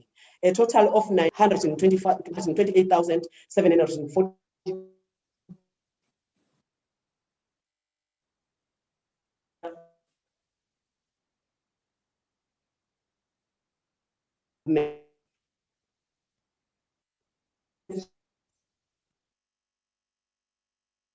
the DDM model works as all spheres of government work together and roped in all stakeholders.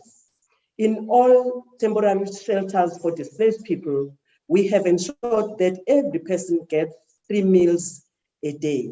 For us to meet the demand, all the vulnerable people, we need more funding for SRD.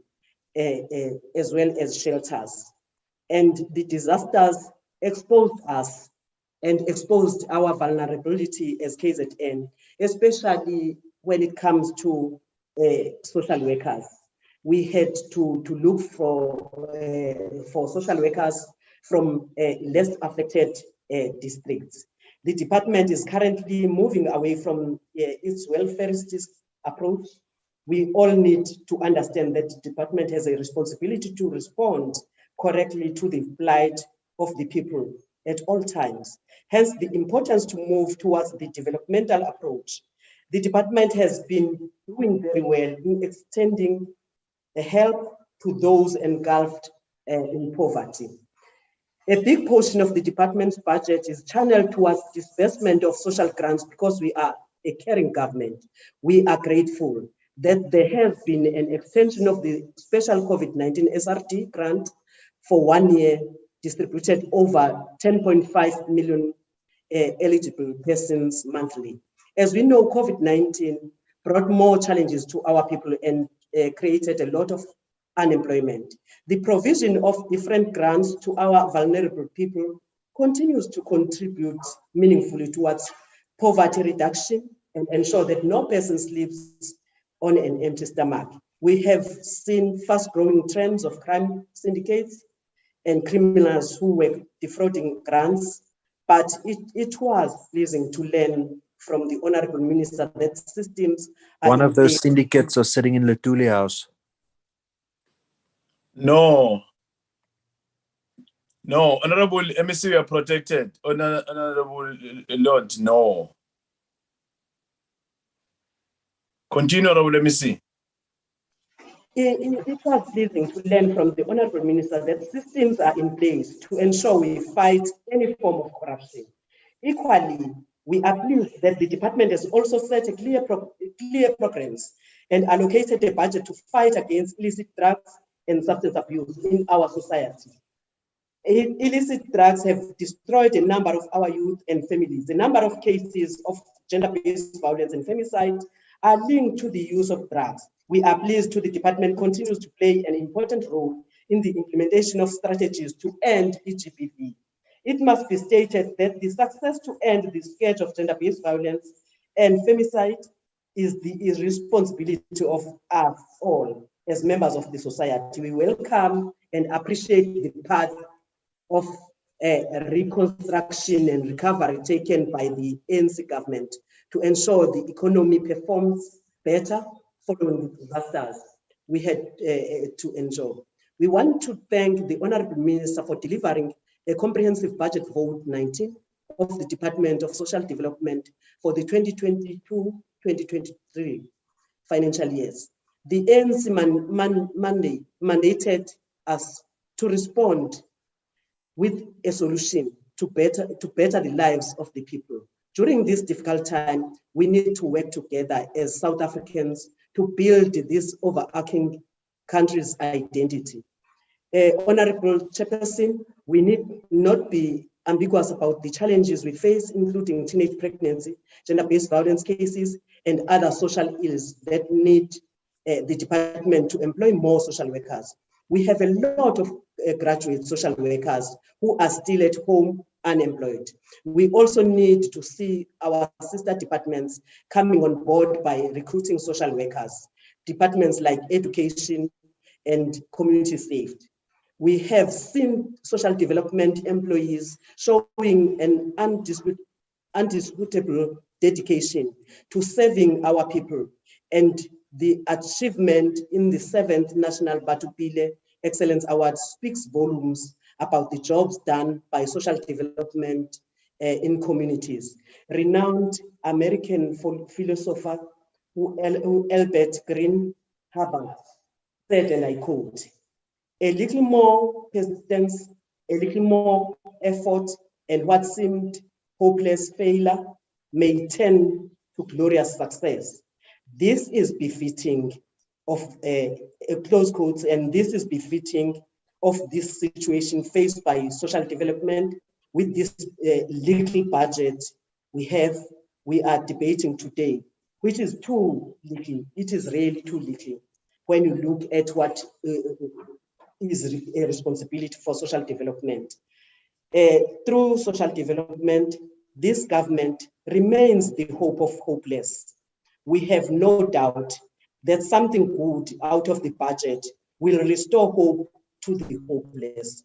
We thank the Honorable Minister and her entire team for their relentless effort to the realization of the department's mandate and to ensure that no vulnerable person is left behind. I thank you, Chair. Thank you, Honorable MEC.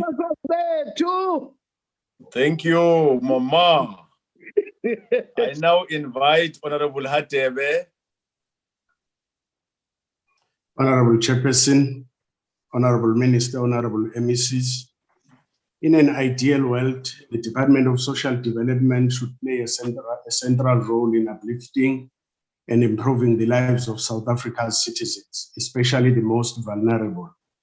Instead, as one reads through the Portfolio Committee's report on the department's budget and annual performance plan, one is confronted by a terrifying laundry list of concerns. And these are not just the committee's concerns. The Auditor General identified findings in multiple areas of concern, including financial management, procurement and contract management, compliance management, and more. These are just for the Department of Social Development. At one of its entities, SASSA, which is tasked with the management of billions of rands in taxpayers' monies meant for the alleviation of extreme poverty through mechanisms such as the many grants it provides, the AG identified material irregularities. In just one example listed, non-compliance also resulted in a material financial loss of 74 million for SASSA. Further, according to the report, in 2021, over 200 million was lost on the payment of social relief of distress, 350 rand, grant to ineligible beneficiaries, and payments were made to ineligible individuals due to inadequate internal controls. And let us talk about these grants.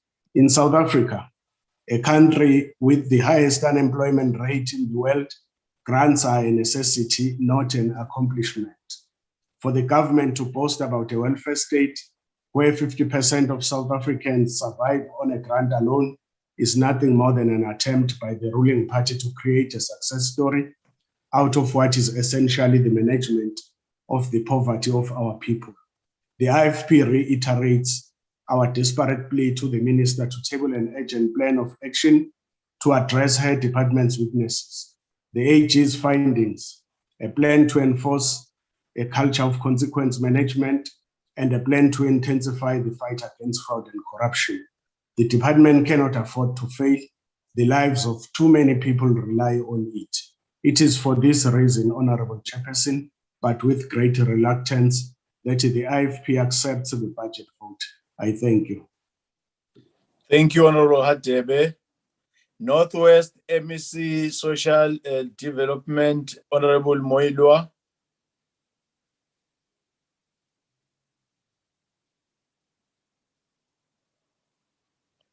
Honorable Moilo.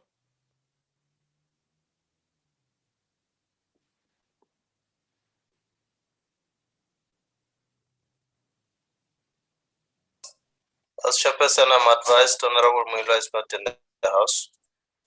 No, thank you, Advocate. We'll now move straight and invite the next speaker, which is Honorable Baha. Honorable Baha.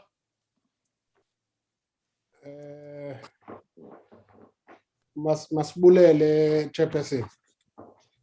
Honorable Chairperson, honorable members, and honorable Minister, there is now a broader agreement that extreme poverty and inequality can lead to future episodes of damaging instability.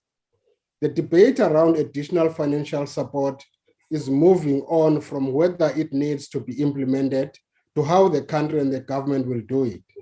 Some argue for a basic income grant, while the finance minister has reiterated that he would rather expand measures than encourage employment, such as youth employment, subsidies, and public works. South Africa has over 10 million young people aged 15 to 24 years. And of these, only 2.5 million were in the labor force, either employed or unemployed. The largest share, 75.1% of this group of young people, are those that are out of the labor force. The main reason for being inactive is discouragement, namely, they have lost hope of finding a job that suits their skills or in the area they reside. The hard lockdown made things much worse as tax revenues plunged, while health and social assistance spending increased. I mentioned that corruption also took a toll from those that only thought of themselves, even in the face of a dire dilemma to many South Africans.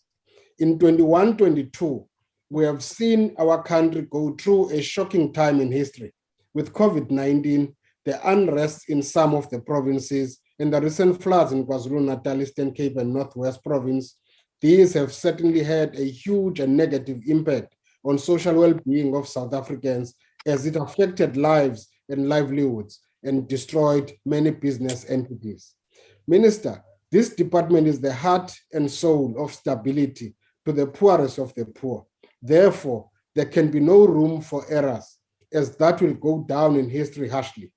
Minister, corruption and fraudulent activities by some of the officials in your department cannot and should not be tolerated.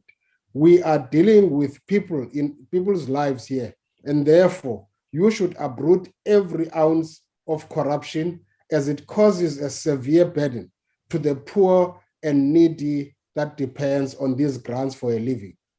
The government has long promised to address its rising debt burden by slowing spending and raising tax revenue, but this has proven difficult as we witness on a daily basis the cost of living reaching an impossible rate to adhere to. Never before was the gap wider between announcements of relief from hunger and starvation for millions in South Africa and the actual fulfillment of those announcements. The Honorable President announced in February this year that the SRD grant of 350 would be extended to March 2023. Today, no less than 10 million hungry would be beneficiaries have not seen a cent of the grant. Add to the basic food basket increases over the immediate past, according to the Household Food Index by Peter Marisburg Economic Justice and Dignity Group. Around this time last year, a food basket cost 4,137 Rand 11 cents. Fast forward to May this year, the same food basket had increased to 4,609 Rand 89 cents.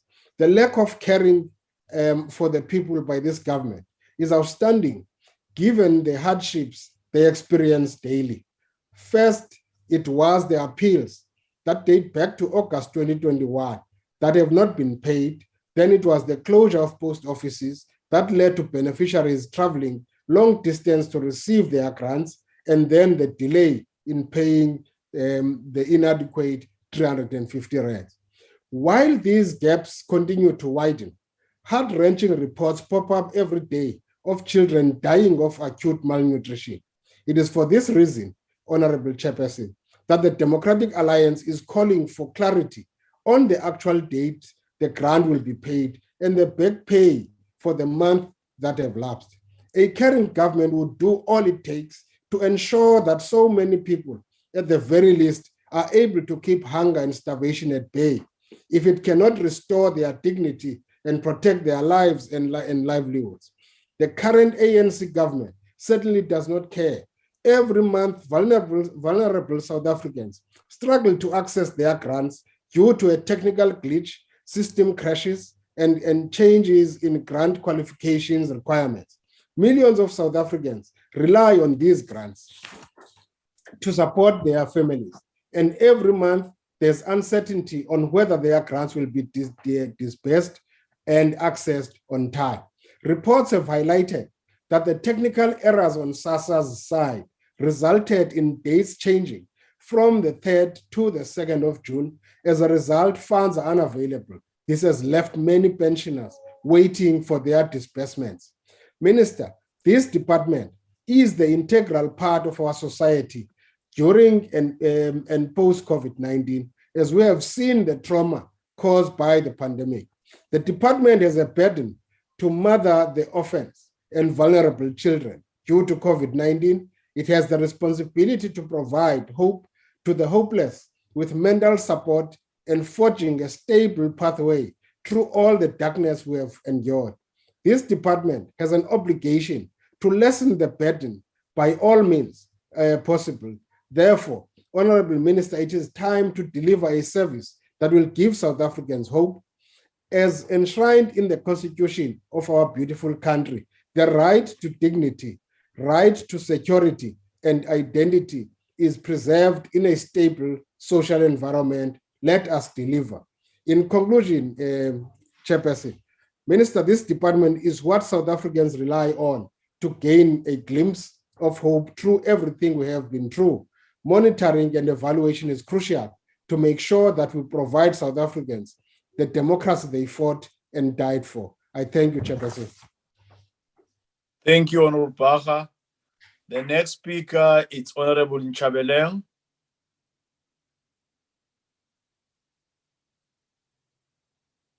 Honorable Nchabeleng. Thank you very much, Honorable Chair. My reception is not very stable. May I switch my video off? Maybe it will improve. No, you can switch it. If it pleases the House. Yeah, you can switch it for the sake of you to present your speech. Yeah, thanks a million. Honorable Minister, the Chair of the House now, top management of the NCOP, honorable members, special delegates, MECs present, and my MEC from Limpopo, Merachwale. The Minister, as I was listening to this debate, it really makes it very difficult to comment on some of the remarks that people are throwing at this budget vote. There's a lot of concentration on things that did not go well, kind of. Instead, and a lot of focus is left on the positive things that this department has done since you took over the office.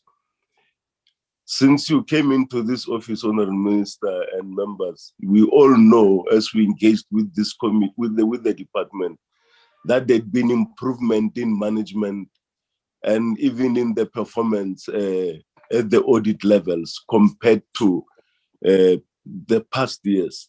So we are fully behind you. We know that you're going to turn this department around and ensure that whatever negative comments that comes from the AG's reports will be rectified. I have confidence in you, and so do the people of South Africa.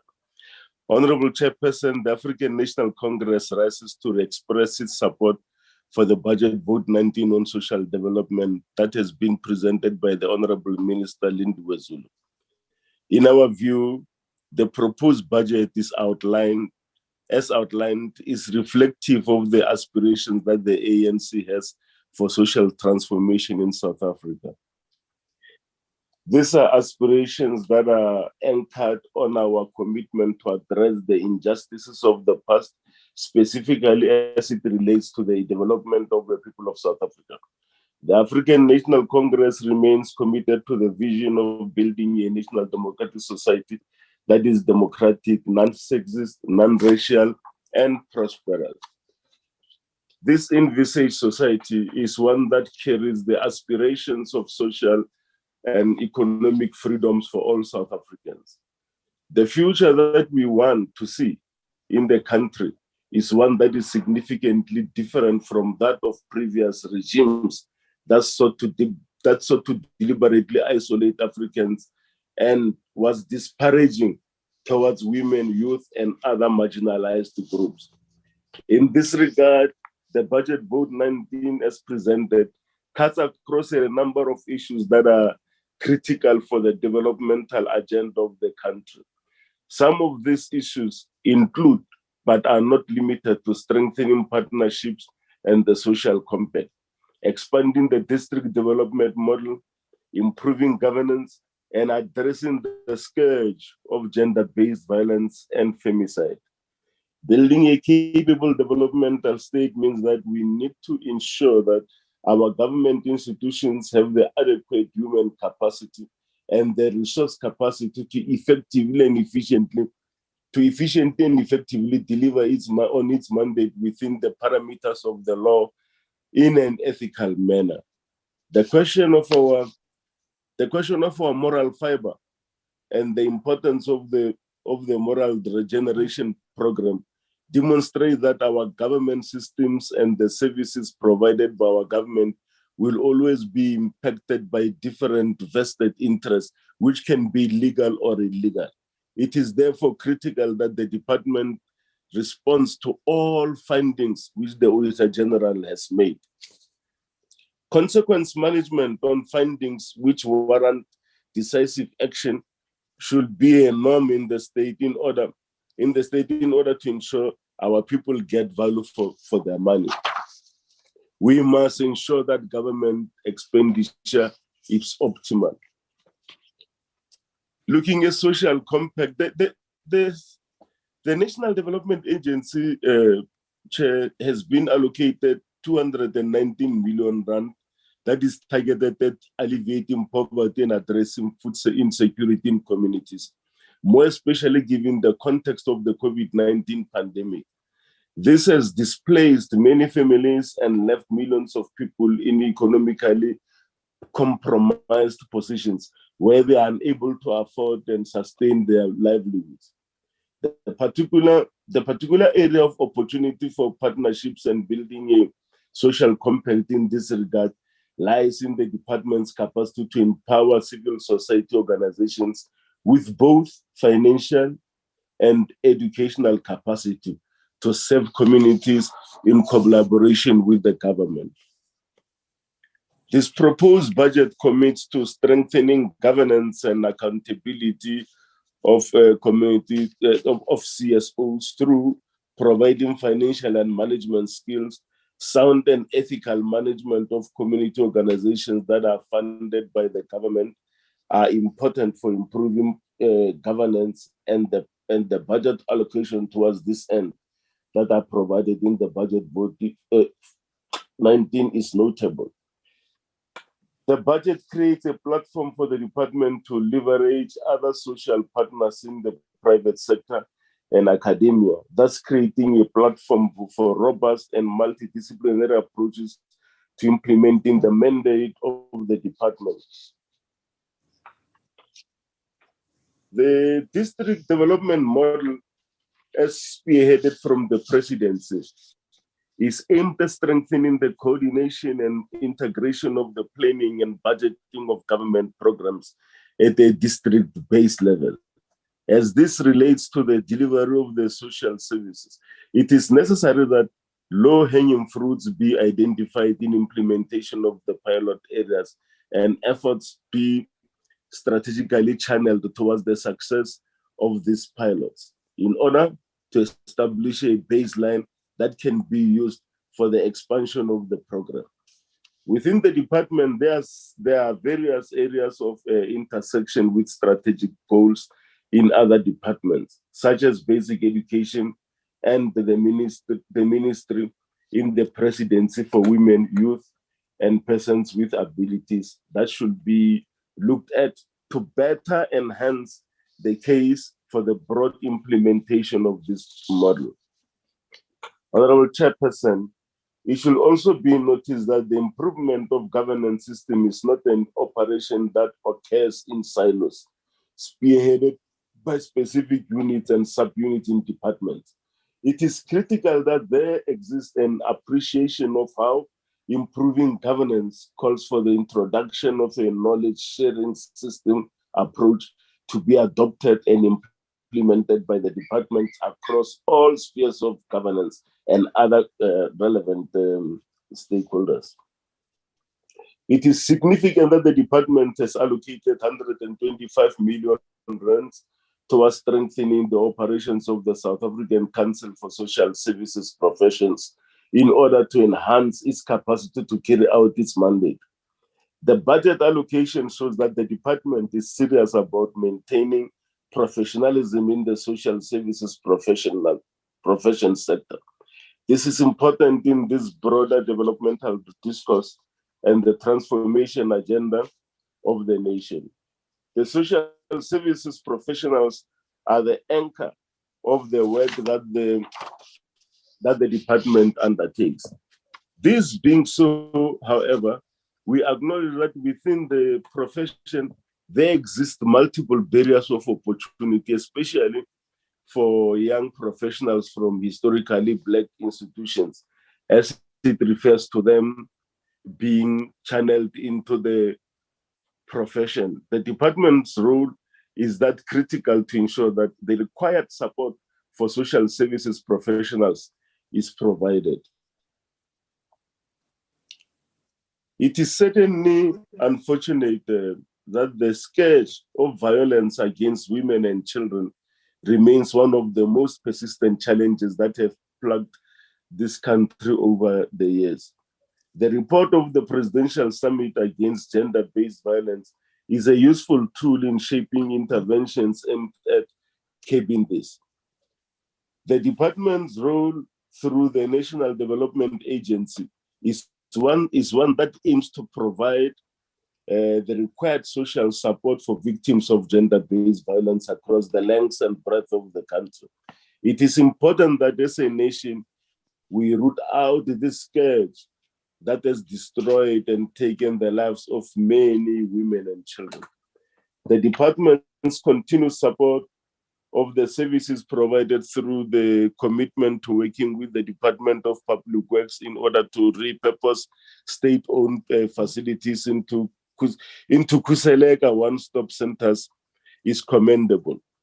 It is, however, important to note that while the targeted interventions are significant, it is even more important to recognize that the level of gender-based violence in South Africa are an anomaly, and that much more community-led interventions are required.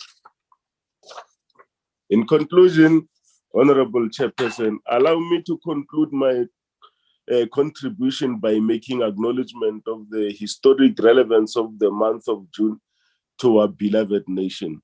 Although the years have gone by and the ANC government has made concerted efforts towards a just transition from the atrocious regimes of the past, it is impossible that the significance of June 16 to the nation will ever be eroded, even amongst the narratives spread by some amongst us about the insignificance of our history today. Of course, they won't appreciate that because some of them were sellouts during those days, or they're on the other side.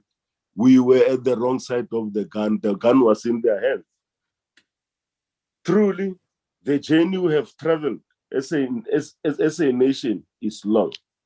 As some of the interventions highlighted in the proposed budget vote suggest the legacy of apartheid policies is that they have entrenched inequality and made the implementation of progressive efforts towards justice and social cohesion extremely difficult. In our commemoration of Youth Month under the theme, quote, promoting sustainable livelihoods and resilience of young people for a better tomorrow, close quote, it is important that government in its clarion call to the youth to forge resilience and pursue opportunities for a sustainable livelihood today and in the future. Equally provides the necessary support in order to ensure that this idea comes alive and doesn't merely remain as a slogan that does not bear any fruit for the current and future generations. It is indeed the responsibility of the youth of this generation to follow in the assertion made by Frantz Fanon in The Wretched of the Earth, I quote, out of their relative obscurity, discover their mission and chooses to fulfill or betray. Those are the young people of our country, Chairperson. And with these words, as a representative of the African National Congress, I move for the adoption of the budget vote 19 as presented. Thank you. Thank you, Honorable Nchabeleng. I'll now invite the Honorable Minister of Social Development, Honorable Zulu, to conclude the debate. Honorable Zulu.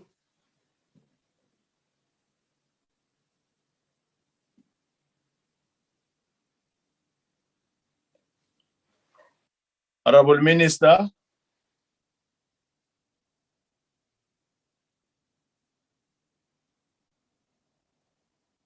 Thank all the honorable members from the ANC across to the IFP who supported the budget, and indicate, Chairperson, that we hear them because they not only just supported, but they also had issues they raised which are of concern to them. And especially the issue of the NDA, I fully agree that the budget allocated is not adequate, and therefore we will continue to work towards galvanizing support for the NDA beyond our own budget. I also wish to thank all the MECs who participated here today, and in particular the ones who supported the budget, and indicate, Honorable Chair and honorable members, that these MECs are people that I work very well with, and I regard them as the people who I must always talk to and always engage with, because they are at the cold face of where our people live. For us, we are at national and we focus on policy and other issues, but when we are bringing projects and programs down on the ground, we depend very much on the MECs. I also want to indicate that the government of South Africa is one that is supposed to create a conducive environment for our people so that they can be able to either have jobs or create jobs for themselves. And we work with a whole number of people outside who are in the NPOs and NGOs who are really doing a whole lot of good work in supporting us. Our task is to continue to do this, and the series of investment conferences, the ERRP, and putting South Africa to work answers to some of the questions that were raised here about the issue of South Africa being, we are creating a dependency state. I don't know where some of these people live, because if the social grants were not paid to the elderly, to the children, to the people with disability, all the grants that we are paying, imagine that if these grants were not being paid, where would these people be? We are not saying that this is enough. We know that we need to move beyond the issue of just paying the social grants, but also it is our responsibility to encourage young people in particular to get jobs where they can, and appreciating and understanding that the jobs are not available right now. We cannot leave our people in hunger. And therefore, to the opposition parties, it's a pity I just have to lump you all in one for those that did not support, because I know the IFP did support. I think it has to be understood that the Department of Social Development has got programs where we deal with the issues of poverty and unemployment, poverty in particular. That is why we have the CNDC's Community Nutrition Development Centers, we have drop-in centers, we have Risiha program, we have home-based care. There's a whole number of programs that we have. And the unfortunate thing about the opposition is that we plead with you. You need to be constructive. The reason why we, those of us who contributed towards building this South Africa that we have and the institutions that we have today, basically we said, despite all the pain, despite all the things that you did to us, we needed to include you to be part and parcel of South Africa. But if we are going to continue not to even bother to listen at us when we are presenting, I presented a budget and I meticulously went through where the money is going to. And members of the opposition come here with already prepared speech and they didn't even bother to listen to what we are saying. We are pleading with you. You are part and parcel of South Africa. We have embraced you. Embrace us too. And also understand that in governance, there will be mistakes that will be made. And in that, we need to correct those mistakes. So you must be constructive. And when you listen to the EFF, for instance, the honorable member, I can just only say to you, do the honorable thing. Get your facts right. Go and read. If it's not what is in the speech, it is there. Almost 13 million children get child support grant. Just over 7 million caregivers in the budget. I clearly indicated what money goes where. And as for the honorable Bar, not Baha, FF plus. You see, it's easy for you to talk about dependency. The same thing as Honorable MEC Fernandez said. We pay grants not because we believe South Africans cannot do things for themselves. We pay the grants because the system created a situation where our people had nothing to start with. Even when we started in 1994, we made sure that the grants are paid to everybody. And by the way, we don't even discriminate. Who are you? What color you are? Where you live? As long as you qualify for the grant, we pay the grant to all. So when people talk about state dependency, we are where we are because Black people in the majority never had the opportunity of creating a good environment for themselves. And therefore, the responsibility of this government, these social grants are the main source of income. And you know very well that when you go to your constituencies, you know that in almost each and every home you go to, particularly Black homes, you will find that is the grandmother, the grandfather, the children, they are all dependent on social grant. And as long as the economy is not growing in the manner in which it is growing, it is our responsibility as a government to support our people. And also DA, please, can I just remind you about your own policies that you do not support minimum wage as agreed at NEDLEC, and you are determined by the wage commissioner. Instead, you are proposing an opt-out. Now, for me, it's like, where do you live? You must go to the communities, go and see what is happening in the communities. And once you know that, you will not say what you say. Also, the basic income grant, now everybody is jumping up and down about the basic income grant. It is this government of the African National Congress that started the debate about the basic income grant. It is this government of the ANC that has come back with the basic income grant. And I know some others are fighting it outside and saying it mustn't happen. Where must people go? This government is responsible, must take responsibility and support our people. I thank you very much, Chairperson, for your patience. Thank you, Honorable Minister.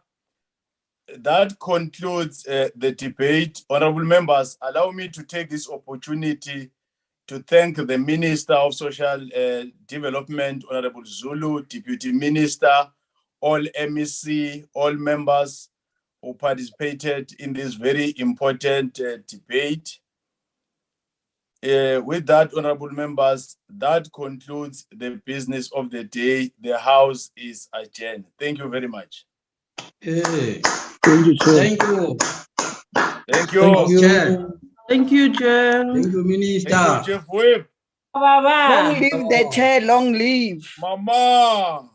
Long live Love the you, chair, Mama. long live. Recording stopped.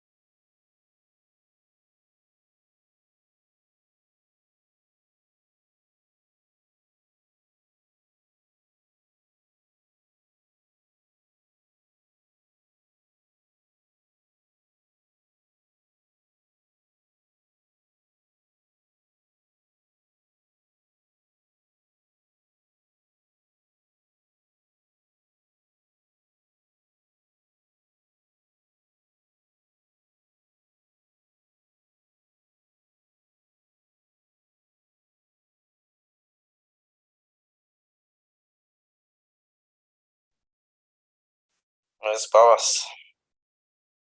Advocate, Yes. nothing from my ready. side, Advocate. We're ready for tomorrow. We have What do we have tomorrow, by the way? it's employment and labor policy debate. There's a select committee report from Public Enterprises and Communication. The employment policy budget vote and the youth day debate. Yes. Advocate Noyan. Advocate Noyan. Secretary. Yes, the reports on magistrates and judges. How far are we? I've sent you an email, Secretary, in there just giving you a feedback on what the committee said. And according to them, they should have dealt with that. But unfortunately, the planned briefing couldn't take place and it is now being scheduled for the 15th. And they intend that on the very same day, they will be able to adopt that report, which will then, I think, when I looked at our program, it will seem as if we will only be able to look at that report on the 21st, if not mistaken, according to the program. In fact, today's tomorrow. They intend to look at that, to get a briefing tomorrow and also to adopt the report tomorrow. Okay. Yeah. Mr. Mulan.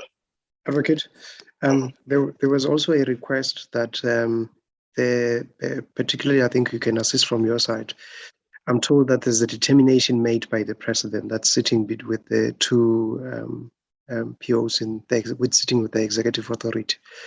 And what came out between the chief whip and engagement with the other parties in the National Assembly was that the determination of salaries of MPs must not be done separately from the determination of salaries of members of the judiciary, because it tends to draw unnecessary attention and criticism because it's seen outside the determination of salaries of public office bearers. So if perhaps from your side you can assist us from facilitating with the office of the chairperson and the office of the speaker to get finality, so that when this matter comes on Tuesday, it has both aspects of it, which is the determination of the salaries of the members of parliament and then the determination of members of the executive next week on Tuesday. Thanks, Advocate. Yeah, if I'm correct, Advocate Nana, the upper limits for members of parliament are not determined by parliament. Am I correct? 100% correct, Secretary. They can't vote for their own salary. So it should be implementation. I have not seen the letters from the president. I think they should just be published and there should be implementation.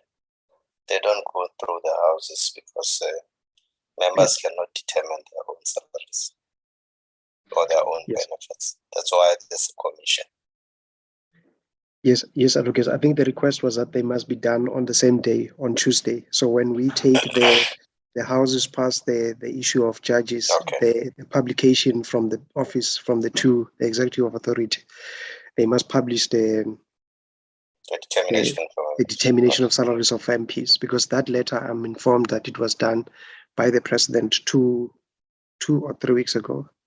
Okay. Yeah. No, I haven't seen it. I'll follow up. Thanks, Advocate. Okay. Okay. Is there any other thing, colleagues? Ms. Powers and Advocate Noyan, next week, the 23rd, we're likely to start at 9:30.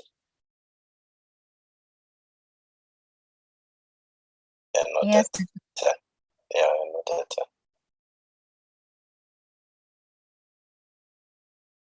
Okay. Noted, Secretary. Okay. All right. Thank you. Okay. Thank you very much. Is there any other thing, please? Anything else? Okay. Thank you very much, then, colleagues. Till we meet tomorrow. Thank you. Thank you, colleagues. Thank you, Advocate. Secretary. Thank you, colleagues. Thank you. Bye. Bye.